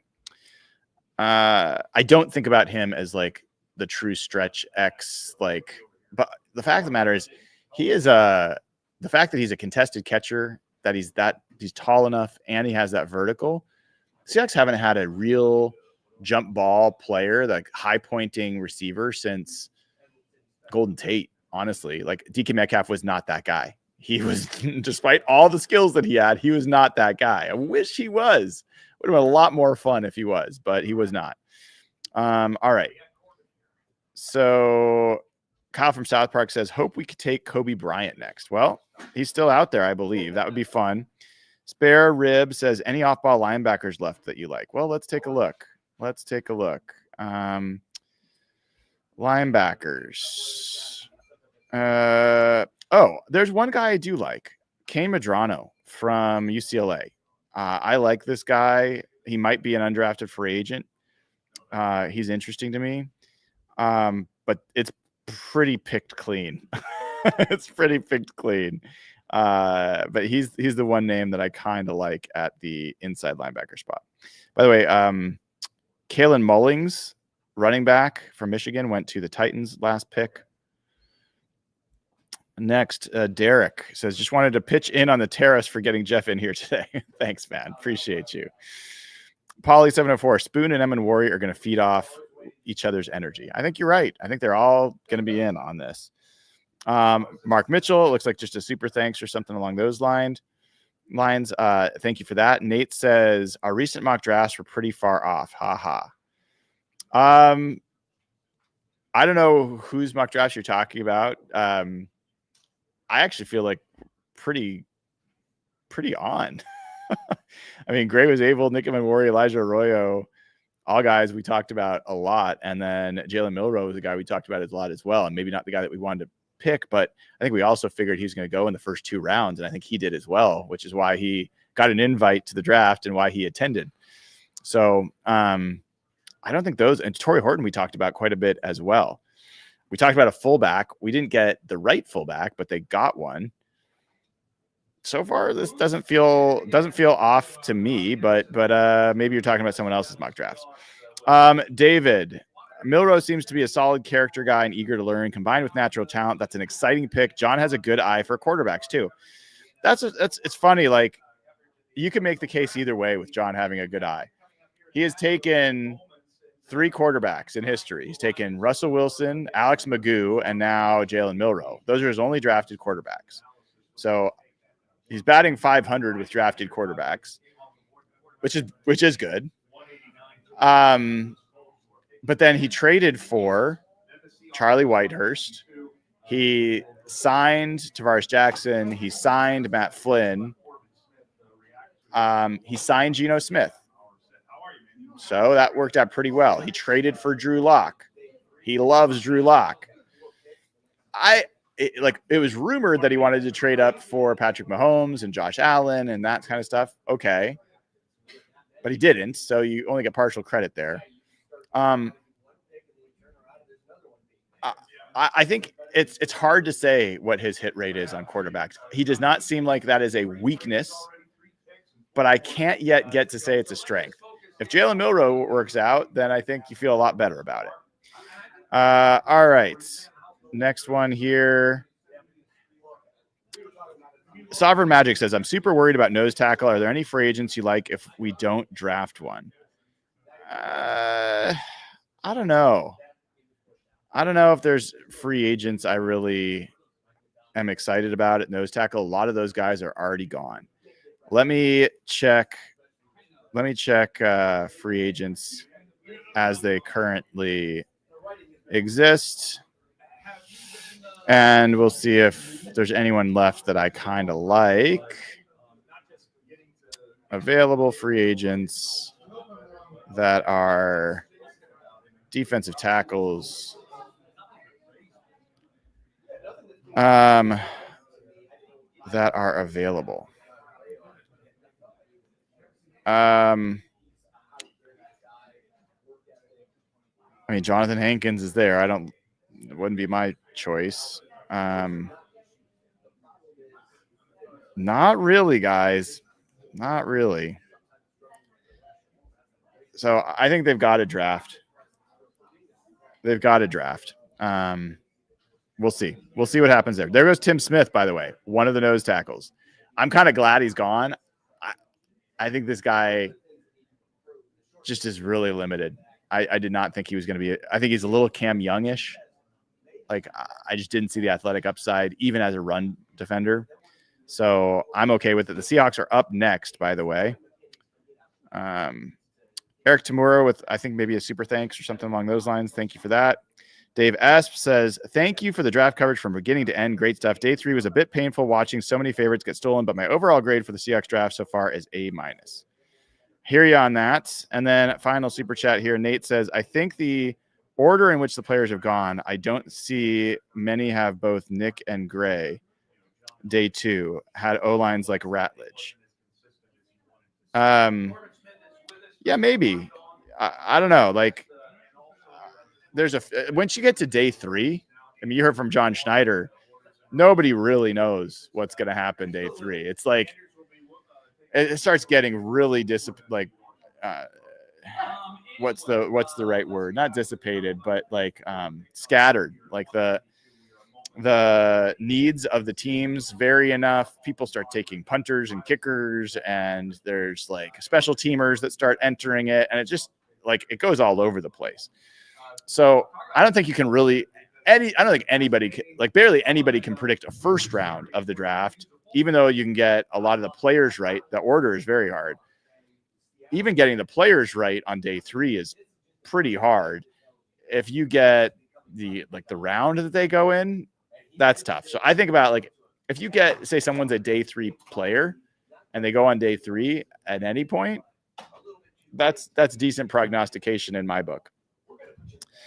Seahawks are on the clock. Miles Hinton, a offensive tackle from Michigan, goes to the Eagles. Miles Hinton is 6'7", 323 pounds. Curious if that's a guy that the Seahawks were interested in going right before them. From Michigan, Seahawks certainly have familiarity with him and Mike McDonald and Jay Harbaugh. The pick is in for the Seahawks here, and this is their 6th round pick. Curious, like for me, I am hoping this is. I honestly be happy with an offensive tackle or a defensive tackle. The options at defensive tackle are much thinner, so I'd probably be a little happier there. But if this is Bryce Cable, if this is even Cam Williams, if it's Chase Lunt, I think those are all appealing options. So let's see who it ends up being for the Seahawks here. The pick is in and is about to be announced. Bryce Cable. There we go. That was a guy that I've been talking about for a few rounds, has been linked to the Seahawks, and is a real, I think his best fit probably is as a guard, but I think he can maybe stick at tackle. And I love this pick for the Seahawks. So again, for people saying that mock drafts weren't right or if we missed on players, I think we're doing real. You know how hard it is to freaking nail a 6th round pick. And you guys have been watching long enough. I've been talking about this guy. So, yeah, I think this is a really interesting pick for the Seahawks. Let me give you a little bit about Bryce Cable.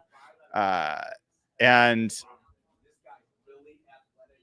he is one of those guys that also fits into the crazy athleticism scoring. So let me share this with you guys. You know, he played tackle at Kansas. He's 6'4.5", 306 pounds. He had 30 reps on the bench press, so he's super strong, 93rd percentile there. He had 32-inch vertical, which is 92nd, 93rd percentile. His broad jump, 96th percentile. Speed, getting fast off the ball, elite.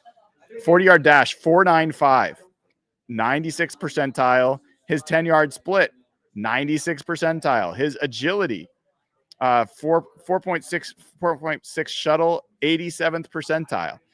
So he ranked 70th out of 1,420 offensive tackles that have been ranked athletically since 1987. So once again, you're getting one of the most athletic players to ever play his position. And the other thing I want to kind of look at here is that was as a tackle. If he is a guard for them, then I think you're talking about higher than 95th percentile. My guess is that he is probably Let's see, 2025 prospects. I think that you're probably talking about maybe a 99th. He is so 94th percentile overall. And if I switch him to guard, let's see what we get here. He is a 99th. Okay, let's look at this again. I'll share this with you all here. This is as a guard. Bryce Cabledew is a 99th percentile athlete as a guard, if that's how they choose to use him. And by the way, so we'll find out how they plan to use him and when I talk to him in a little bit. By the way, I'm going to have to go talk to him. And when I do, you're going to see just a blank screen. I'll leave the draft stuff on, but I'll mute my mic. So you won't see me. You won't hear me. You'll just be watching for a little bit because I don't have a co-host right now. That's just kind of how it works. So you can see here where he goes into, a 98th percentile speed grade. His agility goes to 90th percentile. So pretty good. I think this is a great ad. I think this is exactly what the Seahawks should be doing. They did do a 30 visit with this guy. They've done work on him. Really, really interesting fit for the Seahawks. So I'm going to go ahead and actually tweet this out.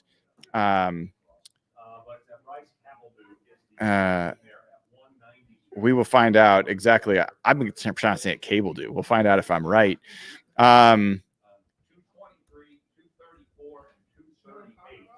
Is percentile athlete at guard. If that is how the Seahawks plan to use him, but is also a great fit at tackle.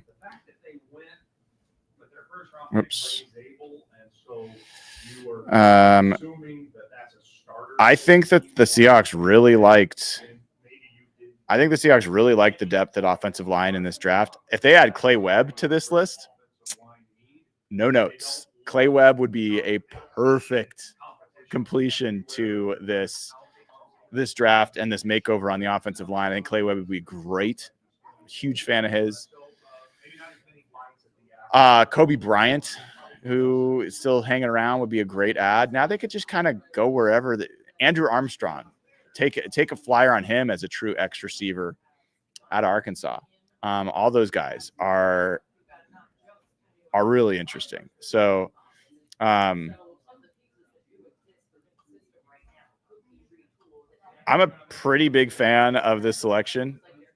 Not just because I've talked about him a lot, but I think this is exactly. We've been watching the Lions and the Eagles, go back and back and back to the trenches. I want the Seahawks to continue going back to the trenches. And so this is an example of them doing that. And I think it's a great value for where they did it. So very, very excited about that pick. Someone said Rob is mad. I don't know why Rob's mad. No idea. Rob's his own man. He has his own points of view. I think Cabledew is a guy that Dane Brugler. I can play some sound for you in a little bit. Let me see if I can find that video. I think I've got a short on this. I think it was a short. Brugler.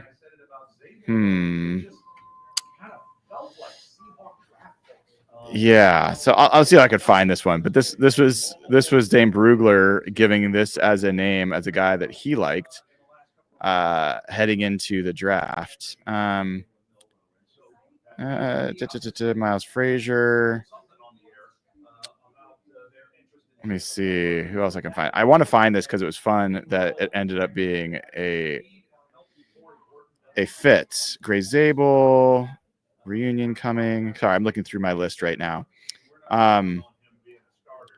Is this it?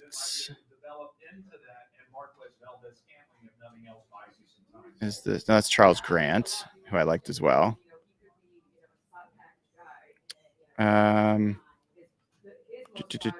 Streaky, good O-line. Let's see if this is it.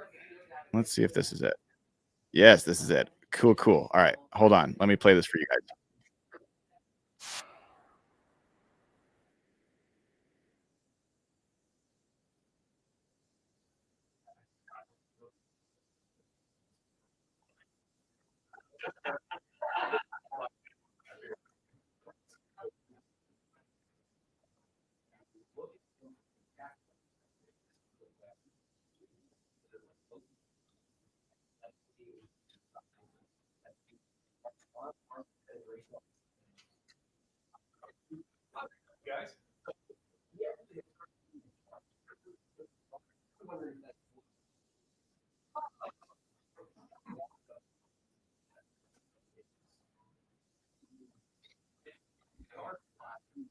So there is Dane Brugler.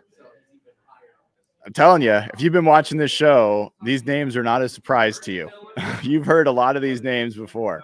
Not everyone. I would be shocked if every player that the Seahawks drafted was a player that we talked about. There's 1,200 players.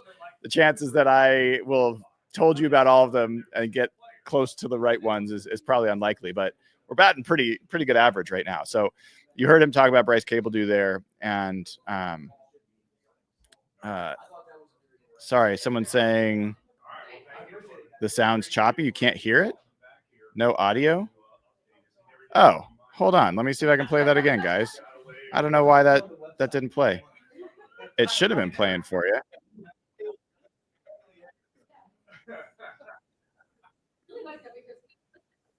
Whoops. Hold on.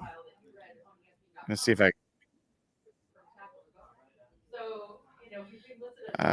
So you guys were not hearing this?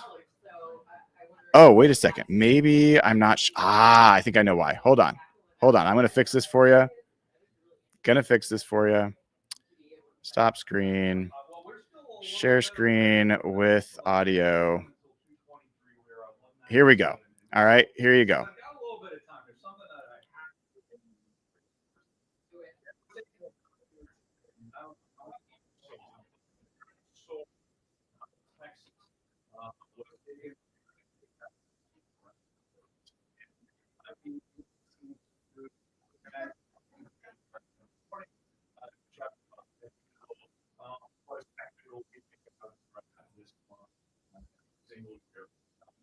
Plays with torque, and so that natural power that he gets from his base has been connected to I'll give you a guy that has been connected to the Seahawks a little bit.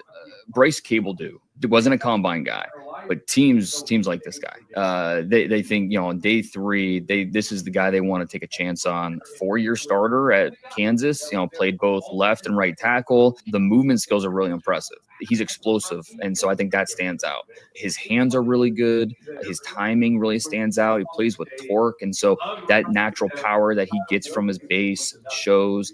He's one of those guys I think you see a lot of teams 5th round. This could be our guy. Like that's something that comes up a lot. But this guy could be in the conversation once we get to day 3 as being one of the better non-combine players this year. So I hope you heard that. That was Dane Brugler talking about Bryce Cable-Dew and talked about it as a 5th rounder. Day 3, talked about a guy that a lot of teams like as a non-combine player. And now he's a Seahawk. So I think that's pretty good news. If you want to talk about who are the players that Bryce Cable-Dew as a guard comps to in terms of athleticism, Brandon Coleman, who was taken by the Commanders, Mason McCormick, who was taken by the Steelers. If you want to see what he is like comped-wise to as a tackle, Rashawn Slater, pretty damn good. Teron Armstead, pretty damn good.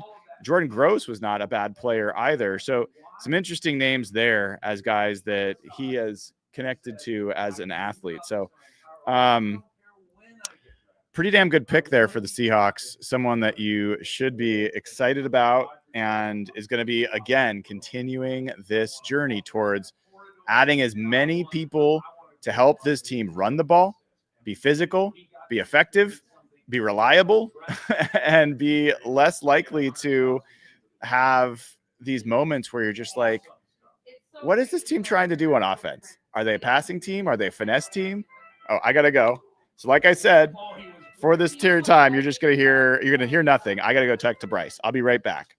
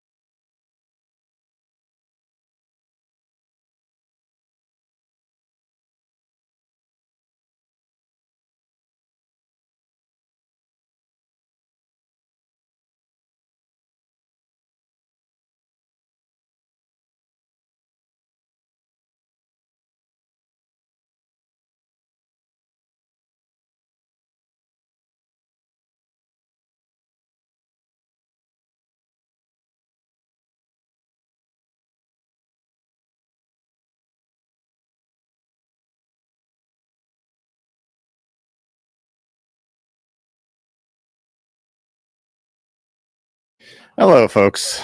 Thanks for hanging out. I am back with you. I just finished talking with new Seahawk offensive lineman Bryce Cabledew, and if you want to know one thing about Bryce Cabledew, his favorite play to run, to block for, is the outside zone. He loves the outside zone because it allows him to run as fast as he can off the ball and hit his opponent as hard as he can. It's a chance for him to get leverage and to get those guys on the ground. That's who the Seahawks just drafted. He confirmed that they are looking at him as a guard, not a tackle. So we've got that confirmation. And what did we just talk about before I went out to talk to him? Guys, he is a 99th percentile athlete at the guard spot. That is absolutely a story of this draft class. The amount of athleticism that the Seahawks have added is off the charts. And, almost at every single position, you can make that case, and every single pick, I should say. So great addition to this room. 6th round pick. This is a pick that they picked up via the trade. And so now you can look back at what the Seahawks have done with the moves down that they did. They end up moving out of the 4th round, ending up with 3 5th-round picks and a 6th-round pick, in addition to trading Sam Howell. With those picks, they got Riley Mills, the defensive tackle out of Notre Dame, Torrey Horton, the wide receiver, Robbie Oots. And actually, Robbie Oots was a pick they already had, so I'm not going to include that. They got Riley Mills, Torrey Horton, and Bryce Cabledew. It's going to be interesting to see how that works out, because I think those are 3 potentially really good picks. And if they got those through this maneuvering, trading of Sam Howell, all the other things that they've done, they also have more 7th. They have 3 7th-round picks coming up. So they have the 7th pick in the 7th round, the 18th pick, and the 22nd pick. So the Seahawks are as a ways before they come up for another pick. If you're still with me, you are hardcore, folks. You are the hardest of hardcore, because it's even starting to get quiet in here. 7th round is for the true sickos. We're going to stick around through every Seahawks pick. And who knows when that's going to happen. So really, really good stuff from Bryce Cabledew. I think one of the better selections that you could have hoped for at this point in the draft. Chase Lunt was another guy that we really liked. He was available. And someone said that Rob Staten wasn't happy. I wouldn't be surprised if it was because he liked Chase Lunt more. But you know what? Like, the Seahawks are going to pick the guy that they like the most. I'm happier with Bryce Cabledew than I would have been with Logan Brown, for example. I also like Jack Nelson. But some of those guys actually might be tackles for them. So Chase Lunt still might be a guy that they pick in the 7th round. Cam Williams, who is still on the board. There's people that had him as a day 2 selection. He's still around. I don't think, if you're talking about a 7th round pick on Cam Williams, I don't think that's a bad gamble at all. Holland Pierce, I told you about, from Rutgers, 6'8", 340 pounds. So I think you have to assume that one of these 7th round picks is going to go to a nose tackle. And, that group is still there. To just give you an idea, the guys that really fit as nose tackles: Jay Toya from UCLA. That's my personal preference. Nazir Stackhouse from Georgia, 6'4", 327. Cam Horsley, some people would call him a nose tackle. Elijah Simmons from Tennessee, 6'1", 334. Those are the guys that I think probably fit your nose tackle definition. Maybe Zeke Biggers from Georgia Tech, 6'6", 320. So there's a few more of these guys out there if you're looking for a nose tackle, and the Seahawks are. And I'm looking through all the other guys that I could find to see if any of them else would fit. I think those are the names. So I think one of those guys would probably be a wise pick at the nose tackle spot. And other than that, if you're talking about best overall players still available, I mean, Damian Martinez, the running back. I wouldn't be surprised if a running back is one of the picks. I think Seth McLaughlin, the center, is interesting. I'm wondering if Jonah Monheim is still there. Jonah Monheim is still there. I like Jonah Monheim. I think, especially as a 7th round pick, that could be really interesting. You know, Jared Ivey, the edge rusher. Like, I'm not like so many of these guys, when you're talking about 7th round picks, these aren't my favorite players, but these are guys that I think would make sense. I really like Jack Nelson. I think is Kobe Bryant still there? Let's see if Kobe Bryant's still there. I think Kobe Bryant is still there. So that would be a lot of fun. He would be high on my list of guys. Jabbar Muhammad, I really like at corner. That would be on my list as well. A few corners that are interesting there. Who else? From a running back spot. I mean, Damian Martinez, we talked about. Raheem Sanders from South Carolina, interesting guy. A few players still there. The running back room's pretty cleaned out, but Damian Martinez seems like one of the guys that could be an option there. But, you know, once you get to the 7th round, I talked to you linebacker-wise. A guy that I like is Kane Medrano. So he's a player that could be a really good special teams guy, potentially be a guy that you find. I think kicker could be something that you do. So there's a lot of ways they could go with these 3 7th round picks they have. They are a long way from picking. So we'll kind of see how this plays out for them. I'm probably not going to tell you every single pick that happens between now and then, because I don't know that it's going to be that interesting. I'll catch you up every once in a while on players that have gone. Gavin Bartholomew, tight end, goes to the Vikings, was one of the guys that was considered a fullback option. So he's gone. Kobe King, the linebacker from Penn State, he goes to the Vikings as well. So I mean, there's been nothing that's happened with the draft in this last day that has lowered my grade. I don't know that day 3 has been as much of a home run, but I don't hate it. I do not hate it. So, there goes Kane Medrano. God dang it. I really did like him. He was one of the linebackers I liked, and it would have been fun to see him in a Seahawks uniform. But he's gone. As the guys say, this happens. So you keep moving on. I see someone talking about. I think they're talking about Desmond Watson. That would be funny. He is a 464-pound defensive lineman. I don't know that he's going to be a drafted player, but that would be funny and certainly be interesting. Let's see. Is Clay Webb still available? Let's see. Offensive guard. Joshua Gray. Yeah, Clay Webb's still available. Willie Lampkin's still available. Clay Webb is a guard, and if they just added 2 guards in Gray Zabel and Bryce Cabledew, I don't know they'll go to another guard, but I do really like Clay Webb. I wouldn't hate it. I don't know that they need Willie Lampkin anymore, because he is not. They're not going to have him as a fullback. They have their fullback now. So I'm going to lean back because my back is just killing me. Hopefully that's good for you guys. So feel pretty good. There goes Chase Lunt. The tackle goes to the Buffalo Bills here in the 7th round. We are in the 7th round, guys. We've made it. We are. So sorry. No, that's not correct. We were in the 6th round. I was so confused. I was like, how did we get to the 7th round already?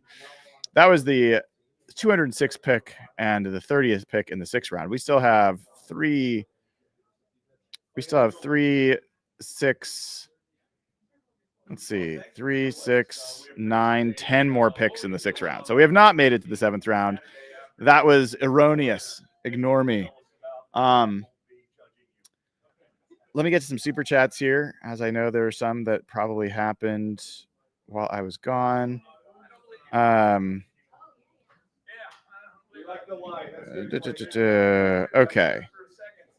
Dave Esp has gifted 10 Hawk Blogger memberships. Thank you for the gift, Dave.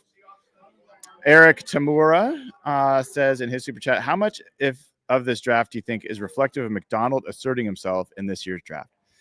It's really funny, this thing that keeps happening with fans trying to like pit Mike McDonald against John Schneider or Pete Carroll against John Schneider. This is a partnership, guys. Like, I don't think Mike McDonald has this year decided to tell John Schneider what to do. I don't think that's how it works. I don't know about you, but there's not many times that you tell your boss what to do. But I absolutely think this year is an example of how these guys are starting to coalesce. They've spent more time together. They know each other the same way that you don't have to wait until this draft to know that. Look at last year's free agency. Look at how many absolute swings and misses there were. And then look at the moves they made during the season. Look at every like trade that they made that got them a step closer to being a better defense. So that was already happening in that season. Now they've had the offseason. They've been able to watch these players together. You have Mike McDonald go with John Schneider down to Mobile, Alabama to watch these guys at the Senior Bowl. He was at the combine watching these guys there together. And you also have a coaching staff that, other than the offensive side, has had another year together. And also, it's not just Mike McDonald.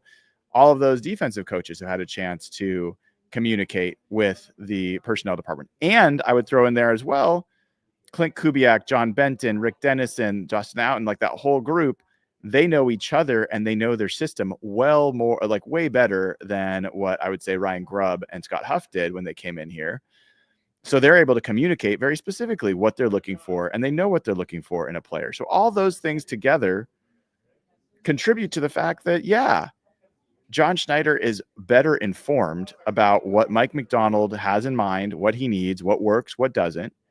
And of course, that's going to then result in more refinement of the draft picks, more precision on who they add, and just better hits in general. So I don't think this is Mike McDonald asserting himself. That's not the energy I would put to it. I think it's just about these two partners getting better at being able to anticipate each other's needs, like all good partnerships do. Good question. Mark Mitchell, super chat. Thanks, man. Appreciate you. Joey, who's been a member of the channel for a month, thanks for doing that. Welcome. Happy anniversary. Says, do you think there's a shot we trade for Jalen Ramsey? I really hope not. I think trading for a veteran would be a really poor move. Now I would even say I'm not a big fan of trading for Wyatt Teller. Like, I'm more interested in seeing this group of young linemen having a chance to work with this group of offensive coaches to see what they can come of it, because you likely have Gray Zabel as one of your starters at guard. And now you've got Satawa Lamea, Christian Haynes, Anthony Bradford, and Bryce Cabledew all competing for one guard spot. Cool. Like, there's been, like, if Satawa Lamea thought that he had done enough to secure a job, no. If Christian Haynes thought, oh, he was the third round pick, he's going to be gifted a chance to start, no. They've added to that spot. There's going to be competition. Anthony Bradford has been a starter. I think the assumption is he's not going to be a starter. John Schneider is a pretty big fan of his, but we're going to kind of see how these guys sort themselves out over this offseason and into OTAs and then into training camp. And if you're really only trying to fill one position, I don't think that that's a situation where you're like, okay, now let's add Wyatt Teller. So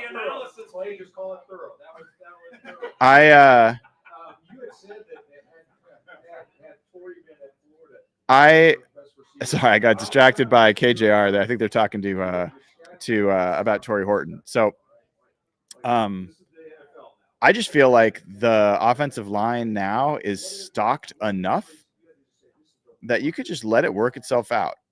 And so I definitely don't want to trade. If I don't want to trade for Wyatt Teller at this point, I definitely don't want to trade for Jalen Ramsey. That's not who this team is. That's not where they are. They're not a veteran away. They're not within a 2-year window of like contending for a Super Bowl. I don't think they have to earn that, and I don't think they have.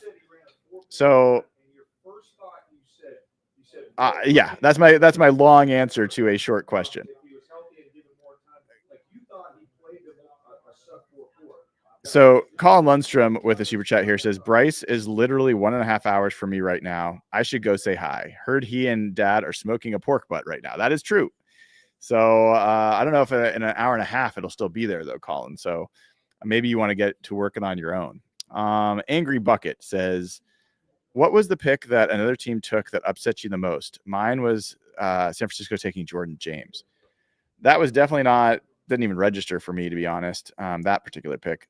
Zoff Frazier, probably. Honestly, the one that I had probably the most negative reaction to was Miles Frazier being selected by the Lions. Not because I was so sure that the Seahawks were going to add him. I think he's actually not a great fit for this scheme. Miles Frazier even told me he's not he's more of a gap scheme guy.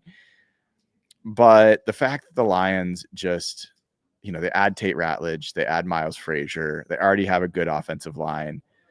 That it's just, I want the Seahawks to be that team. I want the Seahawks to be already having a good offensive line and they're still drafting good offensive linemen. That would be fun. We're a long way from that. So I think that one probably stung the most, I would say. All right. Logan Green says, your coverage has been amazing. That is very nice of you to say. Thanks, Logan. Says, you're making it even more fun to be a Hawks fan. See you at the 300 level. Go Hawks. Well, I will see you up there, man. I will continue to be a fan and be a season ticket holder and attend home games in my seats. I will not be in the press box behind a glass enclosed window and quiet during home games. I'll be screaming my head off as usual.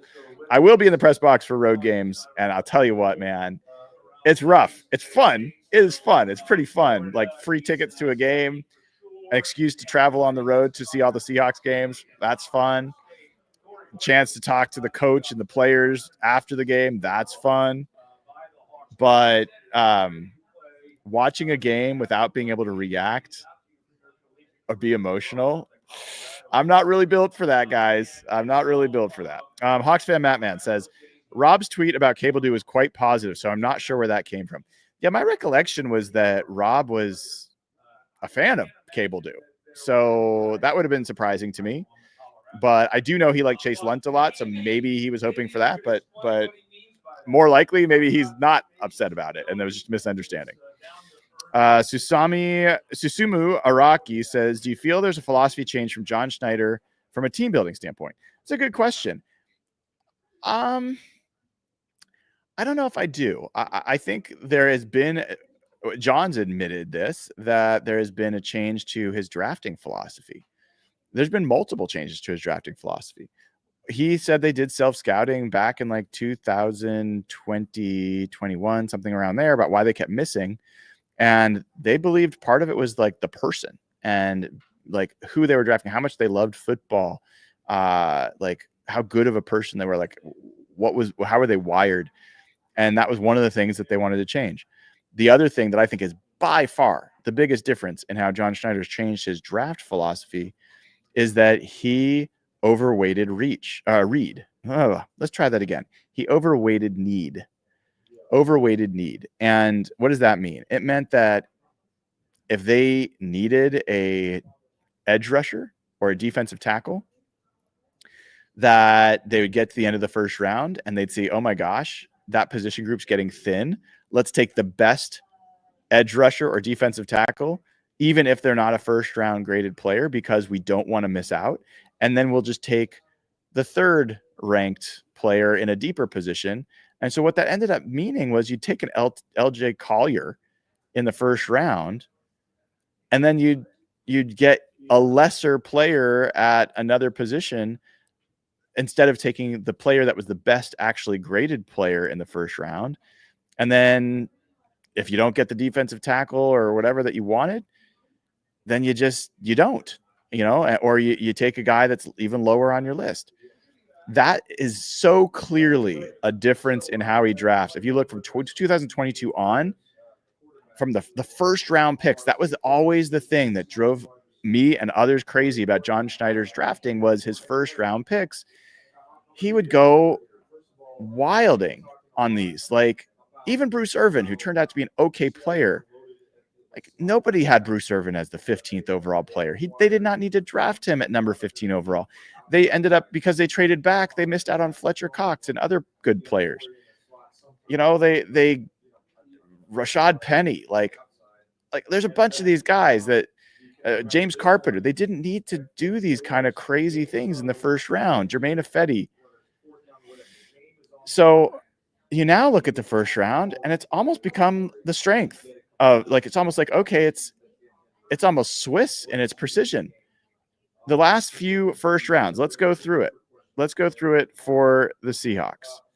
Seahawks draft history. I search for this so much. I should just have it permanently up. But let's go from 2022 forward. Charles Cross, first round pick.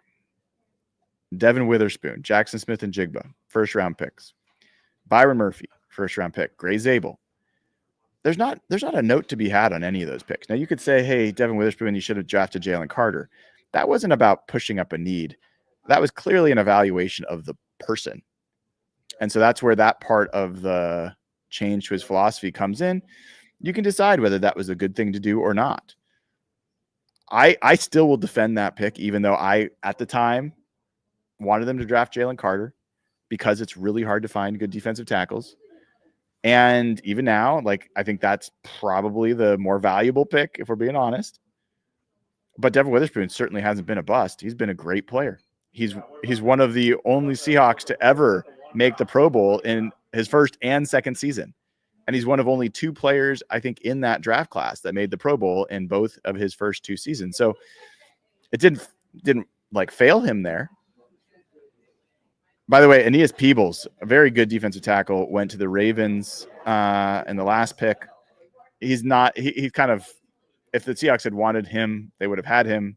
He's kind of more like Riley Mills. So the Cardinals have just selected Hayden Connor, guard, out of Texas. So the Cardinals add another player. But yeah, I think that's where I feel like the change has been for John Schneider is not pushing need. And so his first few rounds of the draft have been like, I just read you his first round picks. Let's read the second round picks since 2022. Boye Mafe, Kenneth Walker, Derek Hall, Zach Charbonnet, and Nikim Nwori, and Elijah Arroyo. I don't know that there's a miss in there. I think that the idea of drafting Zach Charbonnet, a second running back, back-to-back years, was not a good choice, but they didn't miss on the player. So yeah, a good question. I think it's a fun thing to kind of think about with John Schneider. Another super chat here from Idiot Guru. Don't be so hard on yourself, Mr. Guru. Xavier Restrepo as a wide receiver running back project, Horton on returns. So Torrey Horton is someone who can be a punt returner. He talked about that when we did our conference call with him. I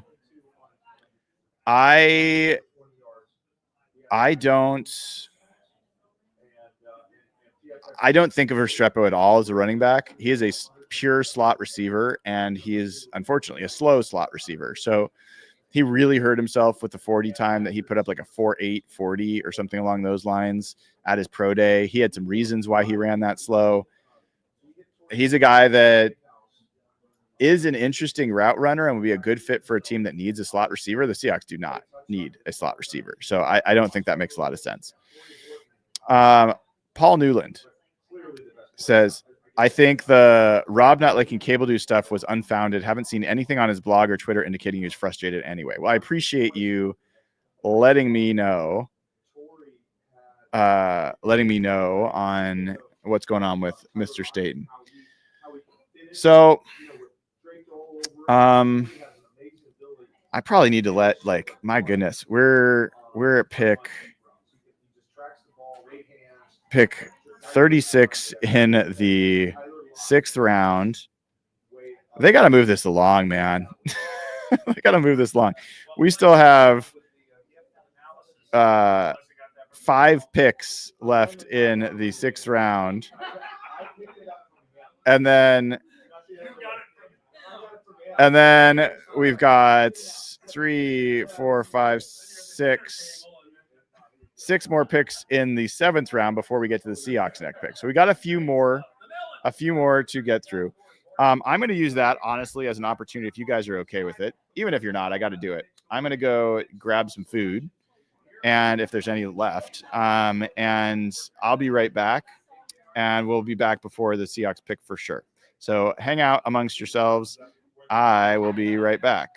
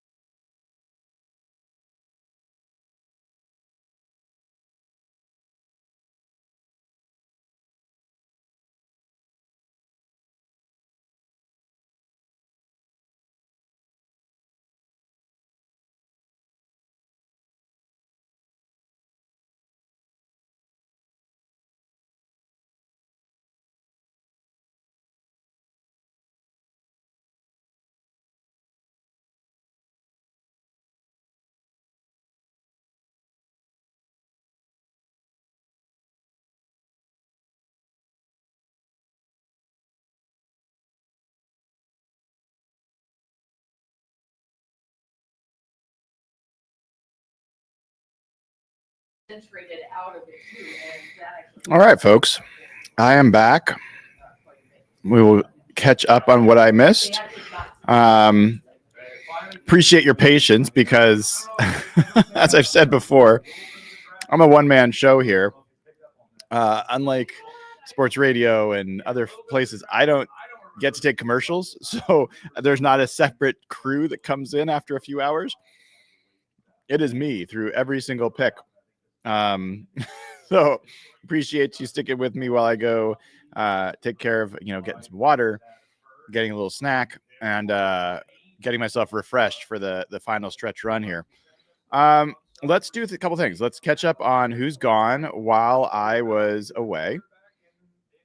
And then we're going to prepare for what it's going to be an active 7th round where the Seahawks have 3 picks. So I mentioned Aeneas Peebles. Oh, Jimmy Horn Jr., Cam Williams. Oh, interesting. All right. Cam Williams. Of course, Cam Williams goes to the Eagles. My goodness. That guy will probably end up being an all-pro. Talented player, has a lot of work to do, but I'm telling you, there are people that had him as a day 2 pick, 2nd round, 3rd round.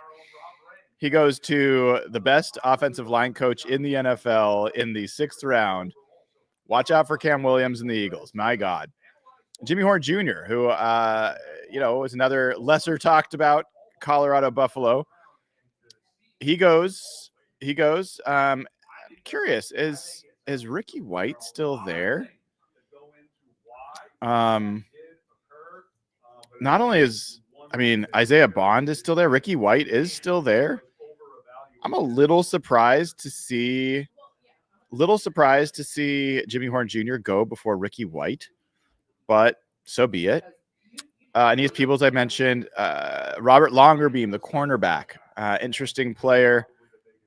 He goes to the Ravens. Tommy Mellott, the wide receiver from Montana State, actually is a guy I've heard a few things about. Some people really like him. He goes to the Raiders. RJ Mickens, the safety, goes to the Chargers. Cam Miller from North Dakota State, the quarterback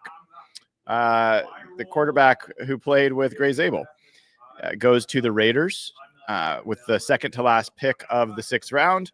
That brings you all the way up to date with where we are. The Broncos are up with the last pick of the 6th round. The next thing I want to kind of do is go through how the teams have done. Let's go through some of the drafts, and let's start with the NFC West. Let's talk about the Arizona Cardinals, what they've done so far. Just so if you're wondering, the Seahawks next pick, the Broncos their pick is in. The Seahawks pick is up in 6 picks, their first pick of the 7th round. So we'll obviously get to that in a few minutes, but let's go through the NFC West and who they have added.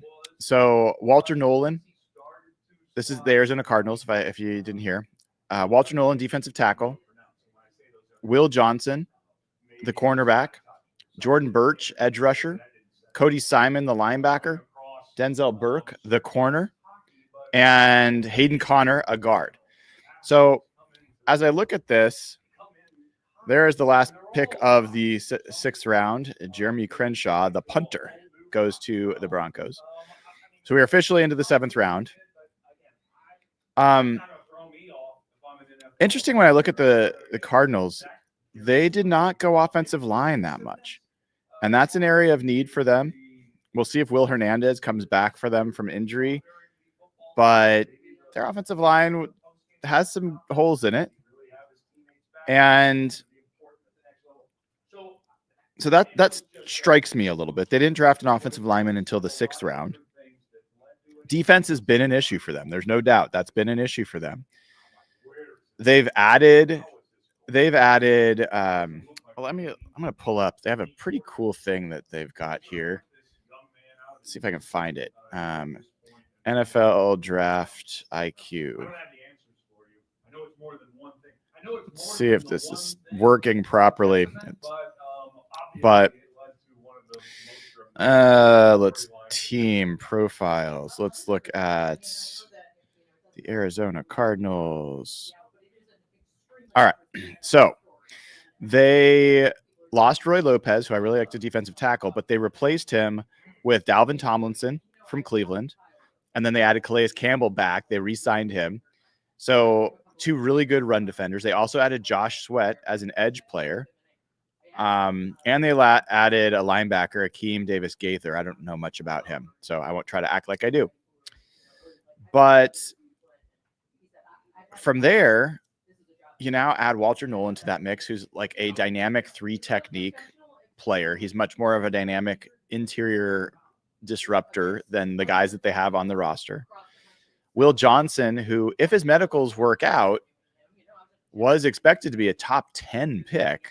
I think it could be in the conversation for best value pick in the draft if he ends up working out. Jordan Birch, I'm not as high on, but he is an interesting physical edge player that can also play a little bit inside. Those 3 picks are pretty promising in terms of helping the Cardinals and moving them forward. Denzel Burke at corner could wind up okay. Their cornerback position with Will Johnson now, Denzel Burke, and then who is the guy from Syracuse? Who is their other cornerback? Garrett Williams. Yeah, Garrett Williams from Syracuse.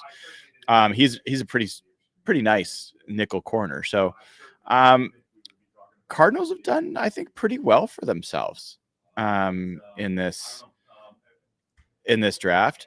I do wonder about the I mean, if depending on how the cornerbacks fill out, like it'll either be great or not good enough. But they really clearly have tried to make this defense something that can stand up and help the offense not have to be as dynamic as they've had to be in order for the Cardinals to win football games. I think the offensive line is a real question mark. I think it's a little surprising that they haven't added another running back, to be honest, because I think James Conner is the heartbeat of that team. And when he goes down, they miss a lot. And they drafted Trey Benson last year from Florida State. He did not show a lot for them last year. So I feel like they're vulnerable in that regard, but they were a very good running team last year, and they're very running reliant, and that's not just Kyler Murray. So that one's a little surprising to me.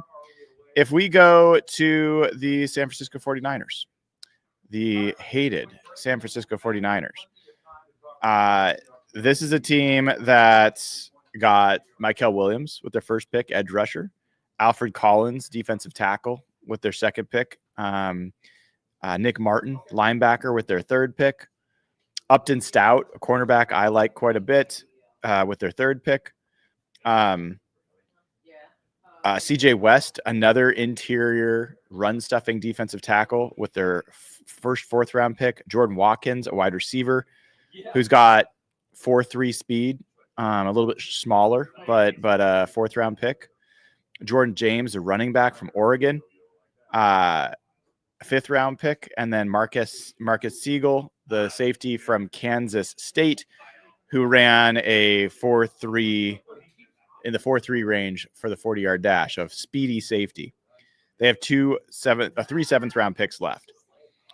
I generally like what the 49ers have done here. And oh my gosh, yes, Jay Toia is gone. First pick of the 7th round. That was the guy I really wanted the Seahawks to get. All right. Well, nose tackles, they're getting thinner.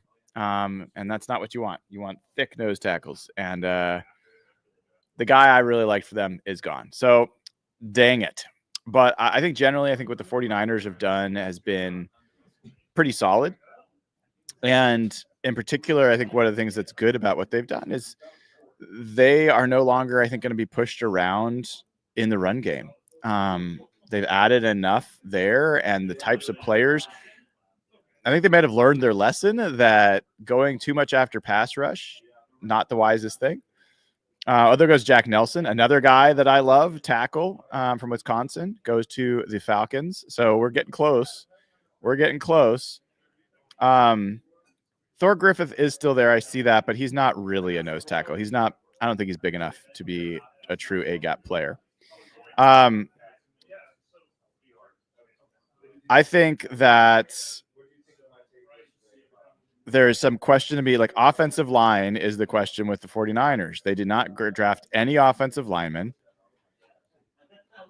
I think this whole team teeters on the edge of Trent Williams' health.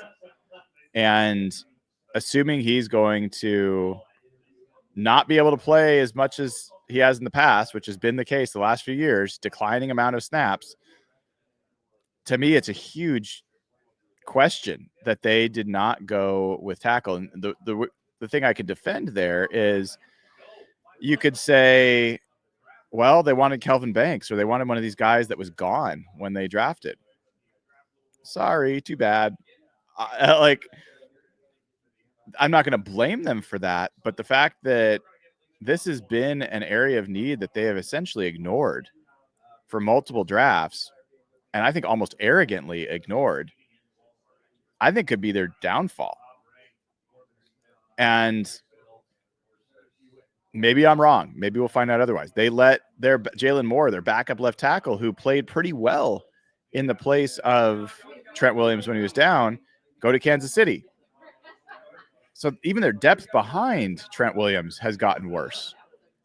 So I like that the 49ers have, for themselves, built a stingier defensive roster. That is their brand. That is their identity. And I don't think they can be the team they want to be if they're not going to be able to stop the run. And so I think they've taken some steps there, but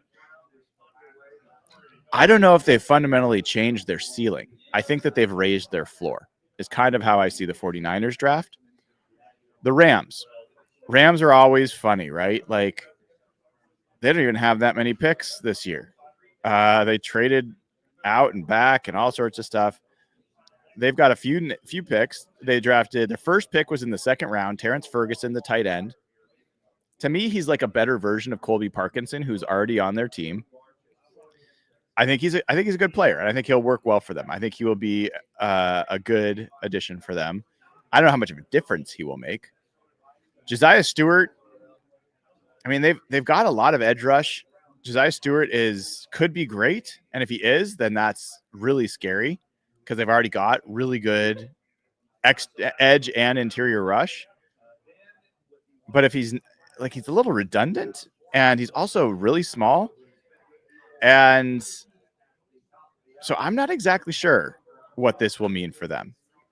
Jarquez Hunter, I like him at running back. I like him better than Blake Corum, but he's going to be a backup, so he's a backup. Ty Hamilton, defensive tackle, he's not really a true nose. They lost Bobby Brown, the nose tackle. They signed Poona Ford. I think Ty Hamilton's a backup. And then Chris Paul Jr., the linebacker from Ole Miss, I think he's a good player and could be helpful for them. He's a little undersized, but he's a playmaker. I look at this and I'm like, there's not a single player that has like really high ceiling. There's just not. Josiah Stewart might have the highest ceiling of the group, and I'm not sure he's going to reach it. So I think the Rams, maybe you'll look and say, well, next year it'll pay off when they have the multiple first-round picks. But they basically kind of passed on this draft in a little ways. Like they said, we'd rather have a first-round pick next year than a first-round pick this year. It's kind of the way their draft is. And we'll see. We'll see. They deserve the benefit of the doubt because they've really killed it on the draft for a few years. But I'm not sure they repeated their performance in this draft.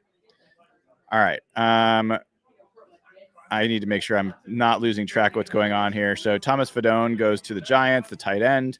Seahawks are up in 3 picks, which brings me to the Seahawks and what they've done so far. Seahawks with their draft, Gray Zabel, Nick Emanwari. I think Nick Emanwari is the best pick in the AFC West. I think he's the best pick in the NFC West. I think Gray Zabel, the best offensive lineman added in the NFC West? I think we'll find out. Nick Imawari might be the best defensive player added in the NFC West. We'll find out. Elijah Arroyo, he and Terrence Ferguson, we'll kind of see that they're the Rams got their guy, so they could have gotten Arroyo, but they wanted Ferguson. We're going to find out if that turns out to be the better pick. Jalen Milroe probably has the highest ceiling of any player picked in the NFC West, and I mean that not in terms of like Emmett Worry has a very high ceiling. I just mean when you have a quarterback who has the potential to be a game changer, his ceiling is the highest probably, and like his ability to impact the fortunes of his team is higher than any other pick that was made across the NFC West. And like I said, don't know if he'll reach it, but he might be the most interesting offensive weapon. Even if he doesn't become the starting quarterback anytime soon, he might be the most interesting offensive weapon added in the NFC West. Riley Mills, defensive tackle. You can tell I'm a little bit less excited about that. I think there's some more interesting options potentially, and I just haven't watched him play enough. So I'm going to have to go back and do a little bit more research, but that one I'm not so excited. Torrey Horton is a great ad. Is he the best receiver added of the division? I mean, I think there's a chance that he is. I'm trying to think.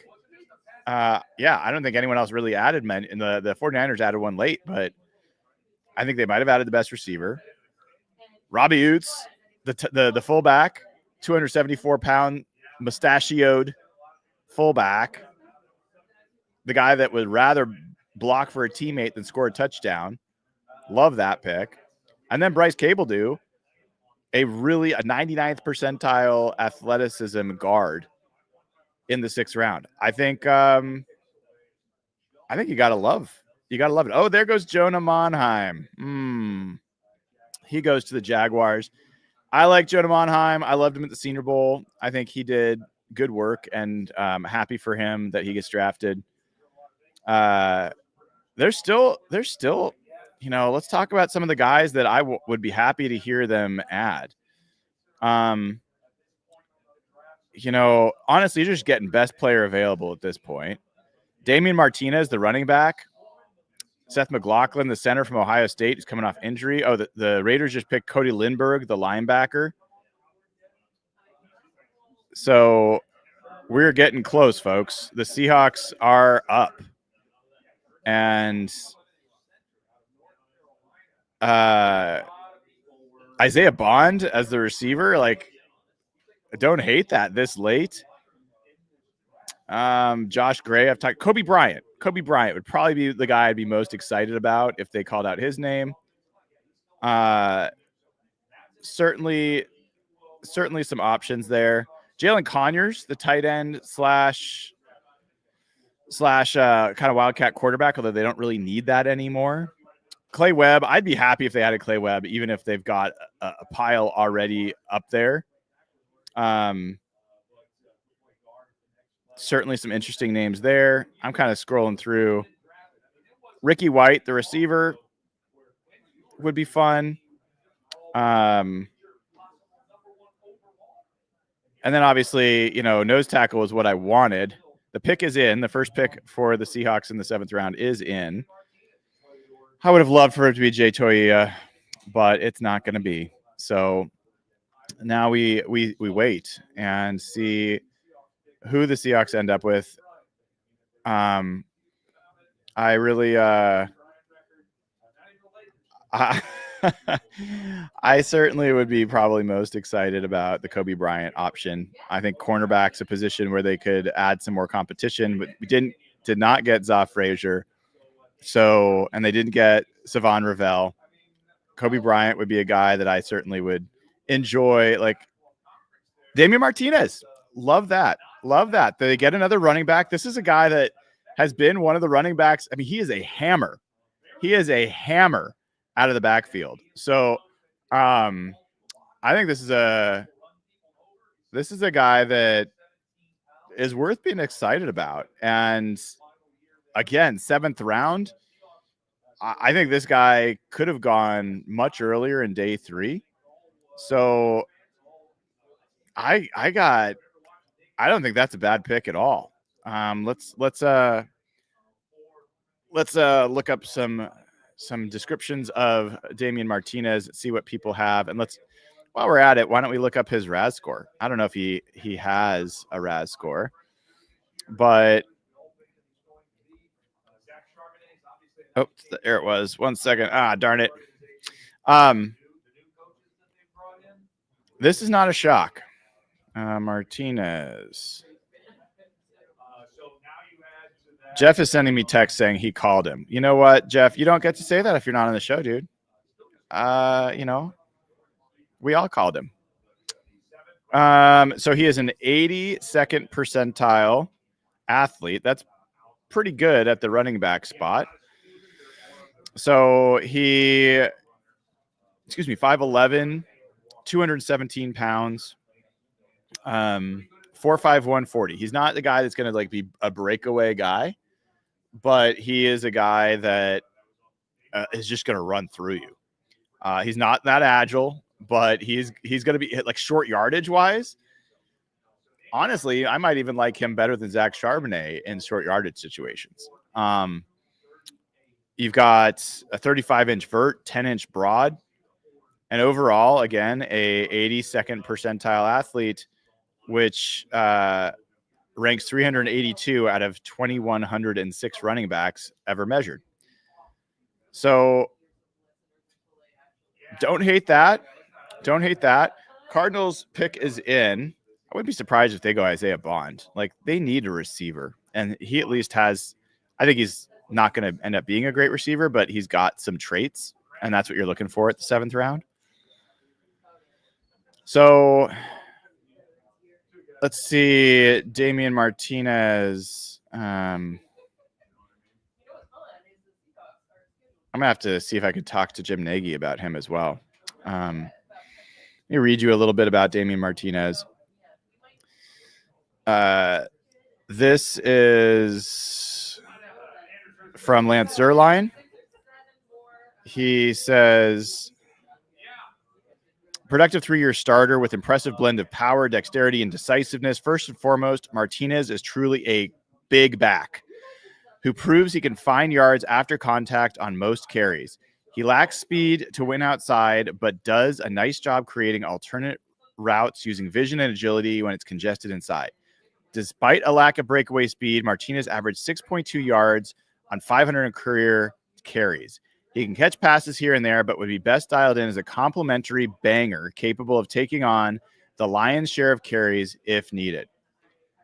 A scout says, I'm old school, so he reminds me of Natrone Means, the old Chargers running back, the way he's got nice feet, but also size and power. So, yeah, round 6 was his projection. He goes round 7. Certainly not a reach, not a crazy pick. And one that I think is pretty cool. I'm curious how you guys feel about it. I feel pretty good about it.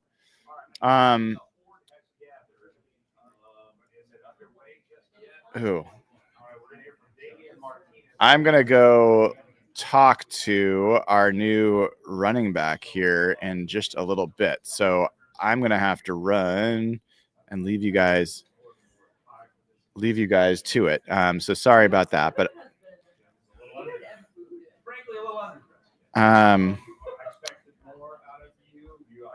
sorry guys, I'm looking to see when the Seahawks next pick is going to be. They're picking at 234. So we've got 7-8 picks.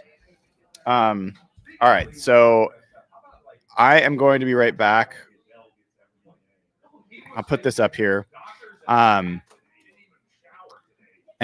I will not miss the next pick, but I do have to go talk to our new running back. Here is, I'm watching on, this looks to be ESPN, some Damian Martinez highlights. He's just he's got some nice wiggle to him for a guy that, is a really between the tackles. He's got a nice suddenness to his game. I just really liked what I've seen him play. There's not a lot of wasted motion. He's just going to get every yard that there is to be had. Oh, there's a little Beastquake run from him. I hadn't seen that one. He went into a pile of defenders and came out the other side. You're not gonna arm tackle him. He's got great leg drive. I think this guy's a great ad. And I'm really curious what's going to happen with that running back room. It is a talented running back room. So, again, a great value pick for John Schneider in this draft with some, I think he's got starter potential. I'm not saying he's going to be their starter, but he's a guy that if you needed a few games, I think like a little bit of James Conner is kind of, to me, who he reminds me of. And obviously he's been a pretty productive NFL player. So I'm going to be back, guys. So hang out with me, keep watching, and I'll be back in a few minutes. I'm going to go talk to Damian Martinez. See you all in a bit.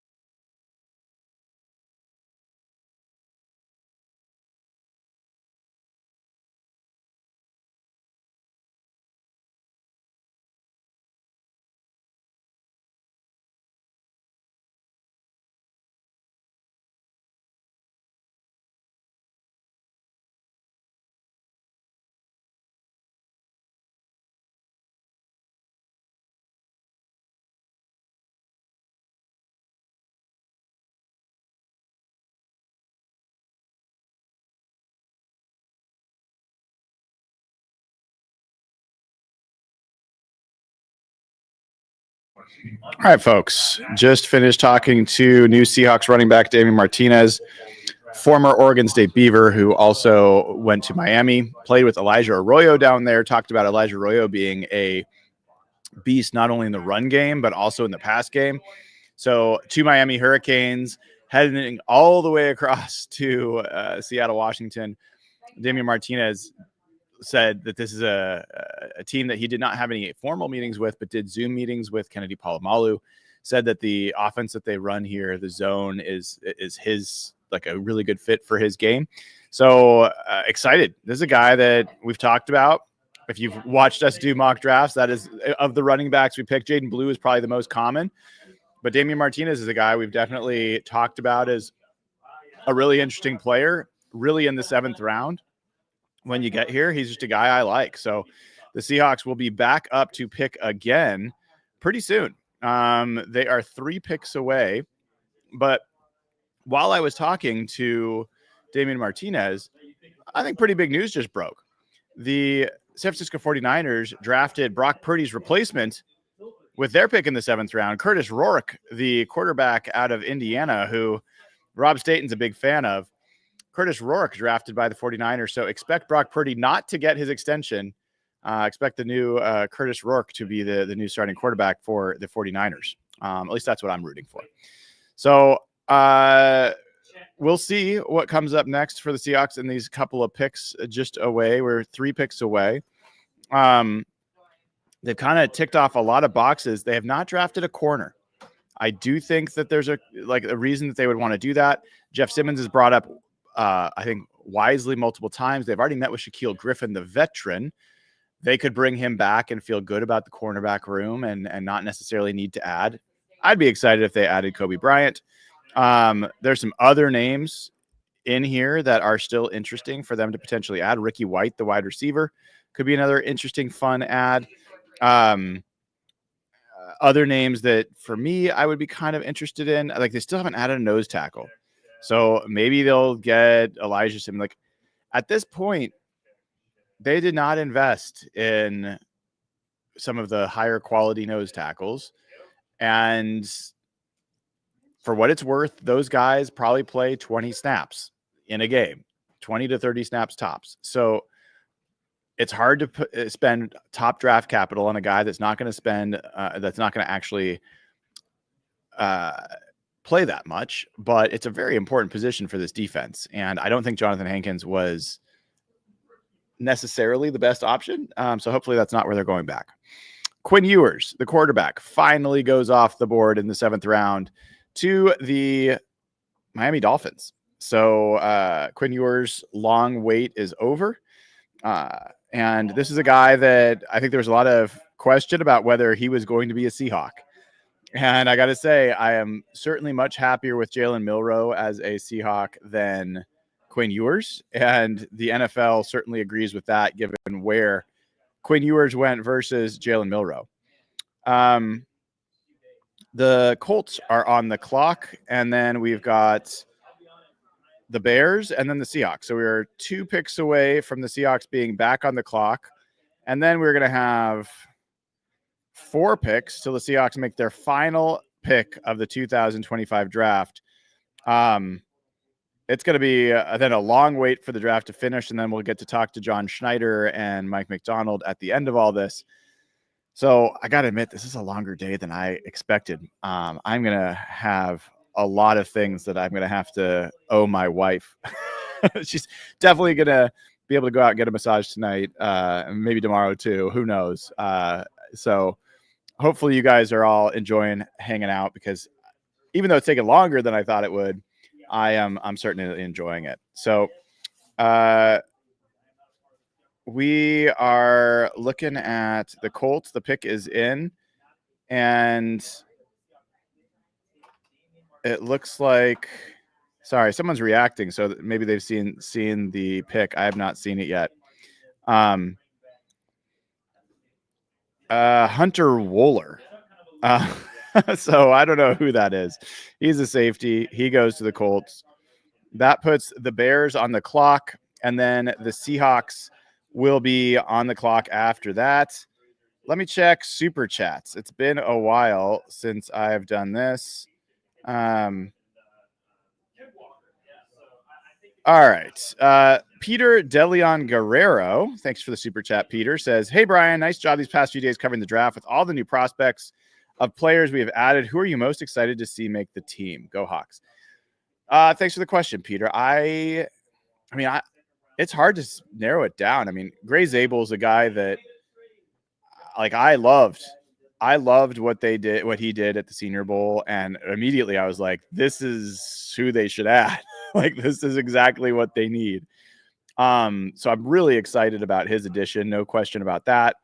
And then, I mean, Nick Emenwari, I feel like I wouldn't say I was on an island, but there were not many, like, Rob Staten wasn't really huge on Nick Emenwari. Griff Sturgeon was definitely not huge.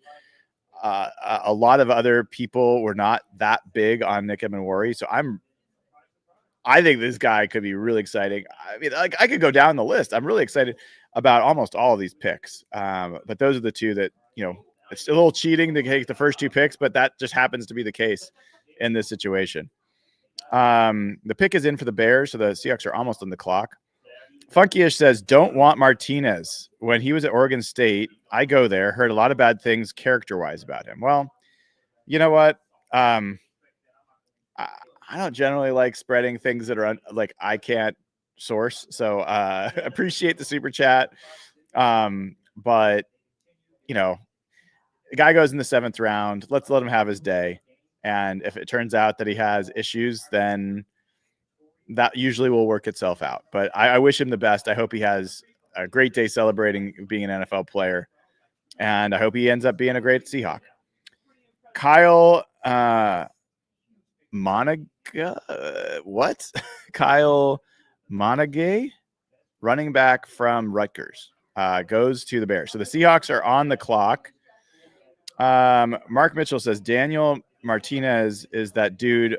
Damian Martinez is that dude Mike's bringing is in his bag today. Well, I think you got to give John Schneider some credit too. John loved this running back class. He said it was one of the best he's seen. They don't need running backs. They've got a lot of them. But George Halani, Kenny McIntosh, Charbonnet, Kenny Walker, they're gonna have some competition. And I think it's gonna be one of the things that's hard with running back is you don't do a lot of running drills, until you get into games. It's really hard to assess how running backs are for your team. So I don't know if you're even really be able to truly understand Damian Martinez until, you could see how he does in pass pro, how he does in the room, but to evaluate him as a runner in the NFL, I don't think you really can do that till you get to practices what is it called when they practice with another team? The Seahawks have picked Mason Richman, a tackle from Iowa. Mason Richman. I do not know Mason Richman, so let's get familiar with Mason Richman. Like I said, you get to this point in the draft and you just don't know. So Mason Richman was nowhere on most boards, very low. He was, let's see what ESPN has for him. Mason Richman, 239th on the ESPN big board. Guys,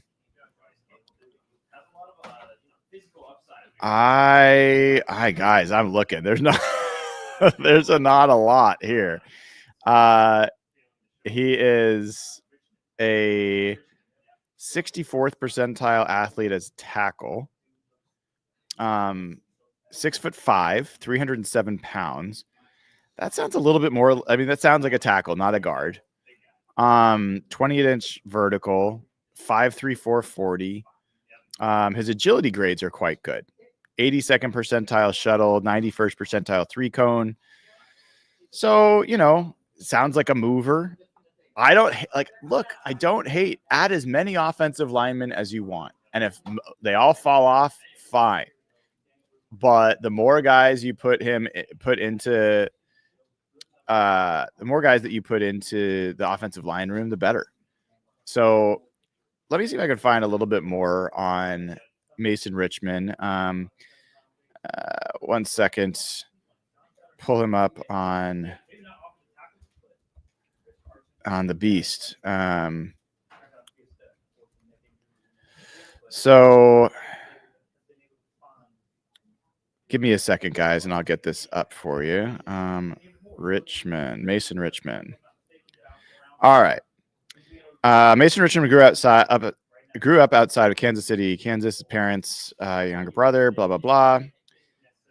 He was recruited as a linebacker, moved to a defensive lineman in high school, played both ways as a defensive end and tight end. 3-star recruit with 250-pound offensive tackle projection to Iowa over Kansas. He added 60 pounds during his first 2 years in the program. He earned starting left tackle job in 2021 and ripped off 52 starts in those last 4 seasons. Richmond positions himself well to sustain in pass pro and shows good lateral quickness off the snap.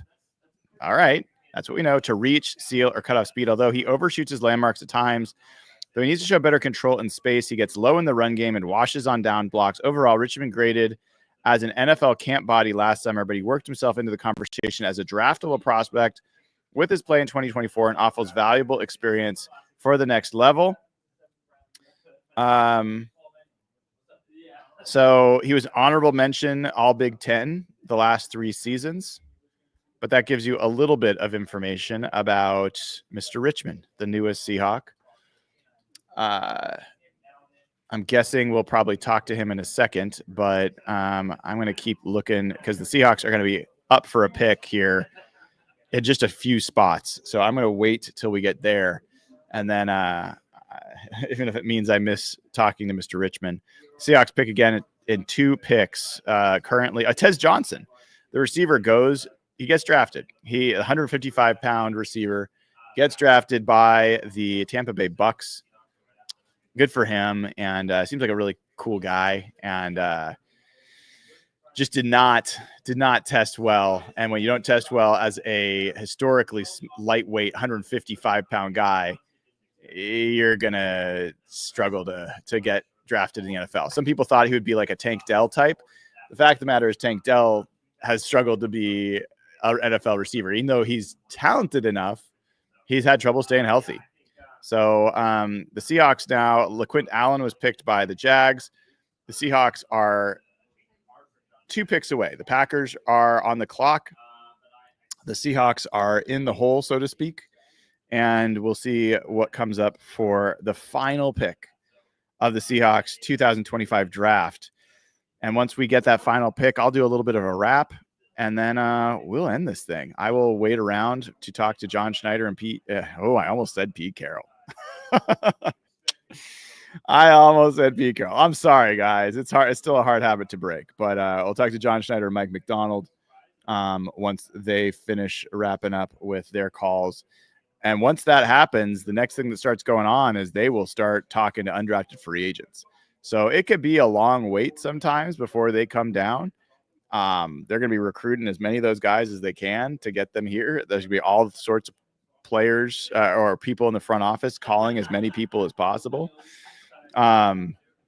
So the Packers are on the clock. The Seahawks are up next with their final pick.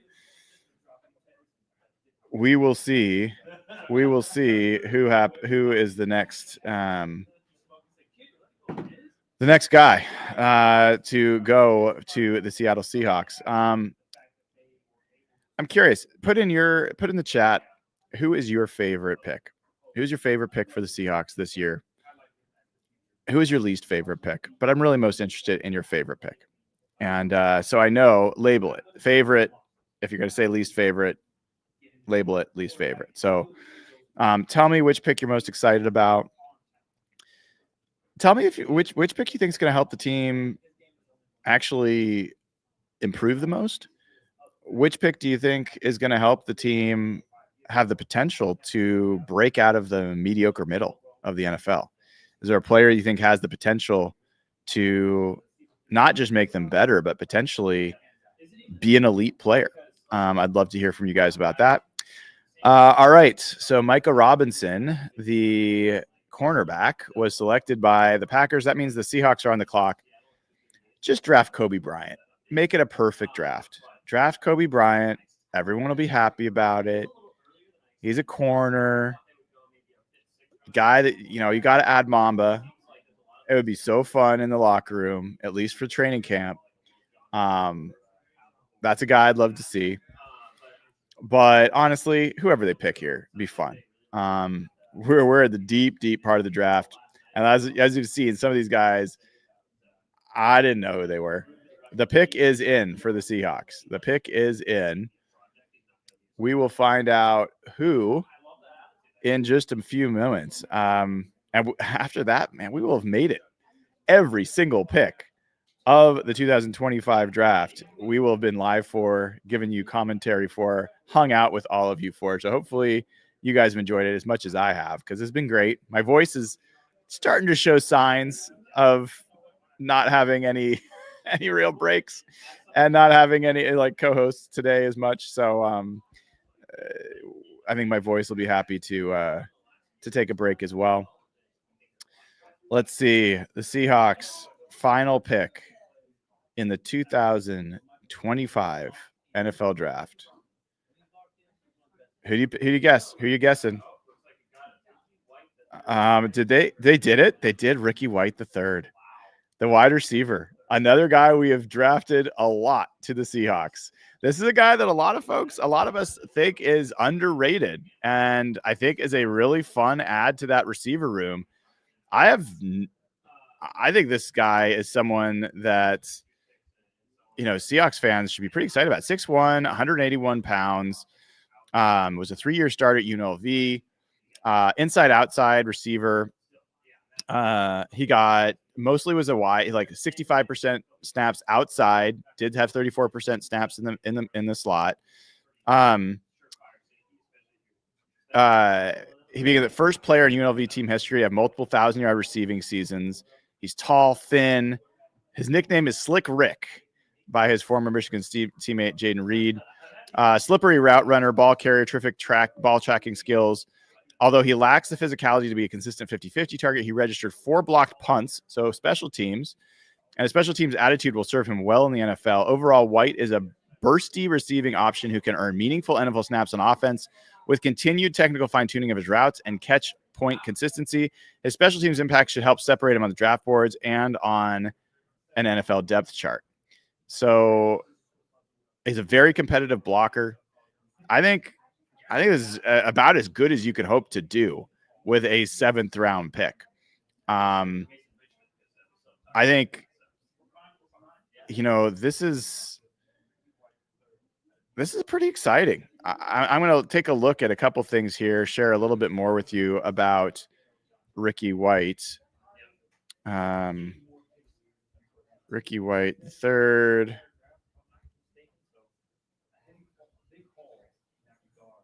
Not a great testing for Ricky White. He ended up with a 4.62 40. Not great. I think this was pro day maybe. So that probably is what hurt him. But again, 7th round pick. I'm curious how much